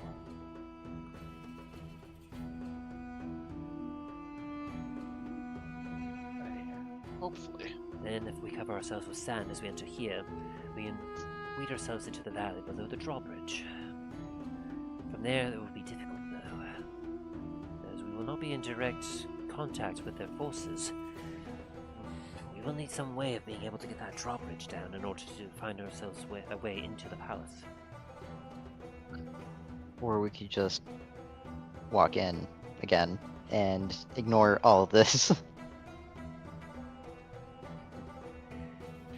I appreciate that kind of enthusiasm, but my scouts have reported that, well, it's a little hard to see. It would appear that they're not allowing anyone other than Anar and guard to enter the palace itself, taking all shipments and everything through the palace gates as well, the gatehouse. Doing a very thorough check, not only with obviously a physical inspection, but they also appear to be doing magical inspections as well. And even if they do catch this, though, they're still probably going to take us into the palace.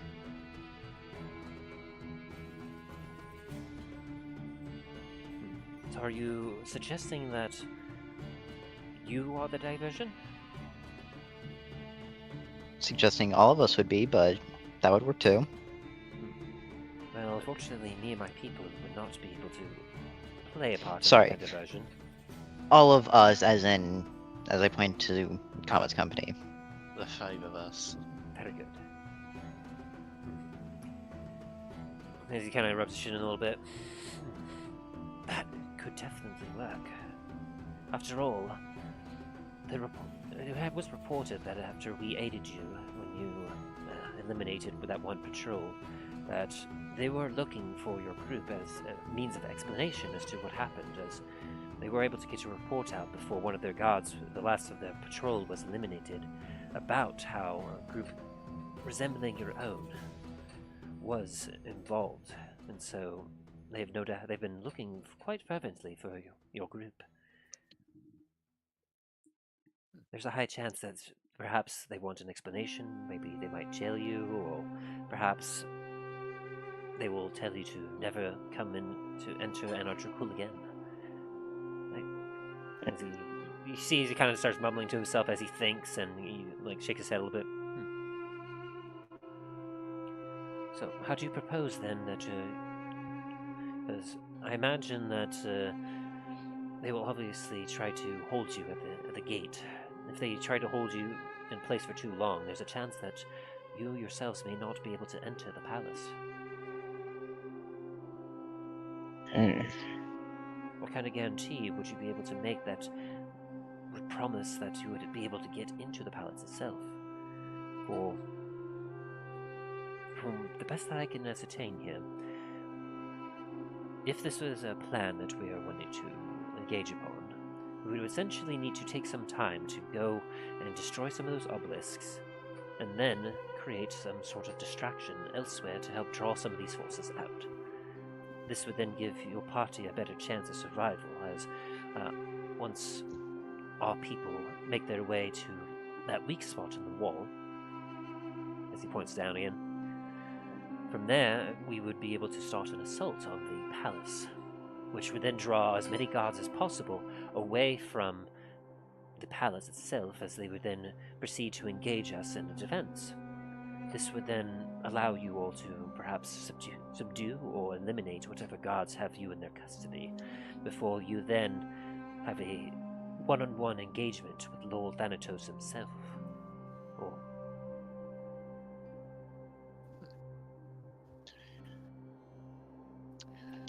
Well, could always, as well, in order to ensure that we get inside, basically, what was it? My apologies, I just lost my train of thought. There's a lot to think about. I'm sorry, a Hey. train? Sorry, something that we found in Port La Montagne. Very unique contraption. Ronos kind of scratches his chin a little bit, just curious by this new word. But yes, we could request a audience with Lord Thanatos himself on behalf of the treasurer. Rather bold move, but it certainly could work. After all, he knows that you all, in some way, are working for him, or at the very least are related to him, and he's a man of great power. Hey, Yes. that and we, he did stay in his palace for the duration of our stay in Anar Dracul.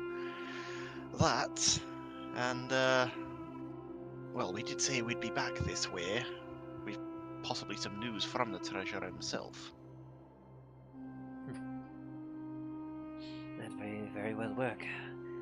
And I imagine, at the very least, one of you has quite the silver tongue as his eyes peer over. You might be able to certainly talk your way into the palace itself. Although, as I said, I will warn, as it stands right now, my forces can do the best they can to draw away the forces, but Thanatos has been drawing in all of his patrols from the desert as he's been preparing for whatever he's about to do. There will be a lot of formidable enemies in there, and I dare say you'll be far outnumbered, at least 100 to 1.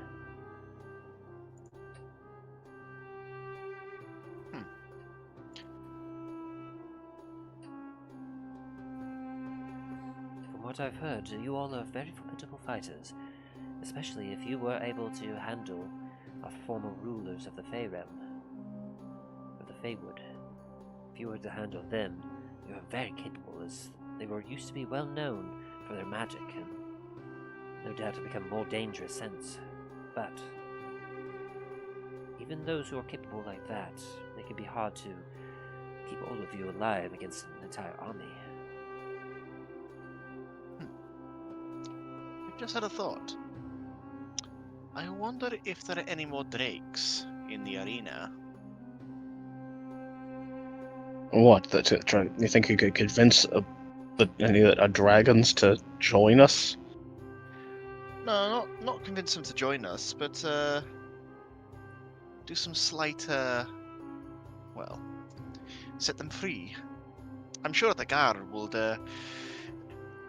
be itching to get their prized drakes back into the cells, enough that it might drain the palace a little bit. After all, we fought one drake. I think it might upset them a little bit if 20 got loose, or however many they got down there. And I Even those sense them. bullets. And I sense something that there might be something that might have been watching us during the fight. Remember that shadow that passed over, Aye. and what the dragon said before it died. I don't know about any drakes. Unfortunately, from what we know, the scouts have reported that none of that dragon that you fought was one of the only ones that they found. But that is the arena there. They do have quite a few other creatures, and well, supposedly, from what my scouts have informed me of, there seems to be something that burrows and eats anything at the base of the arena that is contained within it. Aye, that'd be the bullets. Bullets? Yeah, we found. We fought a couple of them when we were in the Underdark. Voracious things. They're mean things. Natural 20 on his check there. Now that is certainly interesting. Do you have any idea about how many of these bullets he has?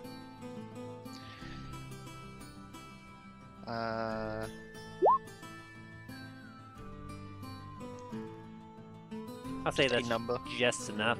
You all barely got to see them starting to clean up as you were leaving the arena at the time, but by your rough count, you counted at least 4 bullets that were in the arena, cleaning up the mess. Well, there's at least 4 that are down there that at least we know of, but don't know if he's got any more stashed away. As Ronos takes a closer look. Well, I don't quite like the idea of it, as, well, it would create an excellent distraction.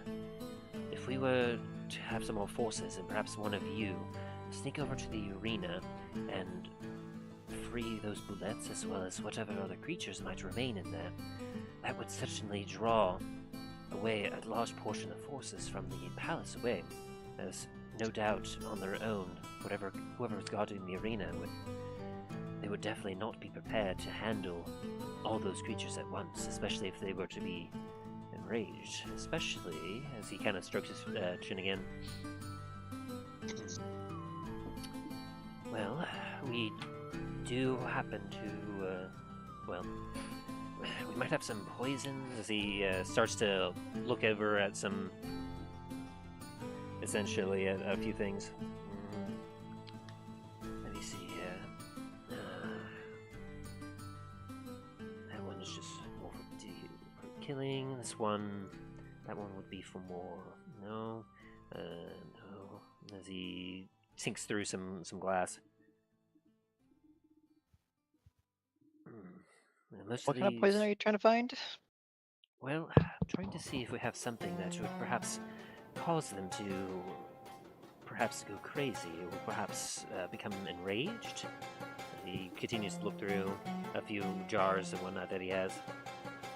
And I just like kind of jokingly chuckle. Maybe if you had essence of barbarian rage or something like that. Dallen slowly, like his eyes are creeping towards Greyhound with his wand. Unfortunately, most of the poisons that we have access to are meant to incapacitate. Tim, could I do an investigation to see what kind of poisons they have and help him out? Sure. As Greyhound just kind of takes out his wand and scratches back with it a bit. Well, shit. Yeah, with a 12. Dallen's A lot of these aren't really labeled, and you're trying to take a look at them and you're like, ooh, this is kind of interesting. You see several like vials that have viscous liquid within each of them. And amongst some of them, like, you're not able to tell exactly what they are, but Runo's kind of, like, as you kind of poke a few and look, he goes, that one that's used to paralyze temporarily. That one is used to put to sleep. No, none of these are going to work.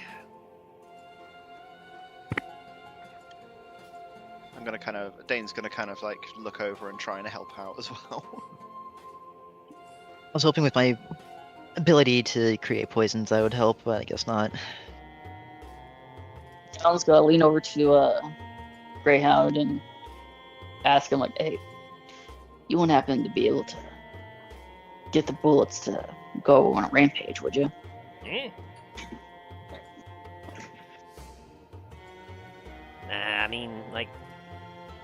I could try scaring them, I guess. Like, rah, as he kind of puts up his hands and fangs and opens his mouth like, ah! But the wand. Oh! As he then pulls up the wand. This here. As Runos kind of turns and goes, and what do you have there, little one? This is wand of fear. As Runos kind of gets a little closer. Curious. I've heard about such magical pieces here. This one's usually considered to be quite rare. Yes. Well, if I could either use it to command or to create a cone of fear. As Runos takes that into consideration, he scratches his chin. And since he got a natural 20 on roulette, he'd actually know exactly if this would work or not. So let me take a look at their stats and see here. Oh, I don't want demons. I don't want cockatrice. I want bullets. Bullets. Nope, not blights. Bullets. Bullets? Bullets.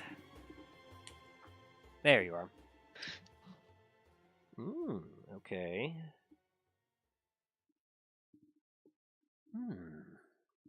You know, that is quite interesting. As he takes a look at you all.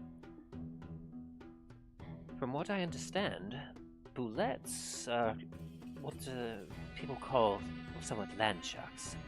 Not terribly intelligent, honestly. Very, very low intelligence. But they are creatures that can be subjected to fear. There's a chance that if we use this wand of fear to inflict fear upon each of them, it could cause them to go into a frenzy and, well, they're able to burrow through the ground. I dare say there's a high chance they could easily make their way out of the arena, and it would be a very suitable distraction.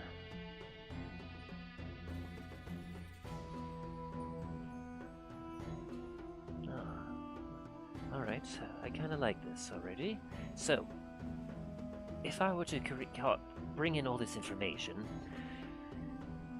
I dare say we have roughly a couple days to prepare before the ritual may begin. If we can get it done before then, that would be ideal. But obviously, if we were to try to initiate our assaults before Lord Thanatos, while Lord Thanatos is doing his ritual, well, if he were to be distracted while doing this, then their leadership would be greatly diminished. So, we wait until the ritual begins, and we know we have several hours before the ritual will be completed. From there, we will initiate our assault. But before then, we can help spread out some of the forces by perhaps some of you could go out to some of these obelisks and see about destroying them to perhaps cause some of their forces to go out to rebuild them. And then perhaps a couple more of you might be able to head over to that crate that you did before, maybe do a little bit of work to whittle it down and allow our forces to be able to enter the city a little easier. And then, just before, just as the ritual is starting to begin, you all will enter the city. Were you planning on perhaps being captured outside and being escorted in? Or were perhaps wanting to head to the gate itself to, as one would say, turn yourself in before being escorted to the palace? I was planning on turning myself in. Very good, very good. So as you turn yourself in, well, as he takes a look over at Graham, they weren't looking for you, little one. If I had to wager a guess, I'd say you could possibly enter the city before the rest of them. And if you were able to sneak your way into the arena, you could perhaps prepare yourself and, well, as I said, we'll all feel the effects of the spell once the ritual has begun. You could then unleash the bullets once your fellow party members have made their way to the palace and cause a distraction that will lead most of the annoying guard to you. Now, it would be very dangerous, but you'd be giving your friends a much better chance of survival. And Greyhound then kind of looks at all of you and puffs up his chest a little bit. I think I can handle it. I say, it'd be kind of fun.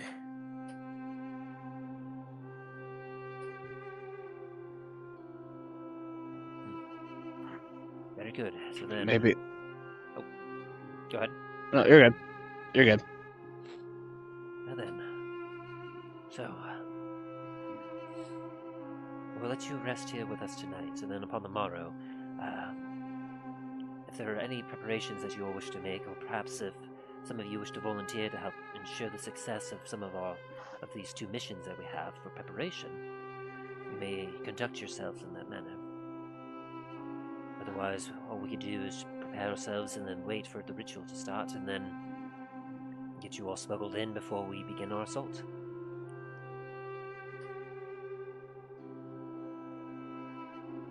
Hey, sounds like a plan. I will speak to my druids and have them prepare some of the creatures, the scorpions and other creatures to prepare themselves for the assault. One second, I can hear you. I can't hear you. One sec, guys. Okay. Yeah, then also Speaking takes of a yours- look over at Greyhound and goes, I will have some of my druids also be able to sneak in as, well, they can turn themselves into tiny creatures and hide upon your person. Like pets? Yes, like pets. Then once you enter the arena, they can return to their normal form and assist you with helping with the creatures. Oh, Still pets? sure. Whatever works for you, little one.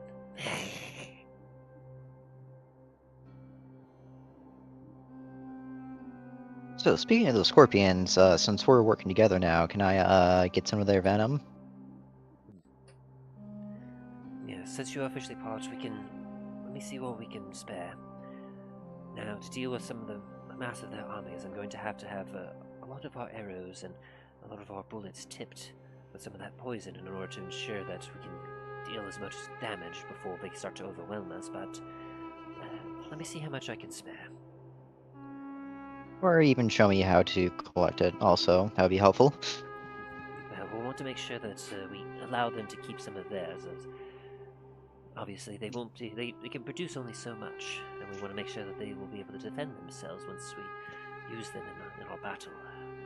But come the morning, I will see exactly how much we can spare for you.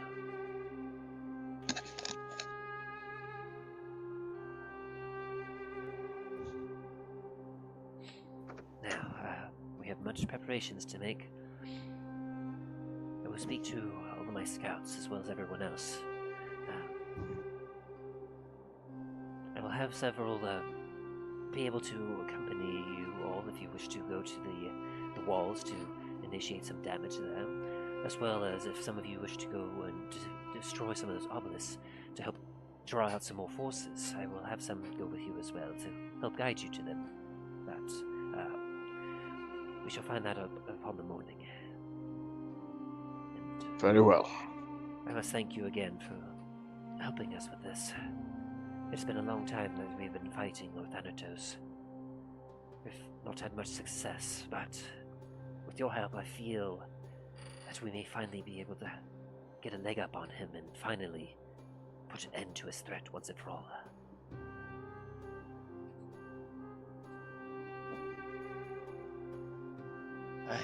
Now that we've seen what he's doing, it's definitely in our best interest to stop him. It's in everyone's best interests. I would have to agree.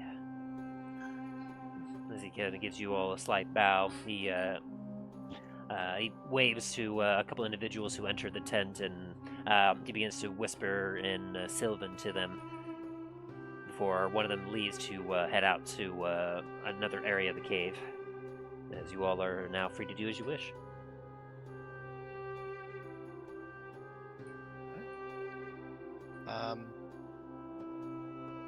Before I leave the tent, I'm gonna poke Ranus again and just say, "Oh, before we head out, I did manage to get these from the pyramid before it broke." And I'm just gonna hand him some of the books that I managed to snag that none of us can read.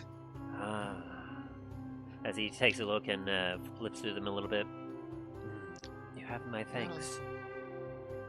These are records and accounts from long before history of my people. Something that is, well, not many put much value into our past, but I find that if you do not learn from your past, you are doomed to repeat it. I thank you for this, for returning this to me. It means a great deal. It is my pleasure. I hope you find at least some comfort. He gives you a soft smile. And I'll give a you, slight bow and upon repent. seeing his smile, and you feel a warmth upon you, as like you feel as if almost like hundreds of your ancestors behind you giving you a smile, as you feel warmth from this act, as you feel a little inspired from it. Hey. You get a point of inspiration. I shall be right back. I've just been summoned somewhere. So, do the rest of you leave the tent then and head out into the cave? Yeah, I'm gonna go ahead and do that. Very good. Anyone else sticking around, or you all just kind of leading the tent? I'll go ahead and leave the tent as well. Yeah, Dallen's gonna do it too. As you all leave the tent, you see that a lot of the people, it's a little bit louder out now, as you see is one of the elves that Ragnos was talking to is going about to different areas, whispering in their ears, and activity is suddenly started to erupt a lot more, as you see several of them are making preparations. You see in one corner armor is being reinforced and made. As you see in another, a couple of attendants are currently working near one of the scorpion stingers, as several are holding them down. As from the stinger, you watch as they're starting to extract some venom. As you watch as everyone is starting to make a lot of preparations at once.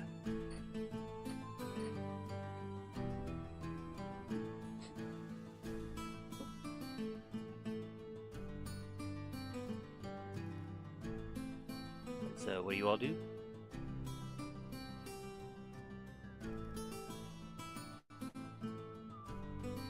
Dallen goes back to working on.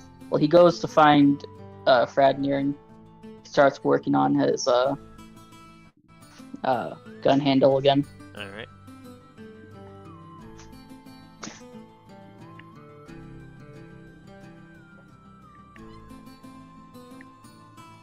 And Dain, what are you up to?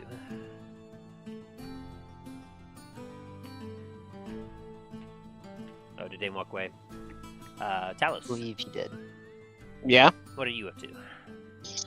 I am going to go off into find a quiet spot and kind of meditate and pray and kind of mentally and spiritually prepare myself for this.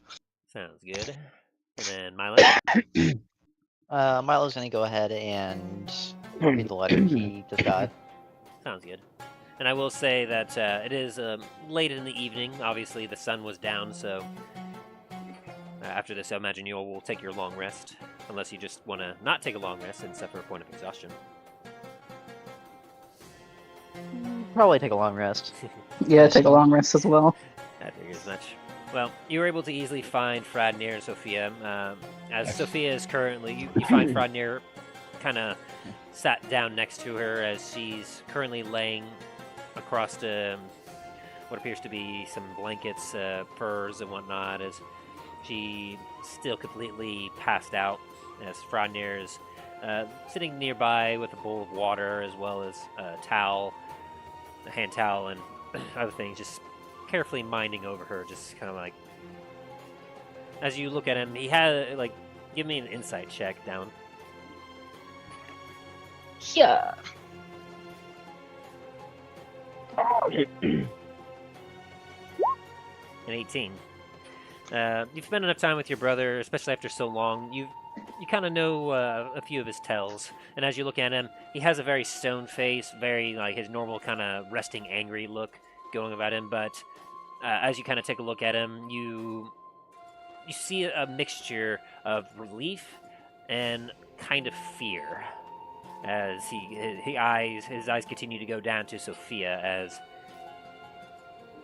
you feel as if he knows that she's been broken from whatever spell was upon her, but he's nervous because with how she's physically reacted to being released is rather concerning. Dallen, what is it that the elder had to say? We soon invade Anar Dracul. Taking the fight directly to Thanatos, then. Yes. Well, you'll have me there by your side to aid you, if you'll have me. I would be glad to fight with you again. If Ranos' people will protect Sophia, then I have nothing to fear. Your friend releasing her, as he kind of looks down at her. Are you sure he freed her? I trust Talos. If he believed he hadn't done it, he wouldn't have told you that she'll be fine.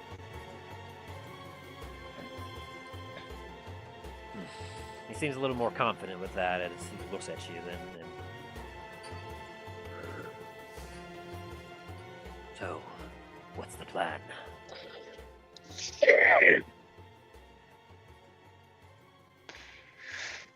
Well, for now, I'm finish this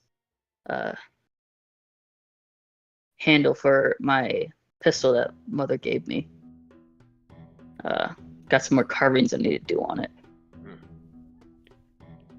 Never was certain about exactly what she was tinkering with.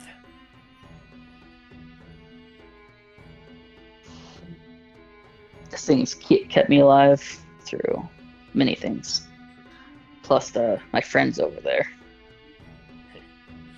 more on them than this gun, but it makes me feel closer to mom and dad.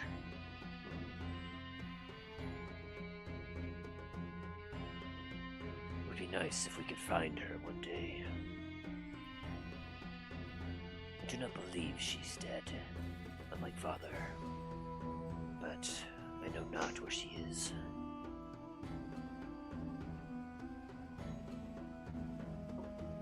One day, I'm sure we will reunite with her again. That I'm sure as well.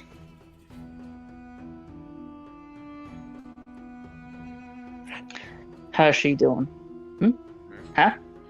As you hear a whisper, and one of the scouts has kind of crept up. Apologies. Renos would like to speak with you, Fradnir. Do you mind, Dallen? No, I'll keep an eye on Sophia. Thank you. As he stands up and proceeds to walk with the scout to Ranos' tent. As you then proceed to continue carving on the handle.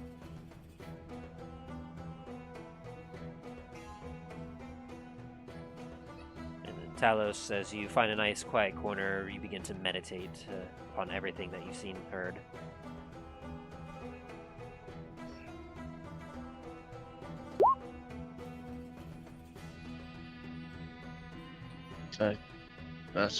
Silently pray for Talhama to bless us on this endeavor,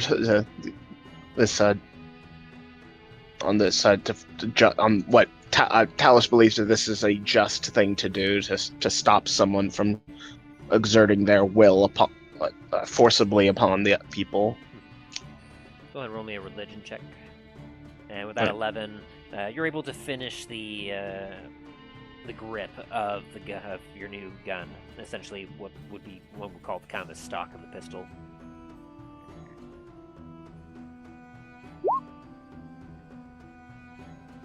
Okay.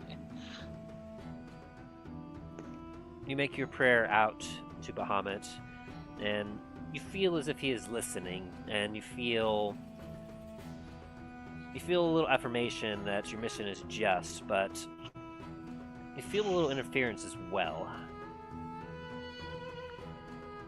Is there another power?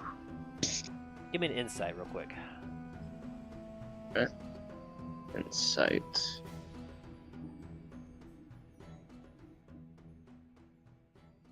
Not history. Insight. Very nice.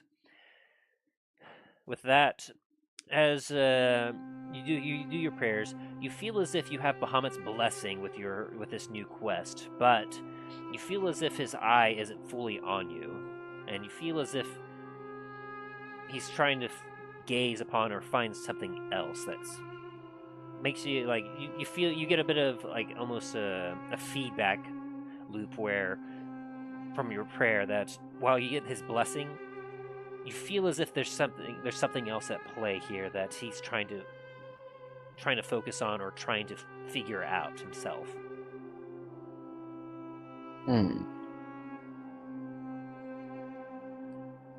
Because through you, he was also able to retrieve as much information as you were given. So with that, you feel as if he's taken some of what knowledge that you've gained from this and is currently investigating something himself. But because of that, I'm also I also think back about the Temple of Bahamut that was there and how decrepit it was.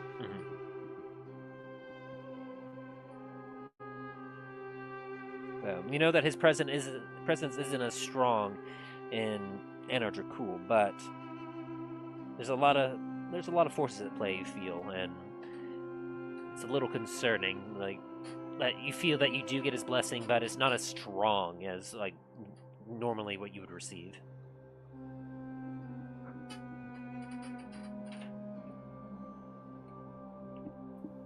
And then Milo, you were just kind of doing what again? Reading the letter that I got, as well as examining the bag. Gotcha. And then Dain, were you back? Yes, I have returned. Okay. Were you doing anything? Not really. Just sort of checking out the area and listening in on stuff. And just checking my gear as well. Very good. Roll me an investigation as you're just kind of going about looking.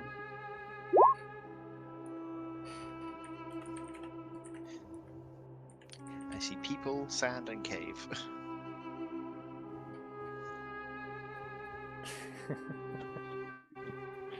I mean, yeah. As you kind of take a look about, you see just there's a lot of hubbub activity. You notice that some of them they don't really have many smiths. As you're kind of looking about, and you see as some of them are preparing weapons, most of them are just kind of sewing things together and mostly polishing and sharpening old weapons that they already have. It seems that you don't see any proper forge, and you kind of take that into note. But you also see that they have like a surplus of some supplies that they're using and preparing. As then you kind of sit down and look at your own gear, and you see that kind of everything's in place. Alright. And I'm currently typing to you right now, Milo, of what you got. No worries.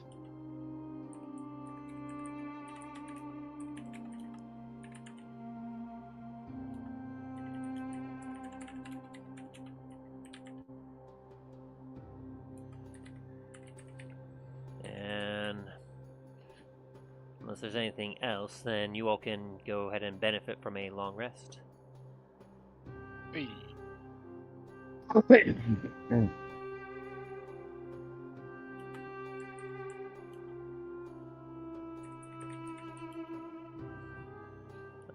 You all are able to get yourself in a full rest, of which you all have dreams of swirling about. Each of you kind of find yourself in the same dark place as you remember from before.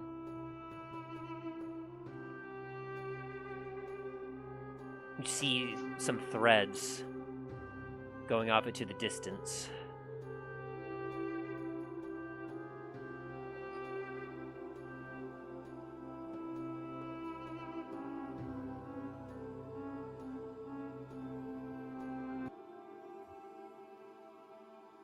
As you look to side of each of you, you see that all four of you are together.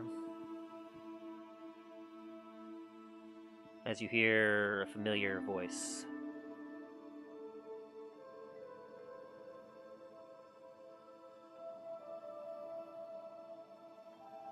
This is but one.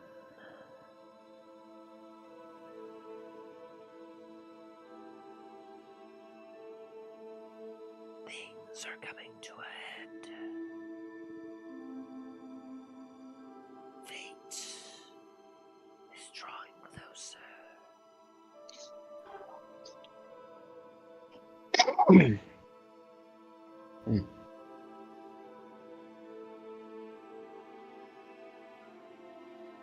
Your coming actions will serve you in the past, future, present, future.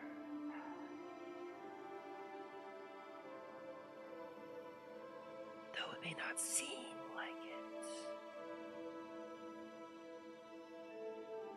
your choices have set forth in motion.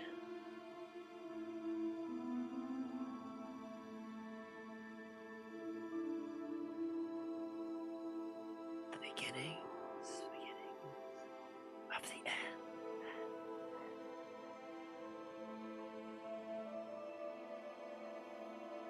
As you all wake up and the darkness of the cave with the activity all around you.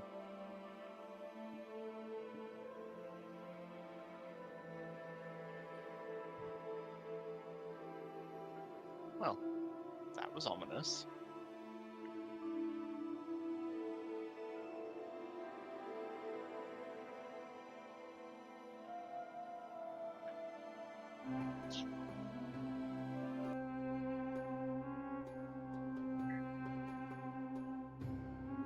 when you're texting something and your phone has to update. It forces it.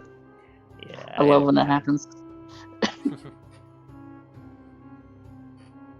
It's like, oh, you wanted to get something done today? Nope.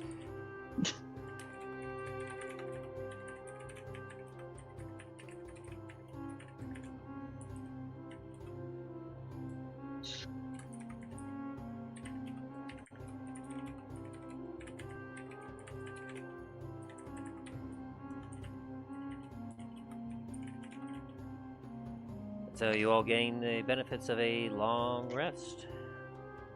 Woo! Very nice. And an ominous premonition along with it.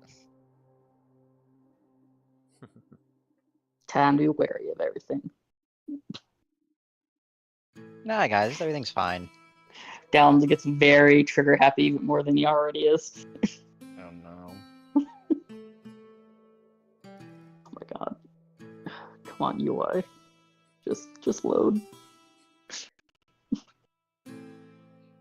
Make sure you all write off a ration as well. Gotcha. Once my goddamn phone stops updating.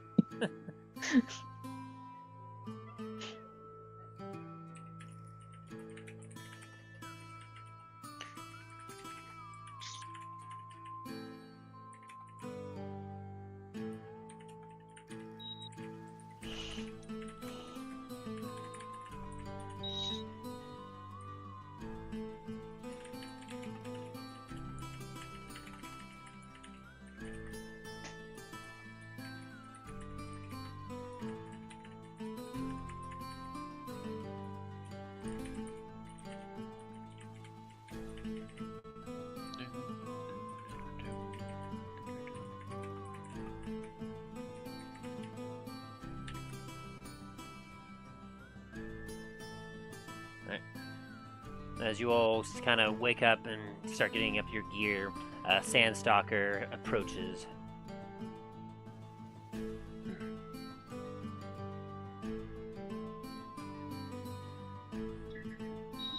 I hope you all got enough rest.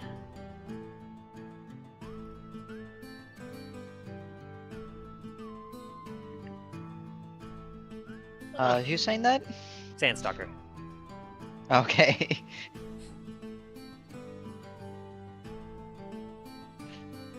Arnos has informed me that we have 2 missions to accomplish. He feels that today will be the only preparation we will get before Lord Thanatos enacts his plan. For tomorrow, he fears is the day. And we must be in position and ready when he starts it. I was gonna start in 4 days, not fucking tomorrow.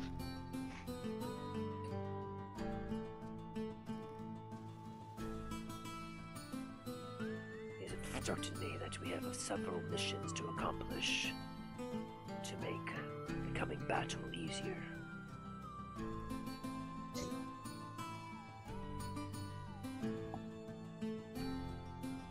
I am to lead a small team to one of the obelisks in order to smash it, in order to draw some of the forces out, in order to repair or replace it. Another team is to head to the wall, of which you reported, As he looks over at you, Talos. was weakened, and weaken it further so that it may be crushed through when the battle begins. Arnos has instructed me to ask you for aid. Very well. I'll join you.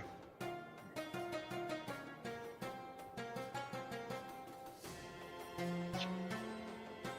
order to do this properly, I doubt we have time for all of us to go together for each one. It will take many hours to stealthily get to the wall, as well as to the particular obelisk we have identified as a prime subject, prime target. We should split our forces. Would you agree? Agreed. Aye. Better to split up than only take on one objective.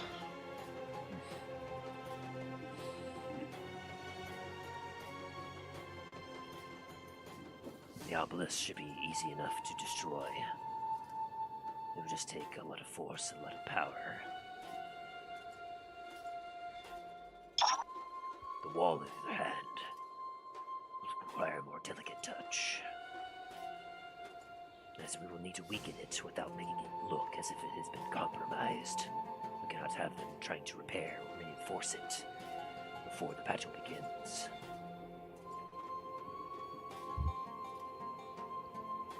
Would you volunteer for these tasks? Well, I'm down to go smash some obelisks if someone wants to come along. I'm just gonna say, Dan and Dallen, do you want to go take care of the obelisk? Since you guys can definitely deal a lot of damage. Yee, let's go. It hurts me heart to break good stonework, but it must be done.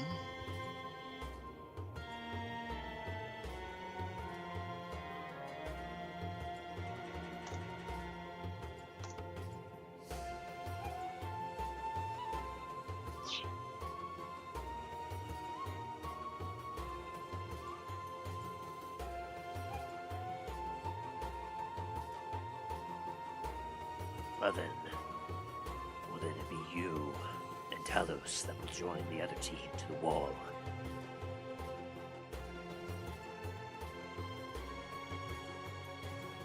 As he looks at you, Milo. I mean, that's kind of what I was signing up for. So, yes. Very well. Gather your things. We leave imminently. And then just kind of backs up into the shadows and vanishes. So I'll lean over to Dain and whisper, "You better be careful of all that edge. He might poke his eye out."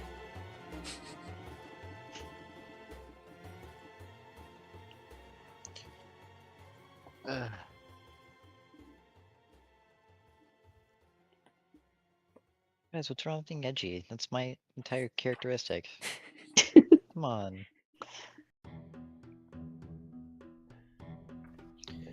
So, are there any preparations you all are going to do before leaving with your teams? Can Milo try to grab some of that poison? Yes. As you make your way over, you talk to some of the people tending to the scorpions, and they respond that they got word that Ranos authorized them to give you some poison, some of the venom. And after working to get as much as they could, as well as ensuring that they had enough for their forces as well, they fortunately are only able to spare one vial for you, and they hand it over to you. It's Okay. good for one use. And I'll go ahead and write that down for you in this in particular.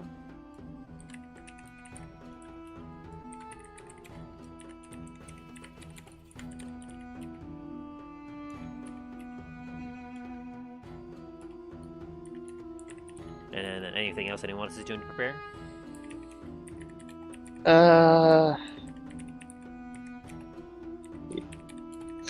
I'm with the group that's going toward the wall, right? Yes. Yes. All right. Let me take a look. God.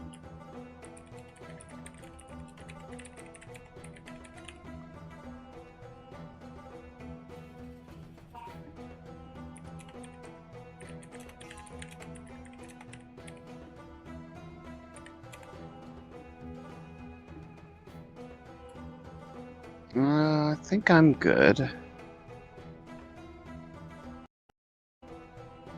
Alrighty. Think it's also good. Go whenever. Anything from Dallen? Yeah, Dallen's ready. As Greyhound takes a look at you all and goes, I'm going with some of my droid friends to go and infiltrate the city. We're gonna go into the arena. Gonna have some fun. Okay, buddy. Have some fun. Be safe. Don't kill anyone too badly. he gives you all a bit of a more serious look as his face turns more serious. I like you guys. Be safe, okay? Hopefully I'll see you, You as well. After the battle? With luck, you shall. He Hey, smiles Greyhound, again. be serious. Oh, if he has any, steal lots of pomegranates from the palace. We're not going to the palace yet. But He sure. scuttles off.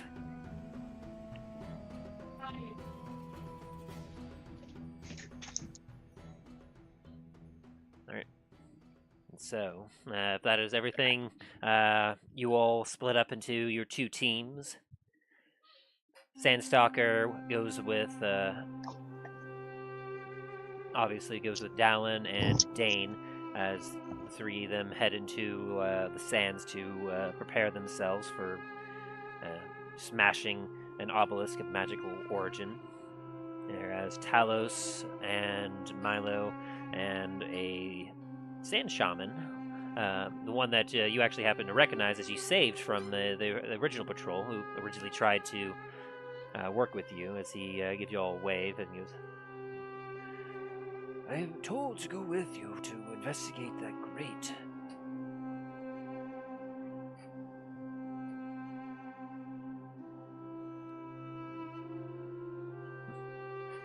I will follow you. Okay. Very good. And so the three of you head to the wall in order to prepare to do some work on that, essentially.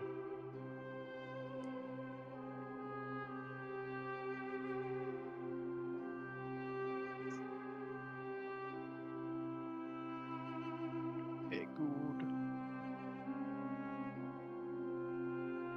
Alrighty. So, as you all split up into your separate teams and you head out into the sands, many hours pass as you make your way through the desert, as it will take quite some time to actually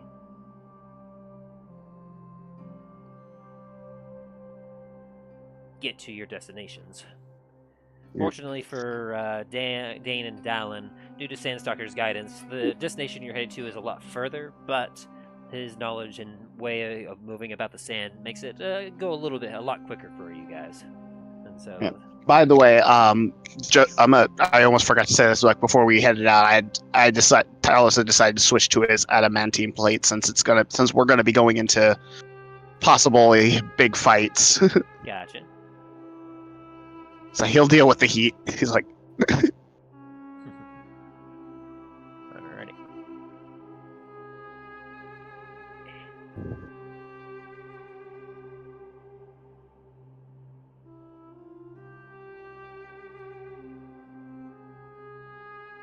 Alright. So, as you all head out into the wastes,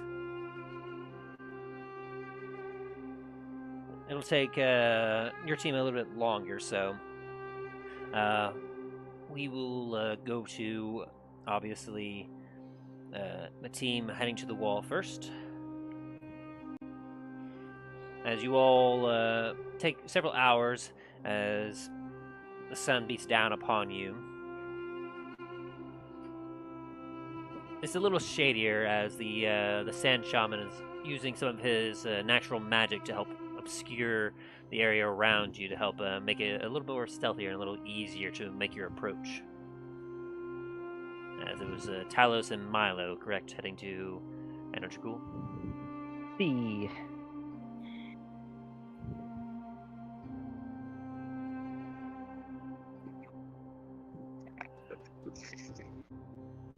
yeah. As you two approach the area of Anar Dracul, the Sand Shaman kind of gets a little bit lower and eases up on his magic as he doesn't want it to cause too much of a notice. As you all find yourself, let's see,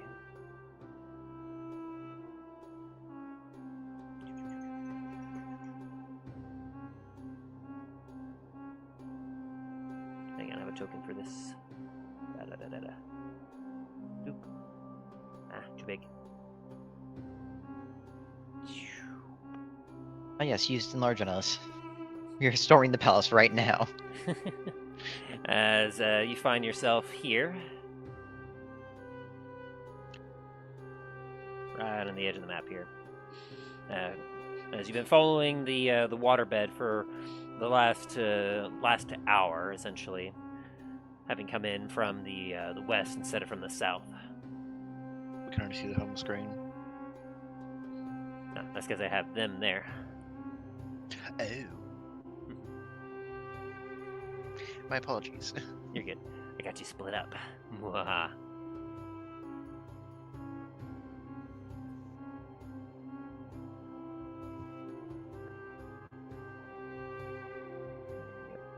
And so, as you made your way there, you see the walls of the palace as well as the ruins of the pyramid to the south of you.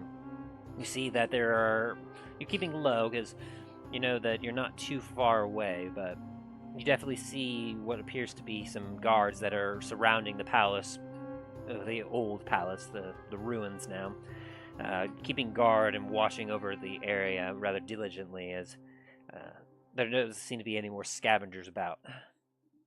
So you make sure to keep a wide berth of that as the three of you continue to hug the water's edge as you make your way towards the wall.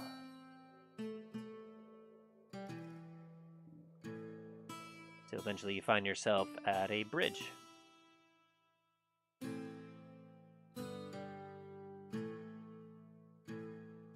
As the Sand Shaman kind of looks at you two. Is that the section of the wall up ahead? Yes, it is.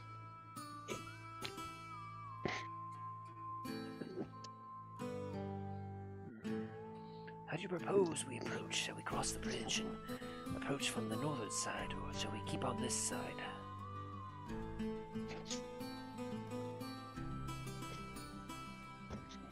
Let's see.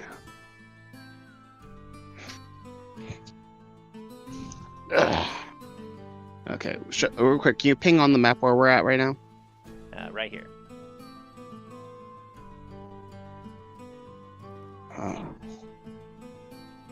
Well, we need to get to the wall over there. I'm gonna see if I can see if there's any patrols on either side. Go for it. That's not what I clicked, you stupid thing. It's like, do you want to open up a fully new tab? Investigation, right? Yep. Or perception, really. Okay. Oh, there we go. Much better. Alright, and so you're looking for what specifically? I'm looking to see if from where we are, if I can see any patrols on either side of the river, near the bridge that we're at. Sounds good. With the 10, as you kind of start to peer around, you see that there are several patrols that are moving along the wall. One seems to be heading eastward along the wall, having just left the area that you're about to infiltrate to. We'll need to be swift to get over there. Especially once we get over there, we'll have to get partially into the water to get to that entryway that we made.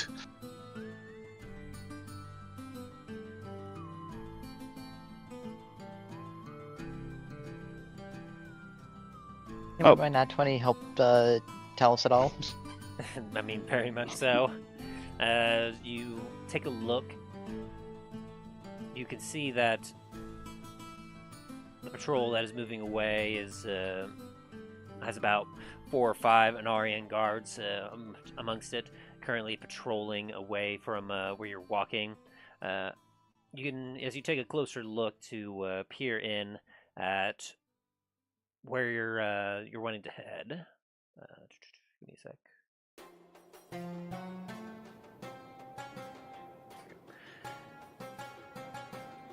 You essentially, what you start to see is another guard, set of guards that Talos didn't see, currently moving west along the wall here, as they're currently making their way around. With your natural 20, you essentially guess that that one patrol that's heading west and northwest will approximately return to the area you're about to be in within about 30 minutes. Okay. Well, whatever we do, we should probably make it fast. We only got half hour at most to do what we need to do. Very good. All right. Let's get moving then. Yeah. Go ahead and roll some stealth.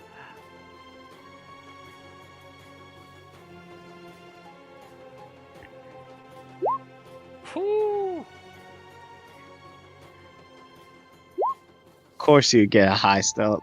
Well, the shaman, as well as Milo with his natural 20, more than succeeds. So, the combination of both their efforts, you all sneak over very quickly and very silently to the wall. It's like the sand helps muffle my fat footsteps. As you reach there, You see Milo taking clumps of sand, just shoving it down your armor. You see the wall before you. It's a rather imposing wall, much as just as strong everywhere else as it would be exactly where you are right now, save for the metal grates that go in a small tunnel that lead to the interior of the keep. And as you all kind of splash into the water and appear inside, you see that the strong metal, steel bars are still in place. Take what help try grab onto the bar that we had broken off before and give it a good yank. I'm trying to be quiet with it, but I give it a good yank. All right, give me an athletics check. All right. Athletics. Can I go ahead and help Talos as well? Sure. Give me an 13. 8. That gives you a 19, and you're able to easily dislodge the one bar, which gives you enough space to allow one person to kind of crawl through at a time. As you hear some of the rock crumble a little bit as you pull it up, and you hear into the splashing into the water below you. Not loud enough to cause much attention, but you can see that by loosening up a little bit more, it'll be a lot easier to take out in the future. This was how you were able to get out before. So, how exactly do you plan on weakening this part of the wall in order to allow the circle to get in this way? After all, it would take quite a while for us to get in at one line at a time. Question, Druid. Do you happen to have a spell that can make things kind of just silent over here for a while? Let me see here as he takes a look at, or he begins to think about what he has.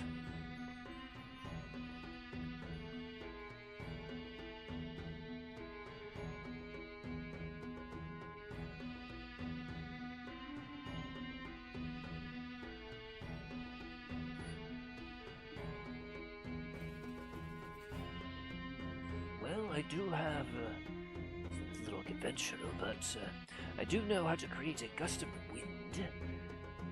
I know what you're thinking, that doesn't quite solve it, but wind will carry sound away, so it may help to make things a little quieter.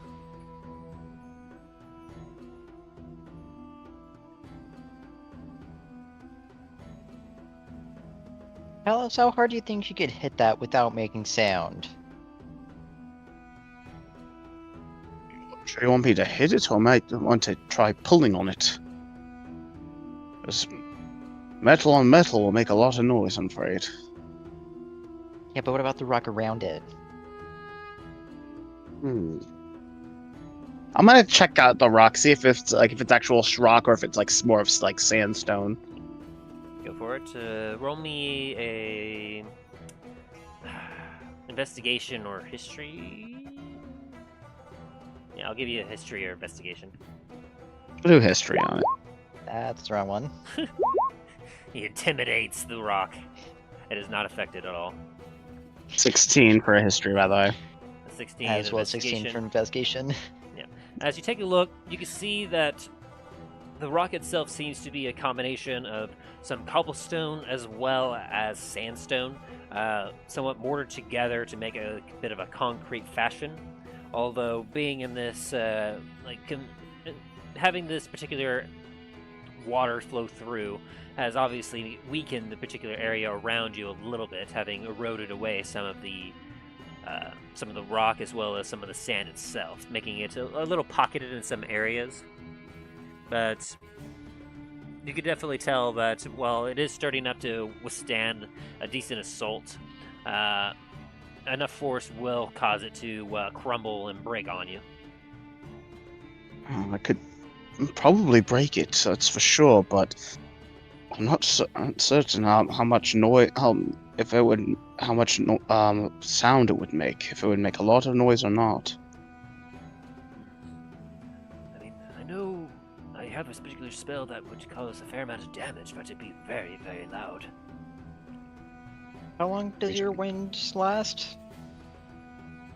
Well, once I cause this gust to go, it will go on for approximately up to a minute.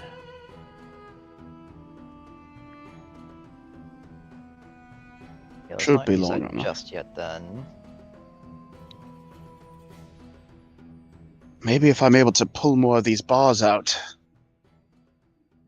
You know what, tell us, how about this? How about you pull on the bars while I try to use my short sword here to kind of dislodge some of these rocks?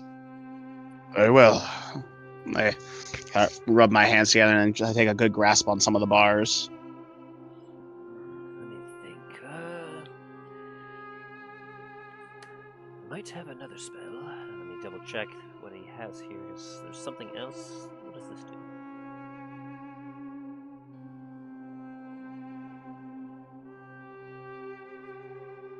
Oh, no, that doesn't. That's not going to help. It's more for hiding than it is for doing stuff.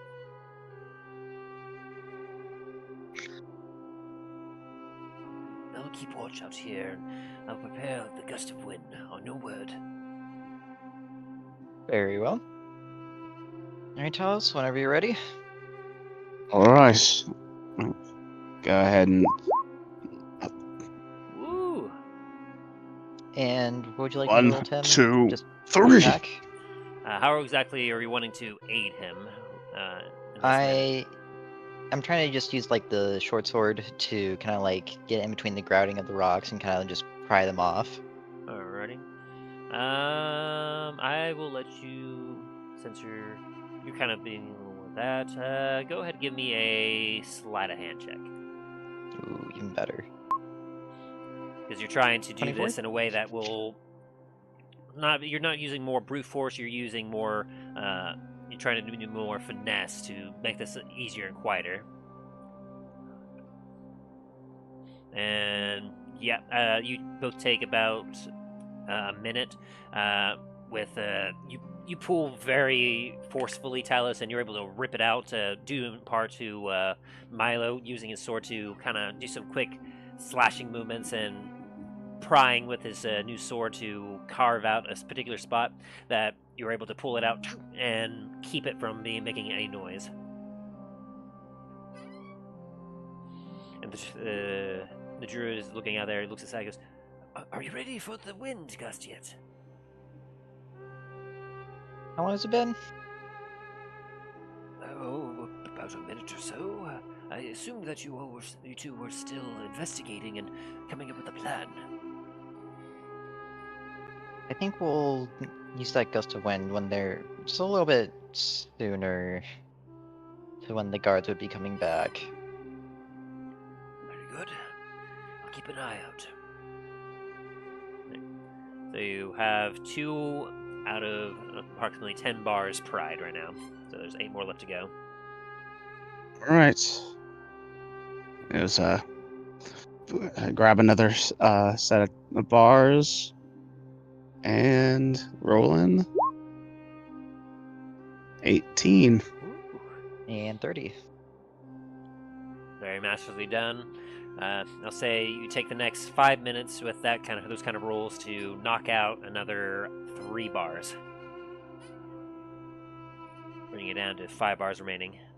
As there's enough space now for 2 people to go through at a time. And it's been about, what, 10 minutes? Yes. Okay. Ready when you are, Talos? So this thing's.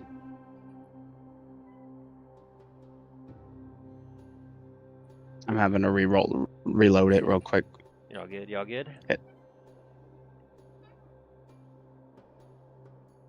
It's like, yeah, you had this thing open for way too long. I'm not gonna do it now.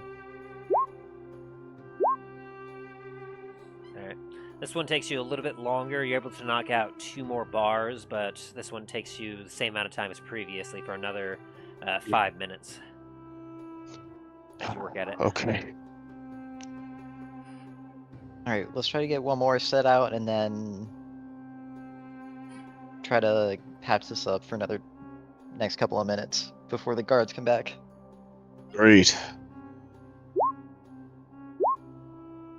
Ooh. Excuse the fuck out of me?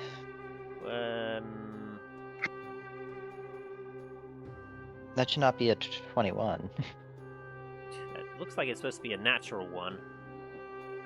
But I'm a halfling with racial lucky, so I don't get nat ones. That's super weird. Do you want to roll again, or do you want to just use that 22? We'll use the 22. Okay. And I got 15 on the athletics. Very good. So you both are starting to get real tired as it's still taking you quite a while. You're able to knock out 2 more bars with this for another 5 minutes. Right. As I think that should be. the druid kind of looks back at you both and goes, I think I see them in the distance, making their way back this direction. All right. Let's go. I think this should be enough. You guys go, I'm gonna patch this up so it doesn't look as obvious. I'm gonna start moving out. and the druid will follow next to you. Go ahead and roll stealth with advantage, Very well. as he will also be assisting you. Especially with that roll, that's good. Stealth.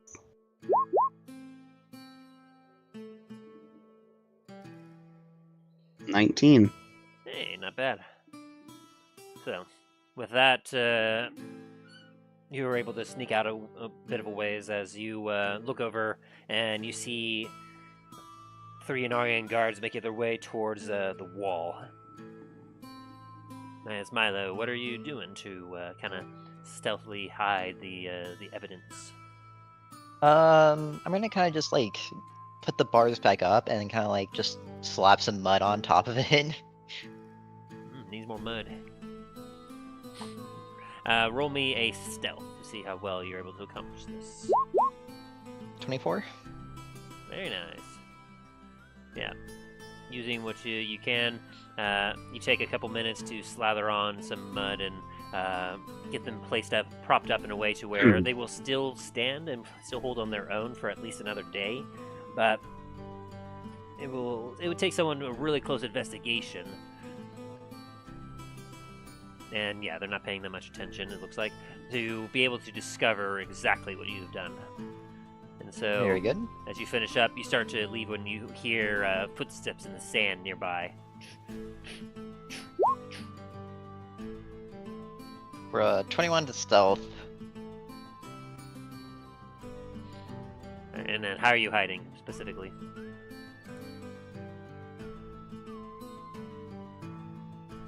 Milo is going to do something very stupid and kind of just lay in the riverbed. Alright. So you crouch very close to the side of the wall as you wait, and you watch as 3 Anarian guards come through to your vision through the tunnel as they start to splash in the water, and they kind of stop and look around, look into the tunnel a little bit. You kind of hold yourself as still and as close to the wall as you can, just gulping a little bit before they kind of start marching onward and moving on until you feel they're far enough that you take off behind them and make your way to Talos and obviously the druid as they look at as he looks at you and goes, I didn't see anything. I think it might have worked.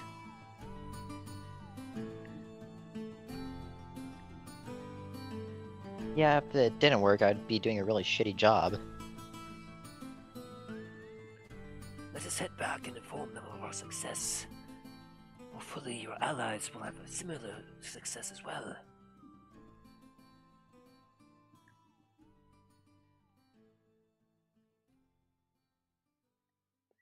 alright. And so as you all take your time to make your way stealthily out, I assume. Right, you're not just tromping out. I'd hope so.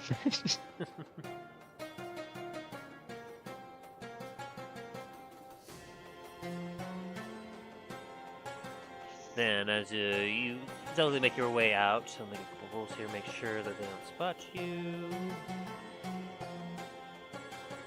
Yeah, no. Thanks to your fantastic rolls and the fact that they seem to be more occupied elsewhere. You all slowly make your way out from the wall as you make your way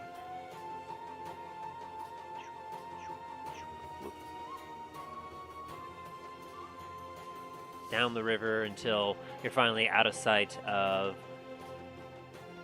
the wall and you've made your way safely out, having successfully weakened the wall to allow the circle's forces to be able to infiltrate at when the battle comes.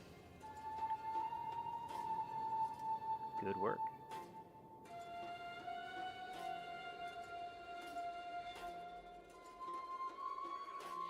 Meanwhile, after several hours of travel, Dallen and Dain, you're starting to feel a little hot and sweaty, but it seems to have gone by a lot quicker than what you would have expected, due to the fact that you have yourself another individual guiding you, a Sandstalker, very silently but skillfully proceeds to guide you.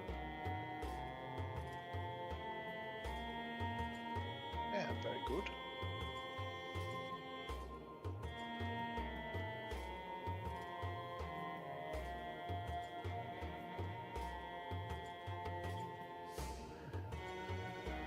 Until eventually you find yourself before this pillar of granite,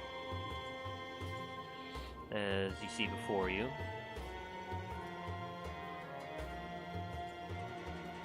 There's nothing but sand around. It's very much a dark, well, it's very much sunny out, bright out. There doesn't seem to be anything of note except for this pillar obelisk that just is currently standing up from the sand. It's got brown, red, black specks all into it as it just kind of stands up towards the air, seemingly just kind of on its own. Nothing really of terrible note, honestly, that you would imagine is like. It just seems like perhaps an old tree stump or something as Sandstalker looks at you two and goes, According to our reports, this is supposedly one of the obelisks.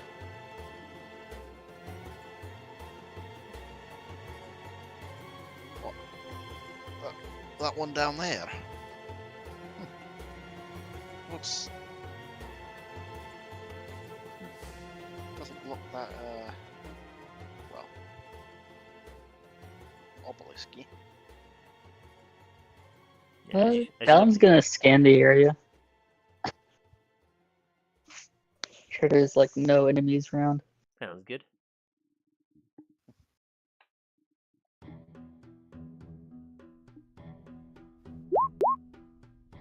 I'm gonna look down at the obelisk and cast detect magic just to see if it does anything. Sounds good. With a 17, Dallen, you're able to, as you look about, you're able to ascertain that the area seems to be clear for the most part, but you do happen to see what appears to be some specks moving somewhat nearby. They seem to be moving towards Anar Dracul.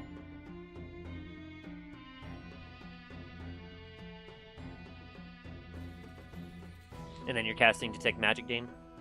Yeah. Very good.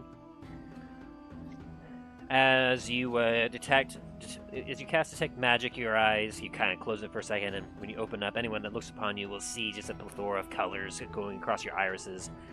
As you look about, you see, just to make sure, you look at Dallen, and you see him just glow up with multiple different colors as all of his magic items that are on him are shown up quite well. You look at yourself, you have similar. And then as you look around, everything else seems to be relatively non-magical until you do look at the obelisk and you see it lighting up with very, very bright energy. Specifically, let me double check here just to make sure I got this right. You can tell that it has an incredibly strong enchantment magic on it. Currently kind of... inert, but it is there. It's enough that it's blinding. Yeah. I'm gonna kind of like shield my eyes and look away for it for a second. The obelisk is definitely magical. It kind of hurts to look at, to be honest. And he kind of looks at you, recognizes what you're doing. You're able to see magic. Useful. It's This one of the, blinding, as you say, must be something powerful. It looks to be some sort of like possibly enchantment, but can't be certain. There's a lot of lights going on over there.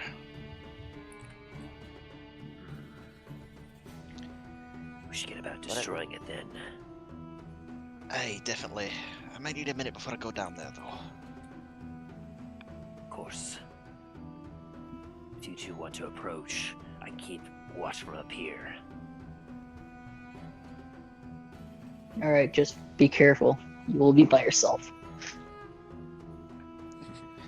You don't have to worry about me.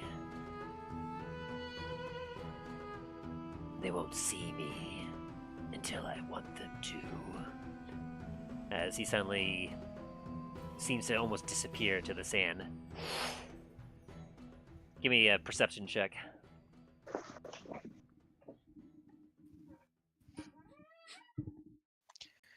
Righty. Ooh, you just beat him out. For you, Dain, you watch as he just almost seems to, like, he lowers himself down and just turns into sand.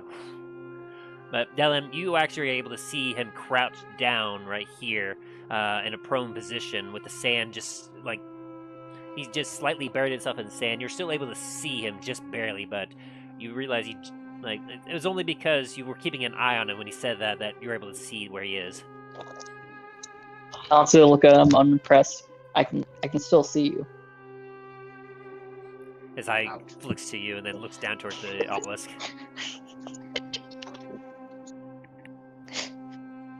You see nothing, I am sand. Alright, I'm with the sand, and the sand is with me. come on, Dan, let's go. There's my detect magic.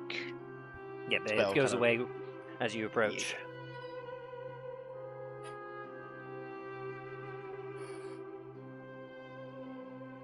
Is there any like writing on it, just like how the other obelisk was for? My brain. Roll a quick inspection. Brain.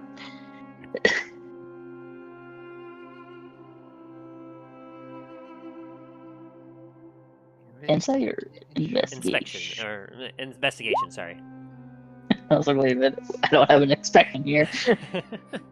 Yeah, as you take a look at the obelisk, you both are able to see that it's got a lot of like runes carved upon it, but none of them seem are readable in the way that like it doesn't look like it's meant to be read. It seems to be purely enchantment based. It seems like you can tell, especially you, Dame, you can tell that this particular obelisk was constructed from the ground. It seemed to have been pulled up from the earth itself, and then afterwards a number of people worked on it for several hours at the very least, carving into this particular shape as well as carving in the runes, which then imbued it with magic. Can I do Arcana on it? Sure. See what I can find out about this. 21. 21. Yeah, a lot of 21s. As you, 22s.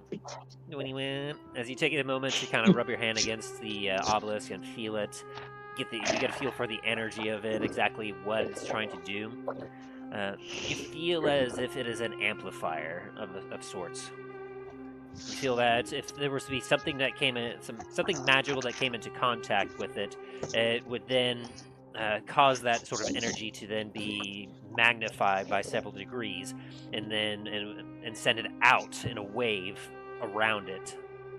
For how much of a radius, you're not quite certain, but you can tell that it's meant to amplify and then redirect the energy outwards and possibly further beyond.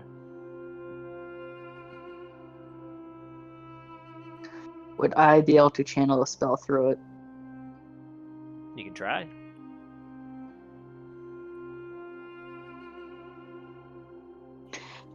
Before I make a decision, I'm gonna go over to Dain and say, like, hey, this is an amplifier. What do you think we should do with it? Well, it's inert right now, but don't know if it would just be Thanatos' magic that would be amplified, or everything would be amplified. If it's the latter, well, I know you've got some magic that, if it was amplified, very, very, very destructive. I'm sorry, give me 1 second. Someone's knocking on my door. Knock, knock, knocking on Dallen's door. It's like I've honestly had like 5 religious groups knock on my door this week alone. Good lord. It's that time of the year. Yep. Apparently, one of them, if you put apparently some type of like a colored tack on your door, apparently it's supposed to be a message for that. I can't remember which religious group it is, but apparently if they see that, they will immediately turn around, because apparently if they interact with anyone that's been labeled whatever that means, they could be removed from their own religious group. So it's basically heresy, or like my dad, he has a sign that says, like, he says, unless you're a Girl Scout cookies or delivering, it's like, unless you're a Girl Scout cookies family or delivering my Amazon package, like, you will be charged X amount of money. If you're with any religious groups, come right on in. We can speak about the whatever gods you would like to. And the thing is, around it, it has all the religious symbols of every kind. Fair. Like, if you're looking to take something that's not yours, be warned. It's like the dog can get to you faster than I can, unless of course I get to my guns first. You back, Dallen? Yeah, I'm back. Okay. In response to the heresy comment, 40K's knocking at your door. They'd like to speak with you. All right, so Would you like to speak to our Lord and Savior, the God Emperor? Heard you're talking about some heresy. then Dallen approaches you.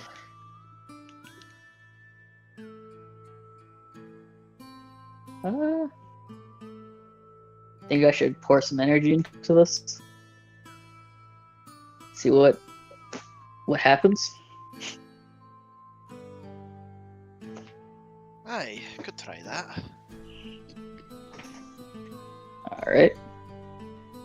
Dallen's just gonna pour some of his energy into it, just to see like if it reacts to his power. Anything specifically? I assume that'd be like an Arcana. No, he's just pouring like his magical energy into it. He isn't casting a spell on it or anything. Just pure magic. As you force some of your energy into the obelisk, you kind of grip it and you're. You feel it start to the pillar start to vibrate a little bit, and Dain, you see as the runes are starting to glow a little.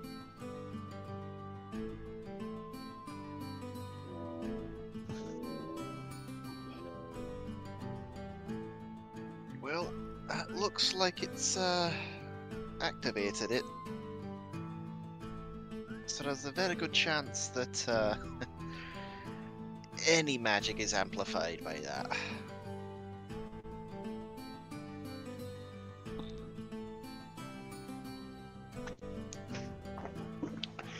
You think remove curse might work with this? I don't really think so, because it's not exactly cursed. Plus, unless you have it, I can't do what Talos does. I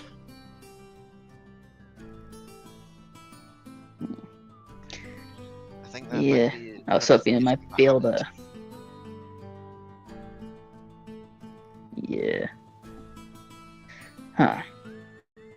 Think we should just break it? Destroy it? might be the best course of action. Well, I know a certain way how to do it. Step back a bit. Is it Dain's immediately gonna I'd say- go back up onto the hill? I'd say about give me a sec. It's either blast radius. 20 feet radius. There you 20 go, foot radius, I'm 30 away at from least. it. Now it's gonna cast Fireball, and then Fireball again, and then Fireball again, and again. Well, that's if Hey, it's his tried and true.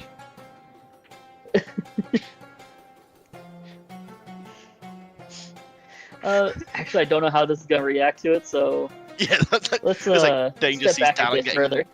Dain sees Dallen getting up onto the mountain, just goes, I'm going this way more. Yeah, I'm gonna go over here. Let's see, make sure I'm 40 feet away or something. I'm on fire when ready. That's still 20 feet. That's still 25 feet. Fuck. That's all I have to do. Okay. Okay, I'm gonna cast Fireball at. Well, it's a second level spell in it for his third level, so I can't really increase the damage yet. So I'm gonna cast one Fireball first. See how it does to what it does to the obelisk. Alrighty. And so you aim it directly at the obelisk. Yes. Alrighty. As you launch your fireball. Actually, before I cast a spell, I'm gonna yell to the Sandstalker, say, "Hey, you might want to back up. I don't know how my spell's gonna react to this thing. You watch a small mound Might of not sand. want to be caught in a blast radius." You watch a small mound of sand move like backwards, like as if it's crawling. It just scuttles away. Mind you, go move a little bit further than that. Okay, yeah, now I cast a spell. Alright. As you cast your spell directly at it, you watch the fireball, and then it connects directly into the pillar, causing a massive explosion. Go ahead and roll damage. You're casting at normal level, so 8d6 fire damage. Oh yeah, I forgot it was that. I forgot it's that crazy. Jesus Christ. 8d6. Any modifiers? Doesn't look like it. No.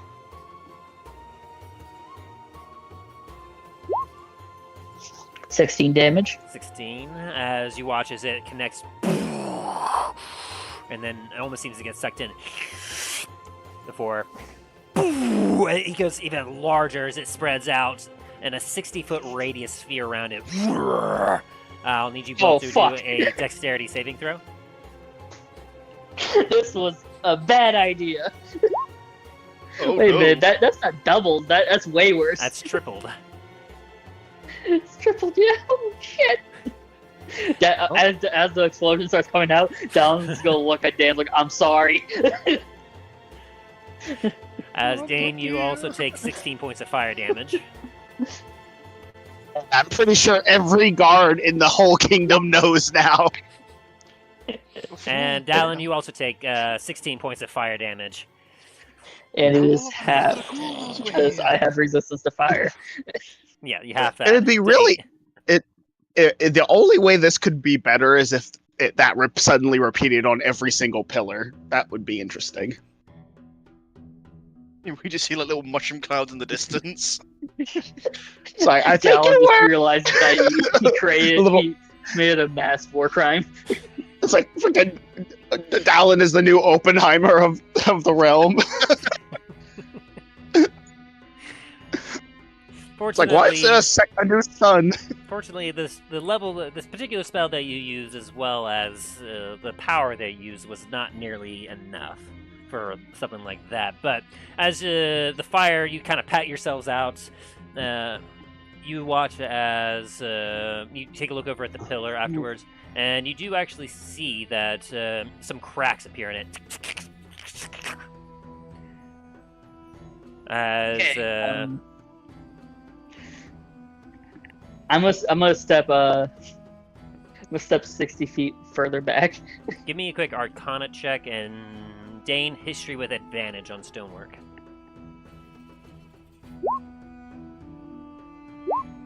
Yeah, 14 and a 12. With a 14, Dain, you're able to determine that whatever just happened definitely damaged this particular obelisk, and it definitely will it definitely cannot take much more damage than that. Dallen, I'll say you're not quite sure exactly what happened, but you feel as if like the amplifying magic of this is definitely meant to amplify magic, but it seems as if whatever it might have been constructed out of may not have been constructed to handle amplifying all different types of magic. It seemed to be very specific, but as a result, it does seem to amplify all magic. Dallen's gonna look at you, Dane, and say, take a much bigger step back. And Sandstalker succeeded his save, so he took hardly any damage. And Dallen yells over to Sandstalker, you too! Stop being sneaky and just run away from this explosion. As you say that, roll me a perception check, see if you, because we lost track of him. See if you can still see him. Please let me, like, immediately just eyeball this guy. Let's go! I think you eyeball him. About All the sand has been blown off of him. about 70 feet away from the obelisk now. He's kind of buried himself in the sand a little bit, but you can see that he's looking a little charred. Dallen just walks over to him, like a beeline over to him, just to let him know that he knows exactly where he is. And with that perception check as well, You see the Anar guard. actually, Oh shit. an individual approaches God. as you recognize a single Anarian guard approaching the obelisk. As you're even with that nat 20, you're able to just hear, "What the hell was that?" As he starts to approach the pillar. Dallen's just gonna tell you guys to run off, and like a second later. Dallen's gonna run over here, point his hand at the obelisk, say, stand back! As he looks at you and goes, Who are you? Wait a minute. You're one of Comet's company. as he draws his sword, shing, I would put that away if I were you. It's got a I finger gun pointed Orders at to the... capture you and take you in. Come with me. Now, hold peacefully. on just a second. You know what that explosion was, right? He takes a step forward. I don't know what That was me. That was me.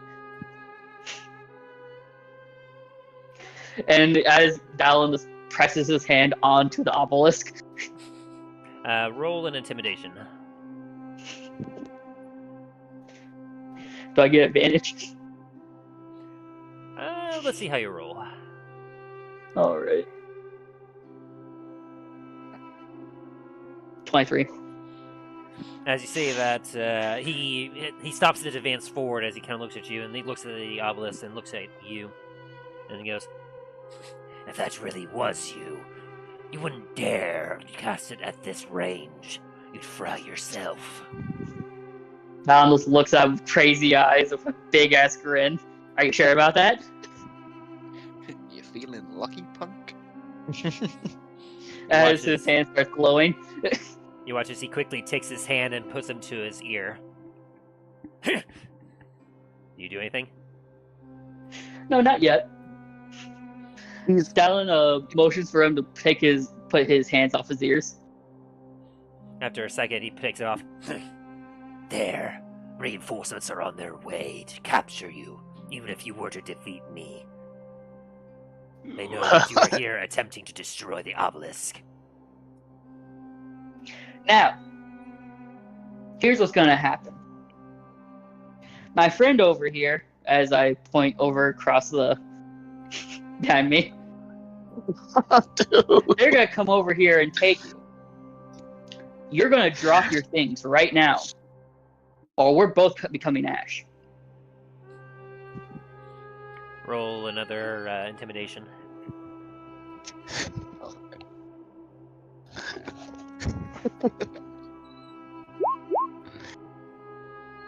$23.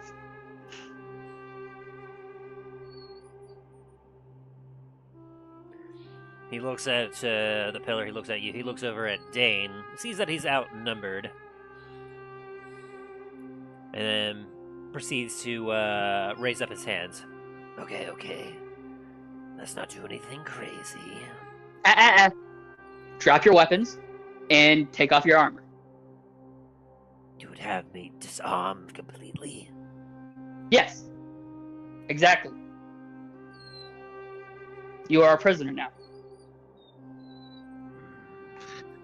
He kind of growls a little bit and proceeds to drop his sword.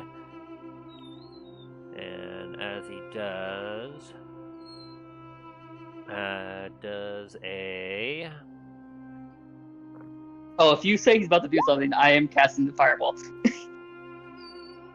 Yeah, well, I'd imagine a 10 isn't going to hit you as an arrow flies in from the northeast here.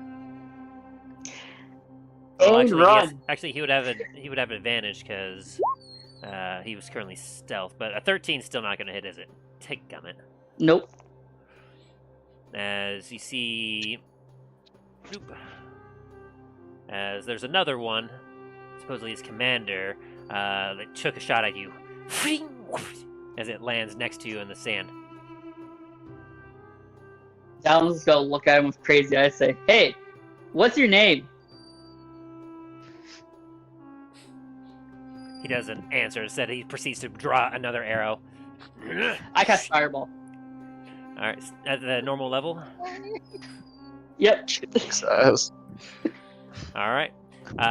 As you do, go ahead and roll damage, as there's no way that the pillar is going to say that's roll any sort of save on it. It's an inanimate object.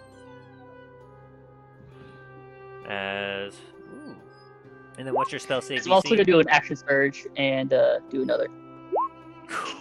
Okay. Christ. Alrighty. Dude. So Jane, you're fine, and obviously Sandstalker's fine, but obviously these two guys are definitely in the range. Okay, so go ahead and Hey, I warned them. what is your spell save DC? It's 52 damage. Yep. My spell save is a dex save of 16. Okay, so he succeeded his first one. Oh, they both succeeded their first one, and then he succeeded his second one, and he failed. Okay, so half of 23, I'll go ahead and just round that up to 12. So they both take 12 damage.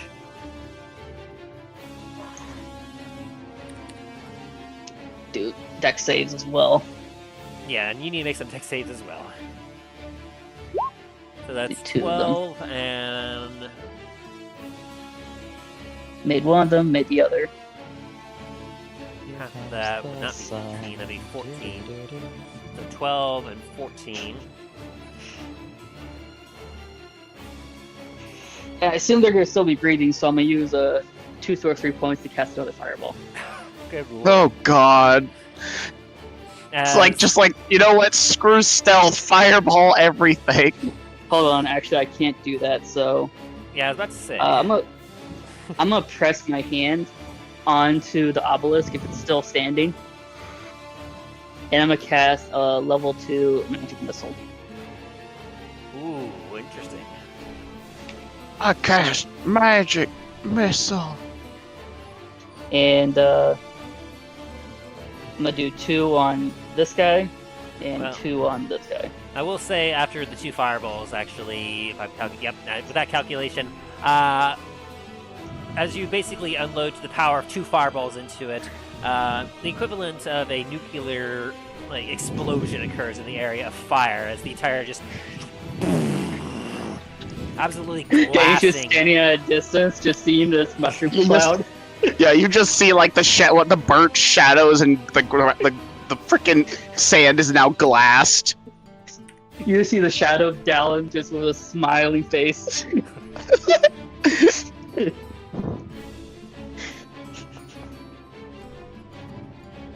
I'm sorry, I interrupted you. What are you saying, Tim? Yeah, the entire area has become essentially glass as there's nothing but fire around you. As you made both your saves, so you take half and half of both. So you take 6 damage to begin with, and half of 29. I'll say that's like 14. Round that down, half that is 7. So you take 6 and 7 for a total of 13 points of damage. Nice. As you get absolutely scorched, and after a moment of the mushroom cloud going off, you see as this guy is currently on the ground and this guy is currently on the ground as they start to pick themselves back up again. Nope, not having that. Starts casting magic missile on him. All right. So how many? So what level magic missile are you doing? 2nd level. Alrighty. And so that gives you. You gave me the tools to cause mayhem. I'm gonna take it. So with a magic missile, that deals 1d4 plus 1 to target. You get 3 of them. So, and when you cast extra, you get 1 more. So you have 4 darts. So how many? Where are you directing the 4 darts? 2 of them on this guy and 2 of them on this guy. All right, then they automatically hit. Go ahead and roll 2d4 plus 2 twice. As you just fan your finger, just.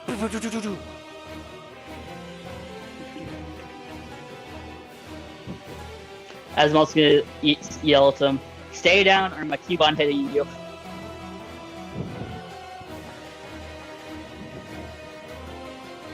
Six damage for both. Ooh, spicy.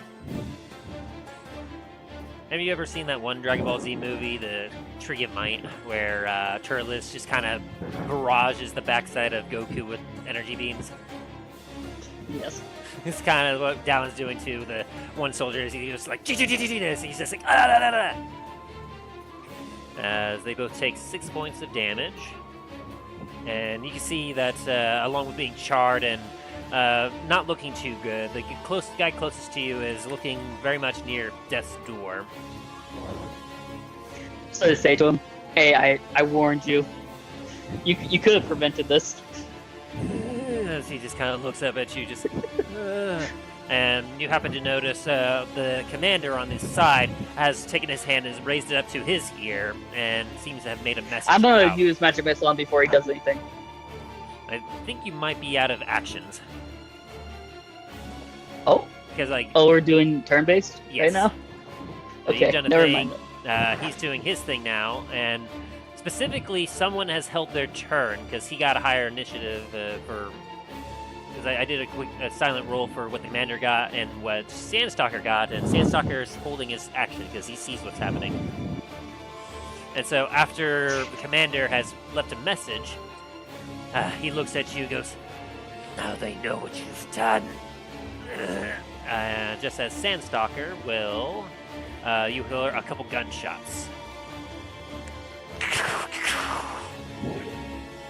And Sandstalker silently, while he's hidden, stealth, takes a shot at our good old friend, the commander.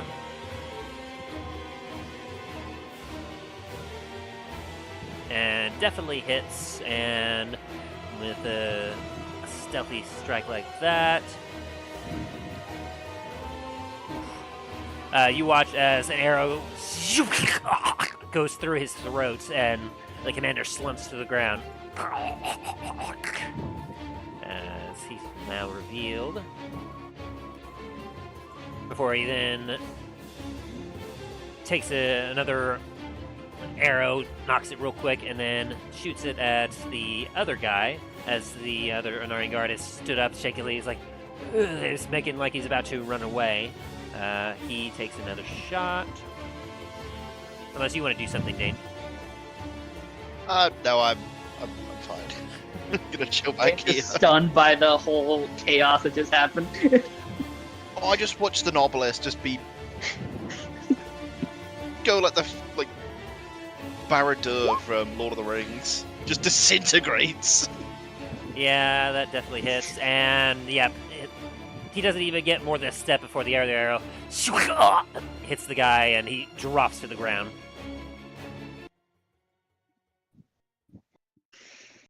So is the obelisk like ash right now, or is it like rubble? Yeah, as the two hit the ground dead, the Sandstalker quickly scuttles up to you. And you both kind of take a look at the rubble, as the obelisk has pretty much been destroyed down to its base layer. There's basically only a small like amount of granite rubble at the bottom, as you do not feel any more magical energy emanating off it. Dallen's just standing over his accomplishment with pride. I think you did more than just destroy this one. As you look a little bit more to the northwest, and you see the remnants of another fire cloud just disappear. Oh no! Did it cause like a chain reaction with all the others?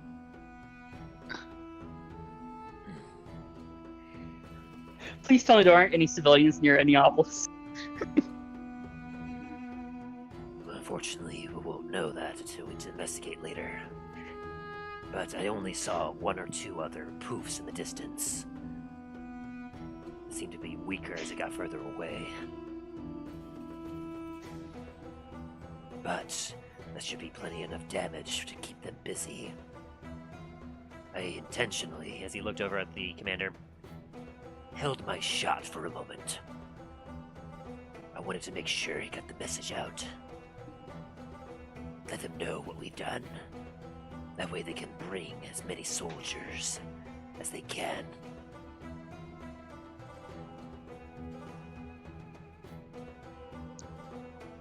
I was just sitting there with like worry on his face, but he's also grinning ear to ear. His eyes is out wide. We should hurry back before any nearby patrols see these explosions and come. As he proceeds to guide you all to a rather steep part of the sand, as he proceeds to lead you all back to the caves. As the sun sets, you all find yourself returned back to the Circle of Sands caves. Although you find yourself a lot closer this time, as Sandstalker and the Shaman both have actually led you to a particular cave that was a lot closer. Just less than a few hours travel away from Anar Dracul itself, as they've relocated themselves again. As you all regroup and find yourself in the tent of Ranos, Ranos greets you all and goes, It appears if your missions were a success.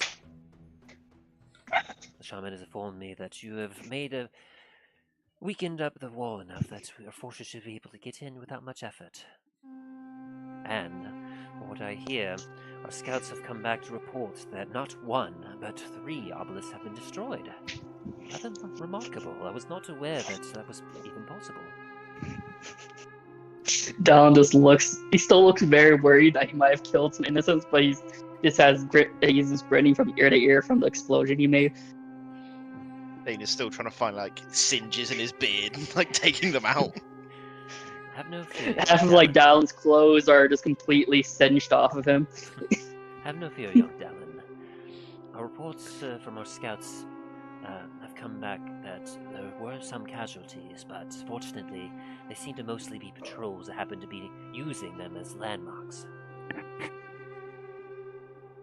According to them, they found several bodies as well as large sections of glass. Fortunately, managed to stop. It seems that one of the waves of the explosion seemed to stop just before it reached another obelisk, which, if it had connected to that, it would have devastated a nearby campsite from some refugees. So, Dallen just puts 2 hands to his temples, like, oh no. so Thank God. We did not have any innocent casualties, and we managed to eliminate several more of their forces than what we could have hoped for. And our reports say that a small number of Anarian Guard and some constructors have begun to head out to the area that you destroyed in order to begin reconstruction. Dallen just grabs his arm that's covered in glass and just tries to chip it off.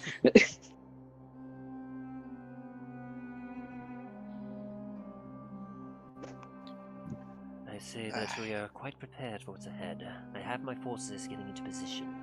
You all should gain some rest, as I'm sure tomorrow is the day.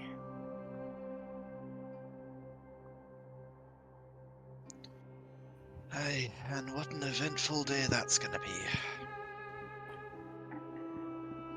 as you all then proceed to go and take yourself a long rest.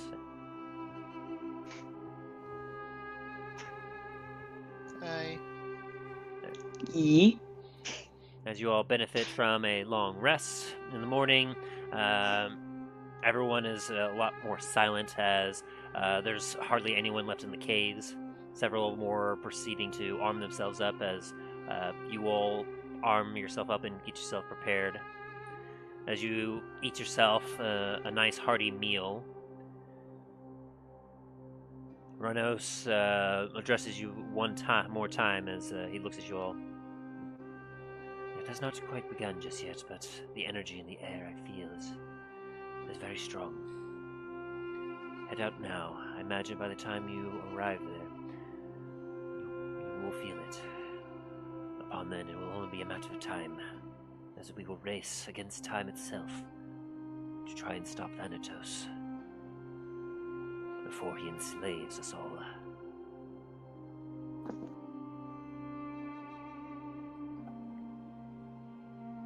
And as you all gather up your gear, you travel across the sands on your camels rather silently until eventually you see the walls of Anar Dracul. And as you approach it, you all suddenly feel strange as almost a wave of energy emits from the air around you as clouds begin to billow. You hear thunder in the distance as you all feel almost a little bit of car sickness in your stomach, as you're all just like, whoa. Whoa. As you feel it, and you know in your bones, the ritual has begun. The fight to save Anar Dracul will soon begin. As that is where we're going to leave the episode for this year.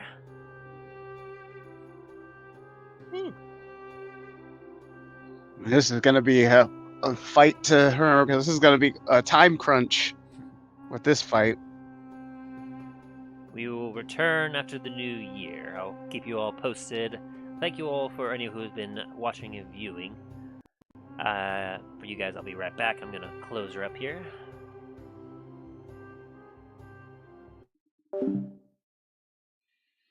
As our heroes prepare themselves as they view the beginning of the end of Anar Dracul, as a wave of energy, as the ritual of Gaius has started, meant to enslave the land.